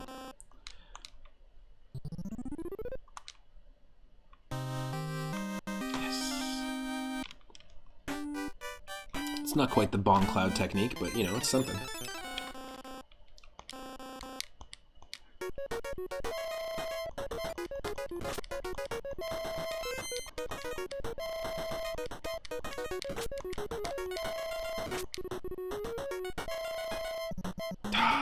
We're done.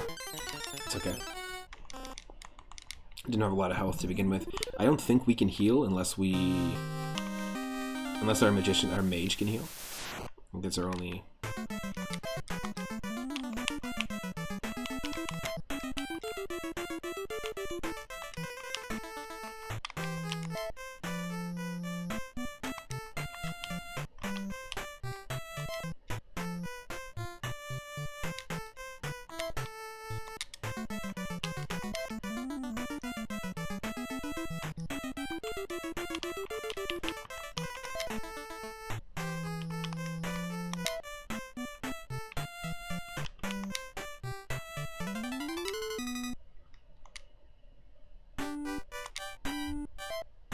Try me.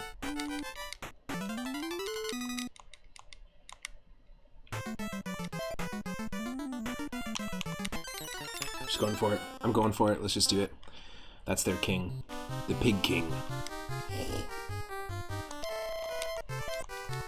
We might not make this.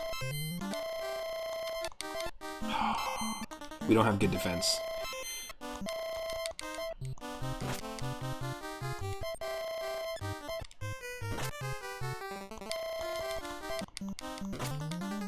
Yes, we got this. We got this. Are we gonna win our first? Oh wait, my face is dirty. Okay, he retreated.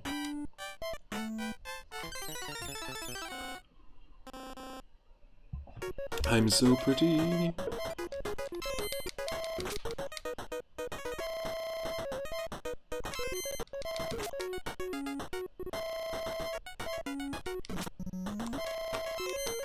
Shit.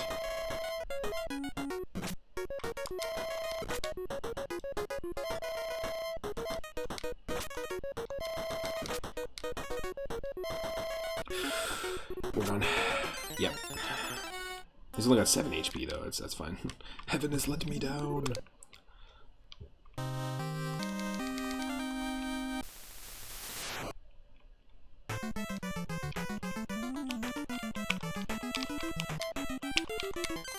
I think we might win here, folks. Done. Final blow. Trample the Pig King. I'm in bad shape.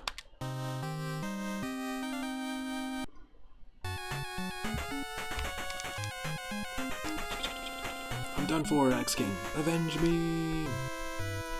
The Emperor card. Nice. Instead of the Tower card.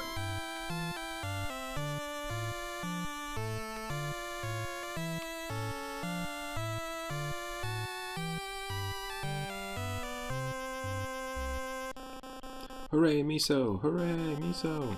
Thus, Miso's victory was celebrated across the land. Your next password is cucumber.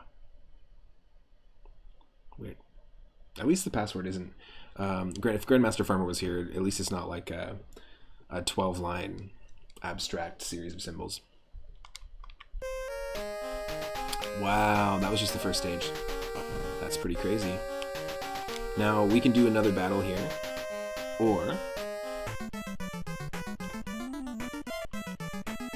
we can spin the wheel. It's up to you in the chat. Remember, you have the power to spin the wheel to have us play a totally different spooky or horror-themed game or Halloween-themed game.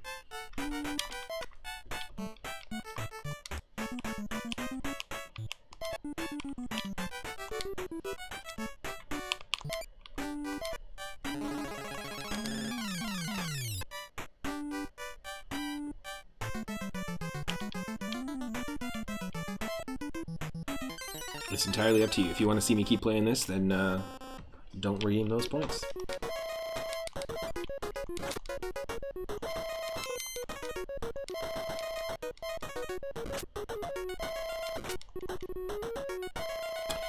One of the things I love about the Retro Roulette is when you discover new games you've never played before.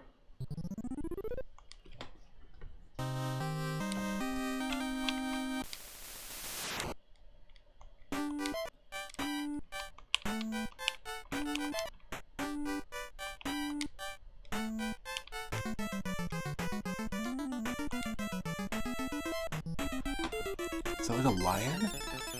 Is that a lion? Oh my god, and they can fly too. Holy shit. The mad lion. This mad lad over here. Crazy defense.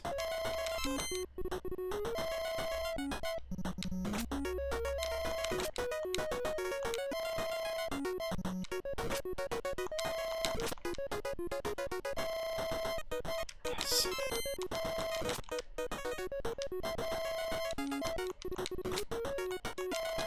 Oh no, please miss, please miss. Yes. Yes, we did it. No, we didn't. It held on. It held on with 1 HP. It's got us. Wow.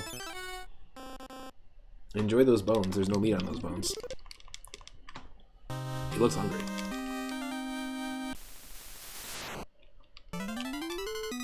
Mad Lion promoted to Chimera. Ooh, yikes.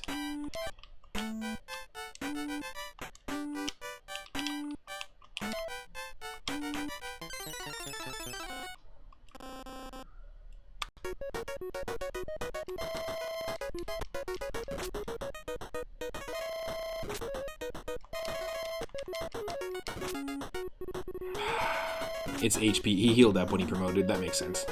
When you promote your piece. Yeah. When you promote your piece, then it heals you, which is cool. That's good to know for the future. Looks like we might be screwed here.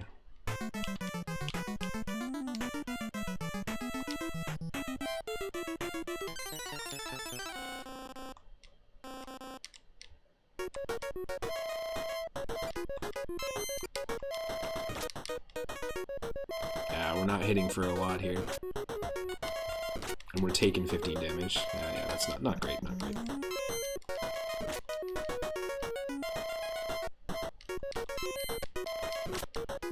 Ooh.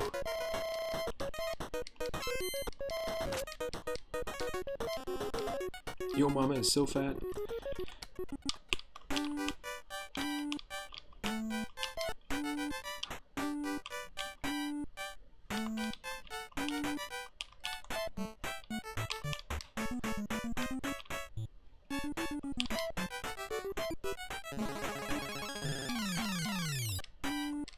Oh, not who I wanted to attack. You can't turn your direction. Okay, I got it. You can only attack forward. It doesn't just attack who's close by. Oh, shoot. We got the Queenie. And she's angry.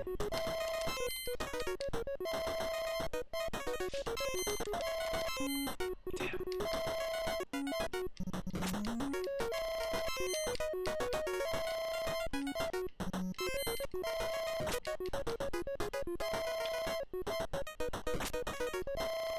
Ooh.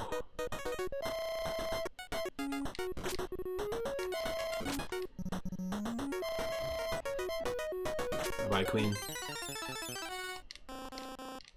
Oh no, I can't see. There's a few things you can't do now. You've been eaten. You've been goddamn eaten.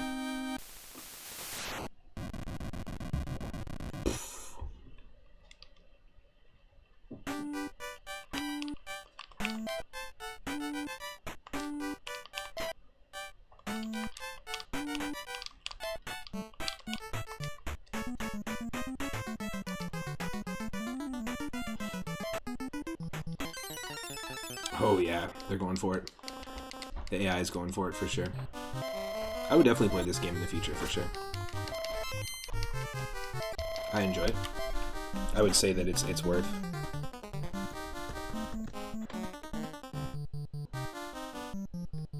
I would say it's absolutely worth checking out. Whether it's the Game Boy one or the original NES one.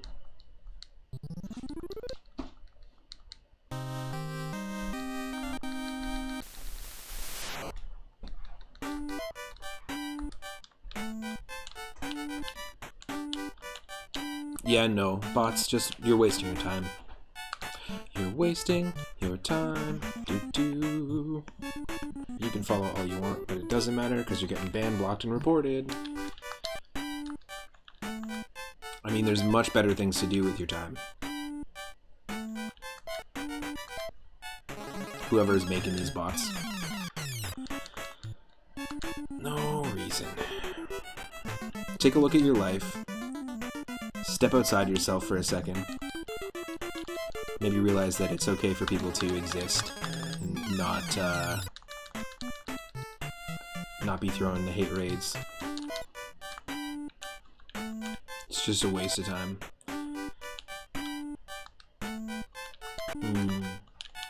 We can't really attack this guy, can we? Oh, no, we can. Fire.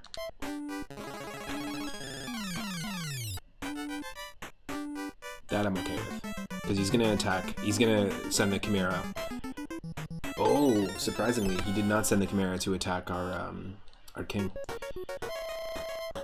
Interesting CPU choice.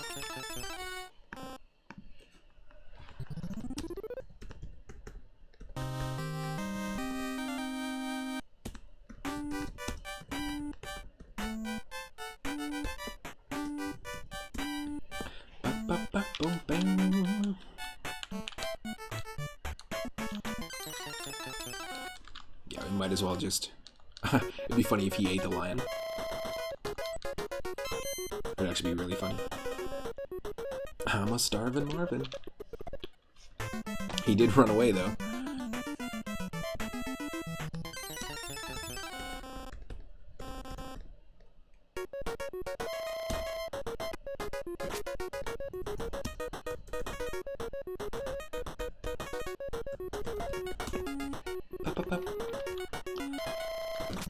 We took way too much damage there. I'm actually surprised we did. It took 22 damage. Very, very shocked.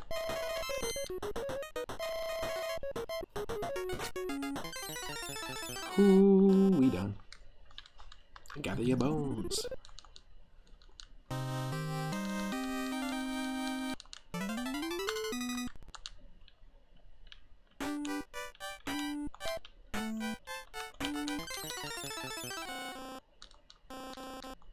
Okay, let's try this.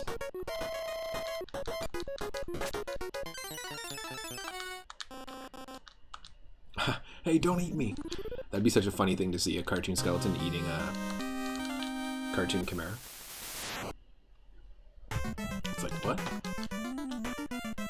Oh, of course, he's got two. He's gonna send him... Dumb. Dumb. Okay, we have to do well here. Shoot.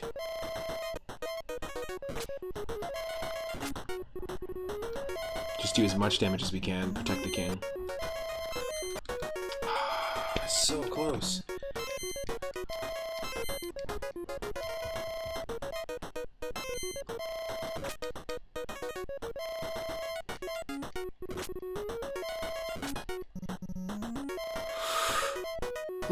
Hold on. No. Damn, that means he's gonna heal.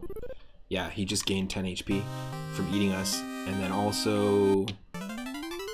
Is he going to have more than 26 HP here? That would suck.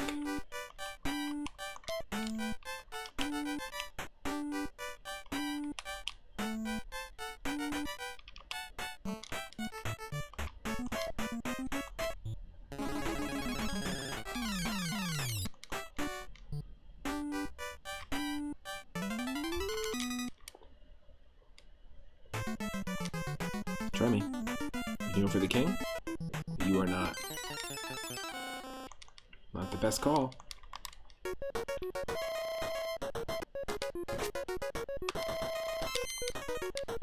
Nope, he's gonna win.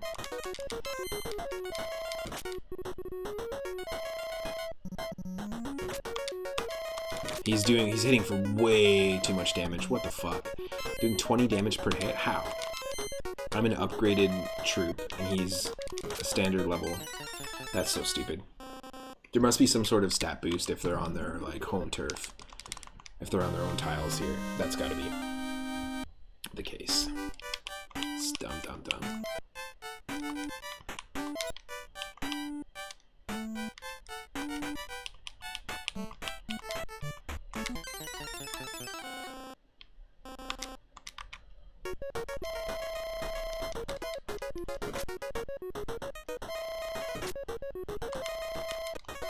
Fuck. Not good. I just have subscribers only on by the way, just to let people know.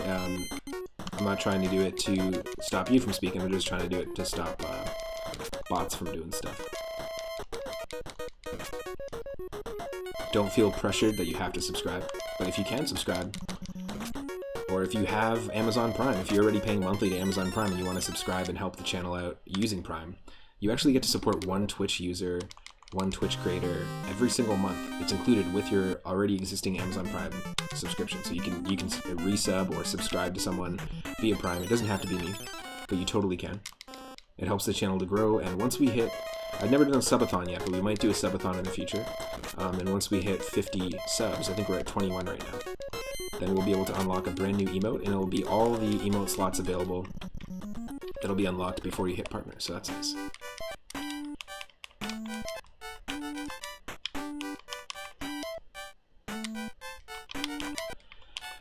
I don't like that.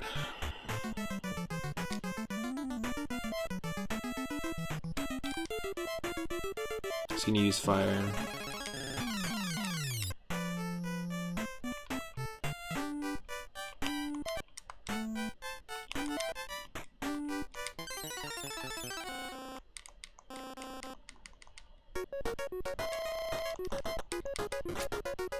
Yes. Escape failed. No, that was our one chance. That was our one chance, unless he misses. Yep, nope. That was our one chance to take this thing out. Fuck. We lost this match because that's how this game goes. This is only stage 2, folks. This is crazy. I would have definitely spent a lot of time with this because I used to play a lot of battle chess with my uncle. Growing up, it was a lot of fun.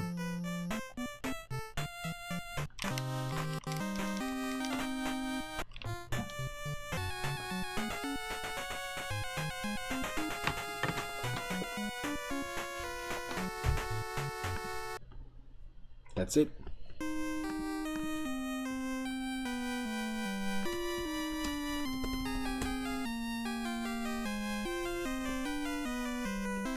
Alright, I'm going to take a quick break here, but what I'm going to do in the meantime is, one, recommend Castle Quest again. Check this out on the NES. It's been translated, fan-translated, by Hubs and Stardust Crusaders, so thank you so much to those two folks for going through the effort and putting all the time to translate this game, and then also, or putting in all the time to translate this game, and then also Gameboy. The Gameboy version of Castle Quest is pretty cool. We played some Super Ghouls and Ghosts earlier on the Super Nintendo and got to the last stage of the final boss without the item we needed to beat it, and died just at the end. And then we also beat the entirety of Castlevania 1 on the NES to celebrate its 35th anniversary, which was yesterday.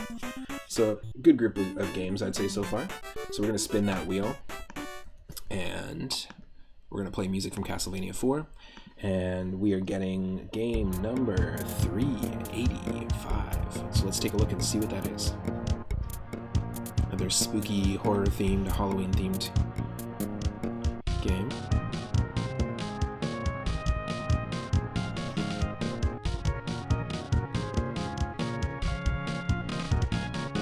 .385 is... Ooh, a game we have played already. So I will spin the wheel again. We got Bart versus the Space Mutants, the Simpsons game on the NES, and that one we've played before. Spent a decent amount of time on it. It's not a fantastic game. Night of the Living Treehouse of Horror on the Game Boy Color, a little bit better. Bart's Nightmare, a little bit better. Controls better than the NES one. All of these games actually kind of share. There's also Escape from Camp Deadly is another one on the original Game Boy. But all these games share a similar control scheme when you control Bart. You jump around on enemies, but you don't do damage to them like you would in a Mario game. They almost feel like point-and-click adventure games, point-and-click adventure platformers, because you're looking to run around or skateboard around and spray paint stuff. Not the best Simpsons games, but Bart's Nightmare does it a little bit better. That's on the Super Nintendo and on the Genesis. We did get the NES Bart vs. Space Mutants in the roll here, but if we were to have gotten the Sega Master System, the Game Gear, or the Sega Genesis version of Bart vs. Space Mutants, we would totally give those versions a shot. I'm totally down to try a version of a game that we have played already, but maybe not the same one. So we'll spin the wheel. We have another spin here, and that's giving us game number 200. Alright. What is game 200?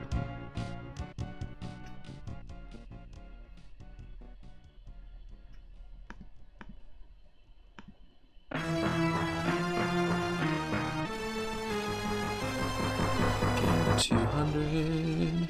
Come on. I don't know why it's taking forever for this thing to load.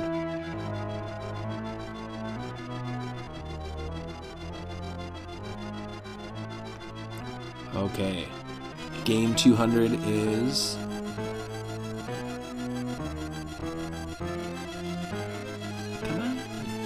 Come on! Drax Night Out on the NES. That's a prototype of a game that never got released, and we have played it before. We played it about 4 or 5 episodes ago, so spin the wheel. This happens sometimes. We run over... We just happen to get the same games that we played before. 338. His Ninja Spirit on the PC Engine. I'm super down for that. We played Samurai Ghost as part of this series, and it's a really, really fun PC Engine or TurboGrafx 16 game, which has a unique sort of mechanic, I guess, a unique sword battle mechanic, which I think is pretty cool. It feels like a game like Shadow of the Beast, or like ActRaiser even. Has a little bit of that vibe, but Samurai Ghost was fantastic. I'm excited to try this one out. Ninja Spirit, maybe it's the same game, translated differently. It's a very similar name. But yeah, Samurai Ghost is a big recommend on the PC Engine. I've been really stoked that we've been getting PC Engine games in the Retro Roulette streams. I've got a few that I've been collecting, and there's like Bonk's Adventure, New Adventure Island is fantastic. Bubble Bobble 3 on the PC Engine is fantastic. So there's also all sorts of really cool games on that system. So Ninja Spirit on the PC Engine or TurboGrafx 16 up next. Stick around.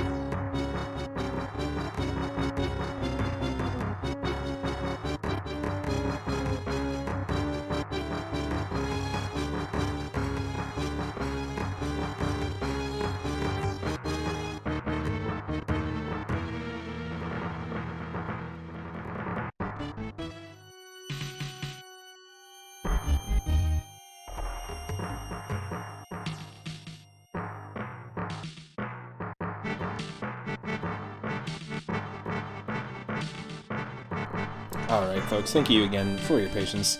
Sorry for the extended breaks today.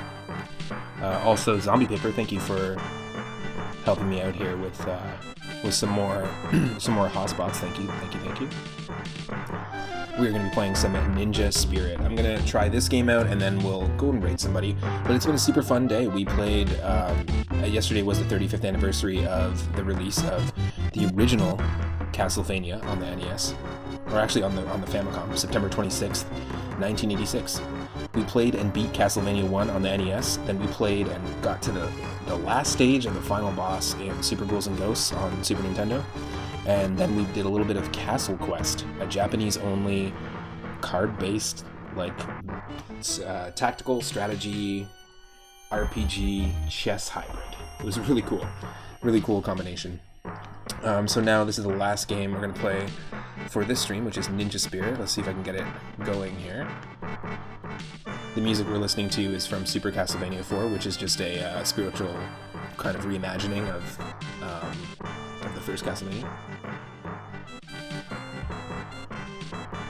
So just 1 second and we'll have the game loaded up.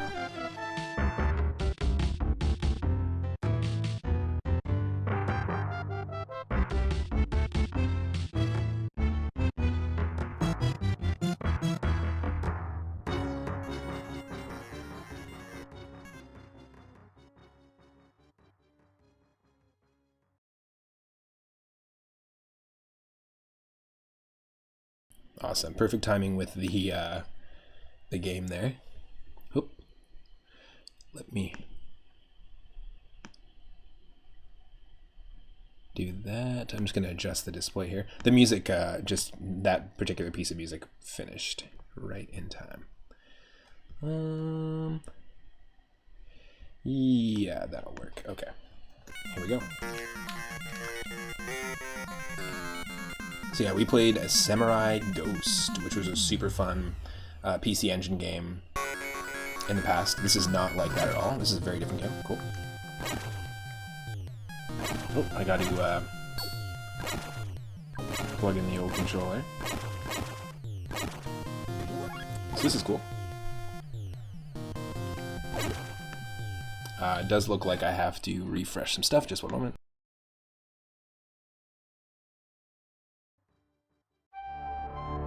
Just gotta refresh the old controller. Sometimes if I'm away for too long, the controller dies, and then I just gotta plug it in and restart some stuff, so just one moment. But yeah, Samurai Ghost was an amazing game on the PC Engine that we tried out recently. I'm a huge fan of some of the PC Engine games we've been playing recently.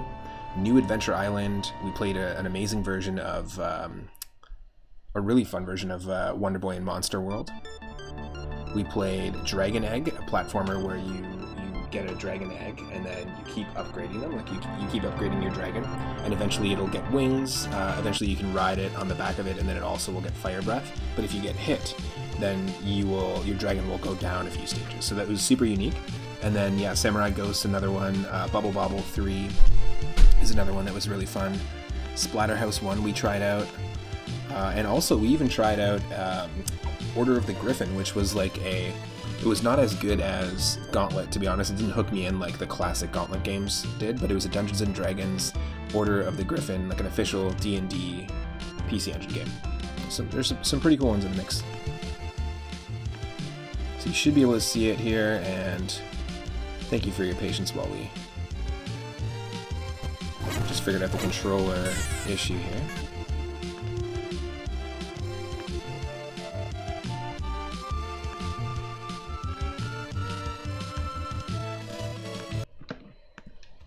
There we go. Really?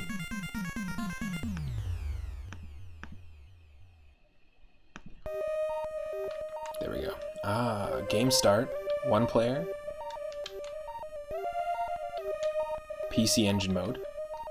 Arcade mode. Oh, cool. So you can play the arcade version. Let's try PC Engine mode to start. And of course, we got to screenshot this moon. Oh, some shit's going down, folks. Let me know if you need more or less game audio, please. Happy to adjust it. Alright, we're all about that underhanded sword swipe. I like that, I like that.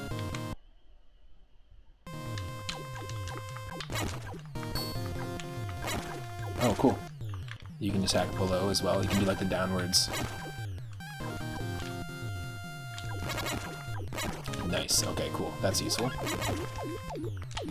Whoa! Yes. That is satisfying as a player.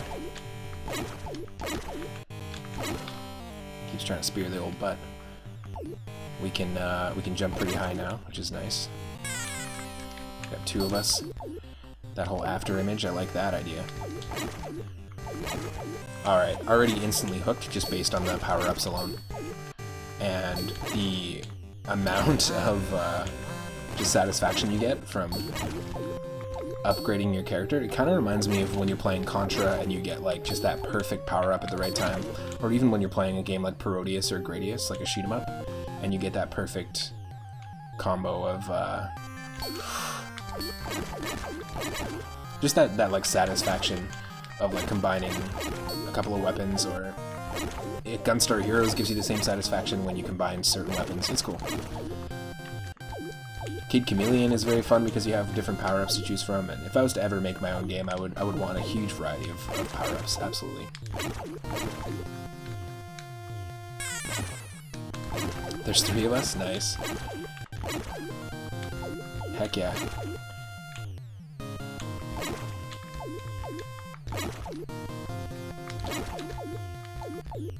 It's interesting because of the delay of movement with your after images, because you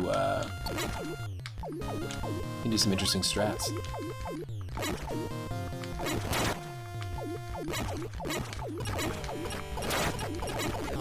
Yes!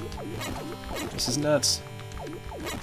100% highly recommend this game, definitely.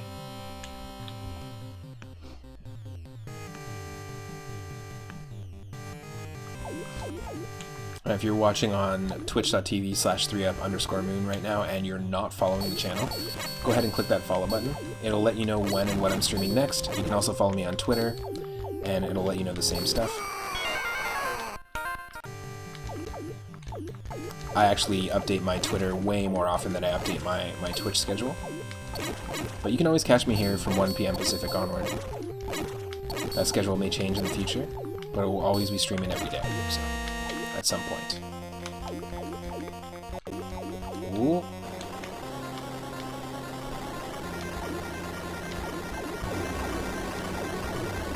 It's actually really interesting because your after image, you can play it up. Like, you can do stuff like this.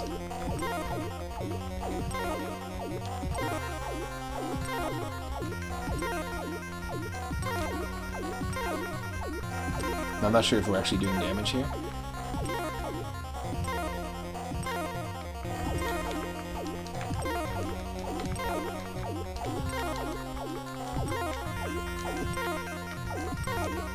I can't tell if we're doing damage. I feel like we might be doing some.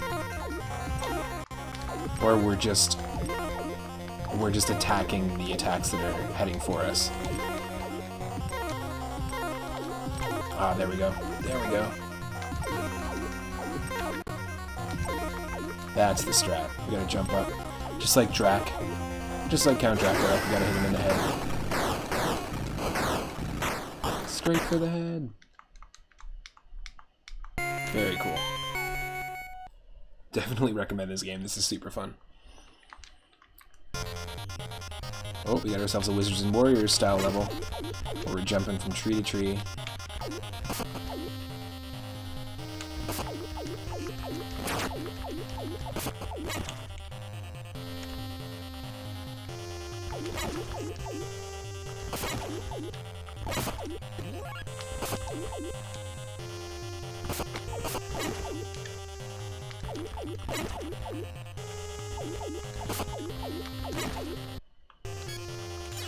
Oh, what? Okay.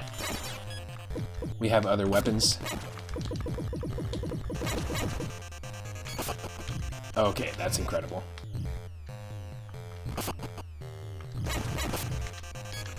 Okay, so we've got the sword, we've got shuriken, which is basically like the spread shot.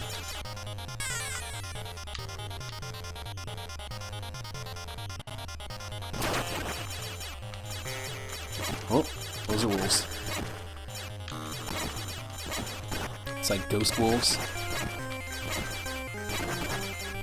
Yeah, they are the spirits of wolves. I like that.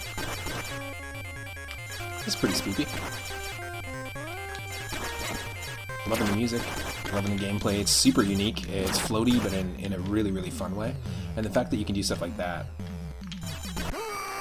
that you can like have some of your after images in midair like that, like when you land, then look at how much coverage you can get. That's pretty insane.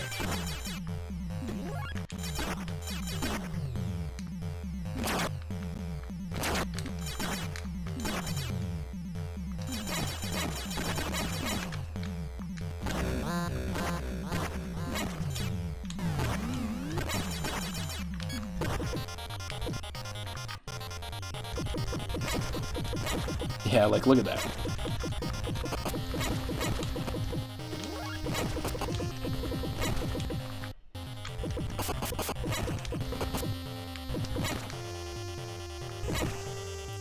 This is pretty nuts.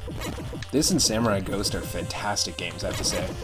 It's really, really nice to discover new games that are just lots of fun. Like, I can see myself like just getting hooked on and playing more and more out for sure. NEC is also the same company that made Samurai Ghost, and I think they're doing a great job.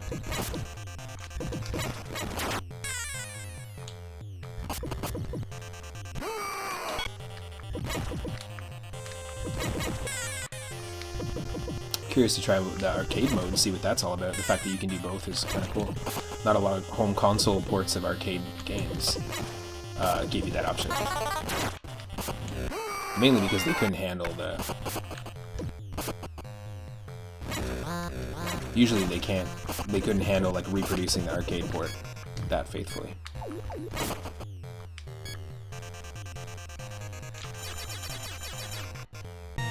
Oh, boss fight. Okay, here's the key. Do this. Yes. Oh, no, it's Ninja Santa Claus. He'll be checking his list. He'll be making it twice. Wait, this isn't a Christmas stream. This is a Halloween stream.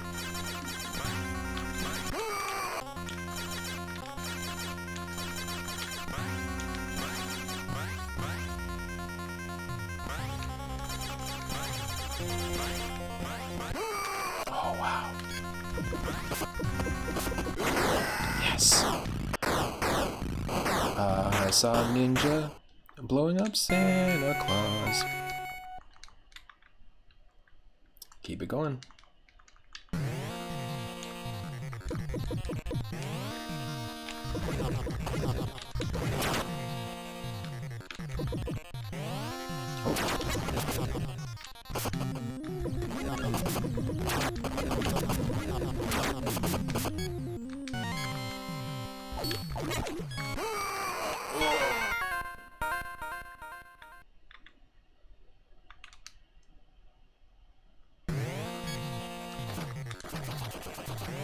Oh, we don't have the after images anymore. That ain't good.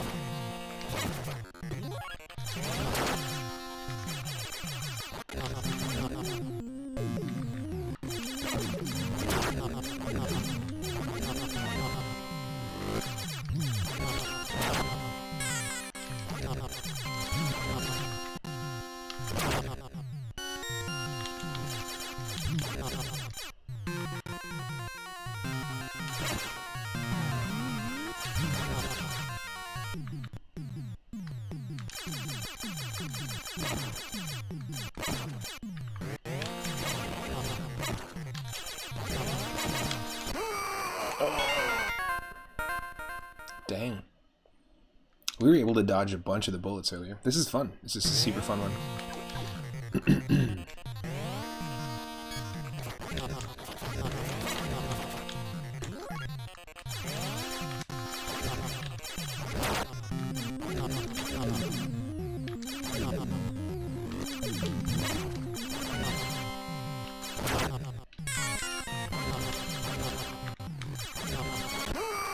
Shoot.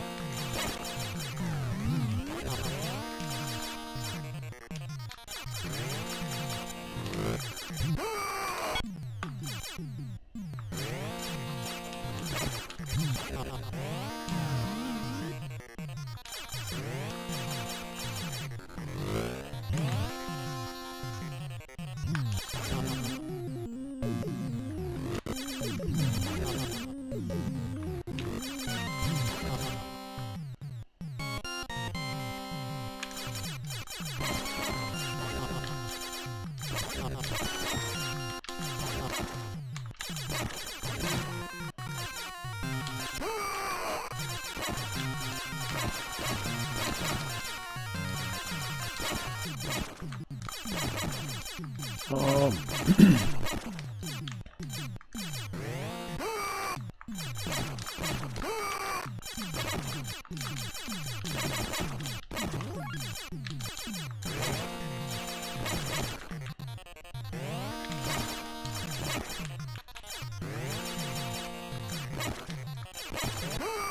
Oh, wow.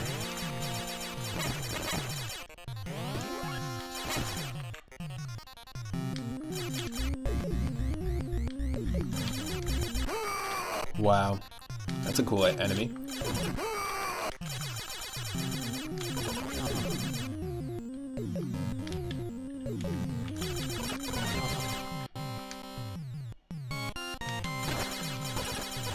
Yes.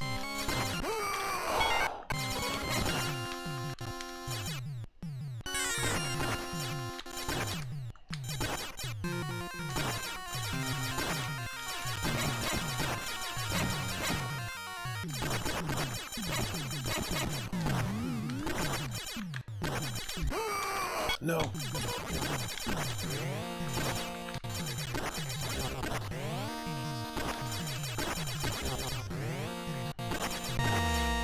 Boss fight. Boss fight.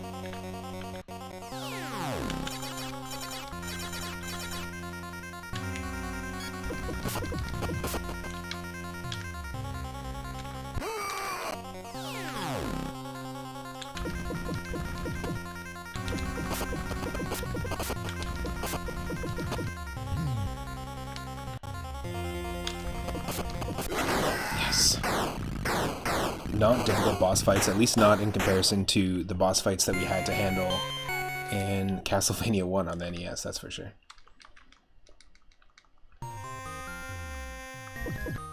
Ooh, I like that. I like that.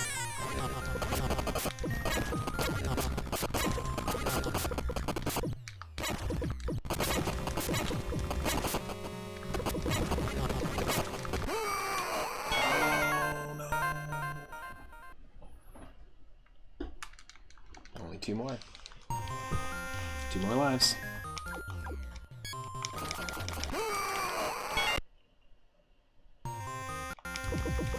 Let's try and retain this power up at least. If we can.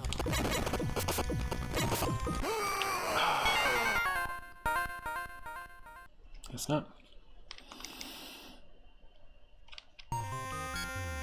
No.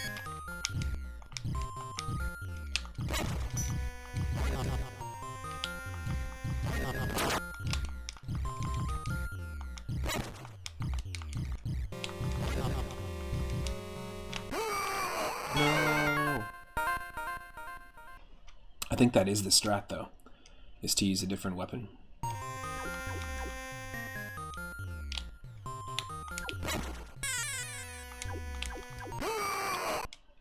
Damn.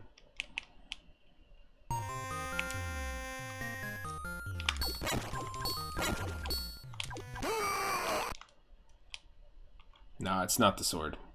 It's too fast.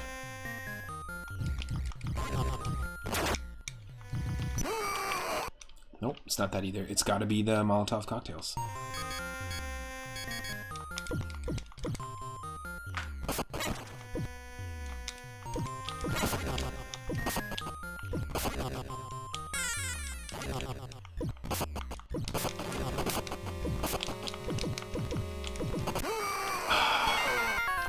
That's tough.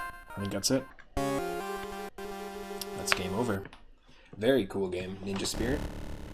Highly recommend checking that one out. And we were talking earlier about atmosphere. This is basically what Metroid 2's soundtrack kind of sounds like. The original Game Boy version. This has got that same kind of atmosphere. I like that. Well, let's put some music on from Super Castlevania 4. I want to say thanks to everyone that's been hanging out. Thank you to Zombie Paper for coming and helping out with the modding of the channel and helping with the whole bot rating situation, bot following situation. I really appreciate that. Thank you to Highlander GCB for the 70 bits, and thank you to Kate T and Mr. Merv for the recent follows. If you're watching right now on twitch.tv/3up_moon and you're not following, click that follow button. It'll let you know when and what I'm streaming next. You're going to be more in the loop if you actually follow me on Twitter, so you can go to my Twitter page. All my links are on my Twitch profile, and you'll be able to see all the previous episodes of the spooky horror and Halloween retro roulette on my YouTube channel. This is episode 17. Tomorrow I'm going to be streaming in the afternoon. Normally we do 1 p.m. Pacific onward, but I do a volunteer shift on Tuesdays with my partner, so tomorrow we'll be streaming a little closer to like probably 3:30 or 4 p.m. Pacific. That's what we did last time. Probably we'll also be continuing our Super Mario RPG playthrough, so if you want to go see me play through that in its entirety, you can go do that as well. And we're going to raid somebody, so I'm just going to quickly take a look at who is online and what people are streaming, and then stick around. You'll get extra moonstones for being part of the raid. Let's see what people are doing here. We've got some Super Metroid and Zelda 3 Link to the Past randomizer, some combo randomizer going on. We've got some Sega Genesis streaming going on over at G to the Next Level, which is not a surprise.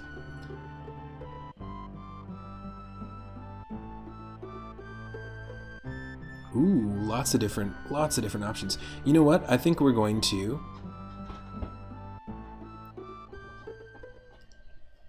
we got some Monkey Island going on. We got some... Ooh, Metroid Fusion. I'm into it. We just beat Metroid Zero Mission. Metroid Fusion is one of my favorite games. So we're going to go raid Abby Jams. Let's go say hello to Abby. And go give them a follow if you can. And let's go see them take on Metroid Fusion. They recently beat Metroid Zero Mission as well, just like on our channel. If you want to see me play Metroid Zero Mission, you can check that out on my YouTube channel as well. See you in the next stream, or see you in the next part.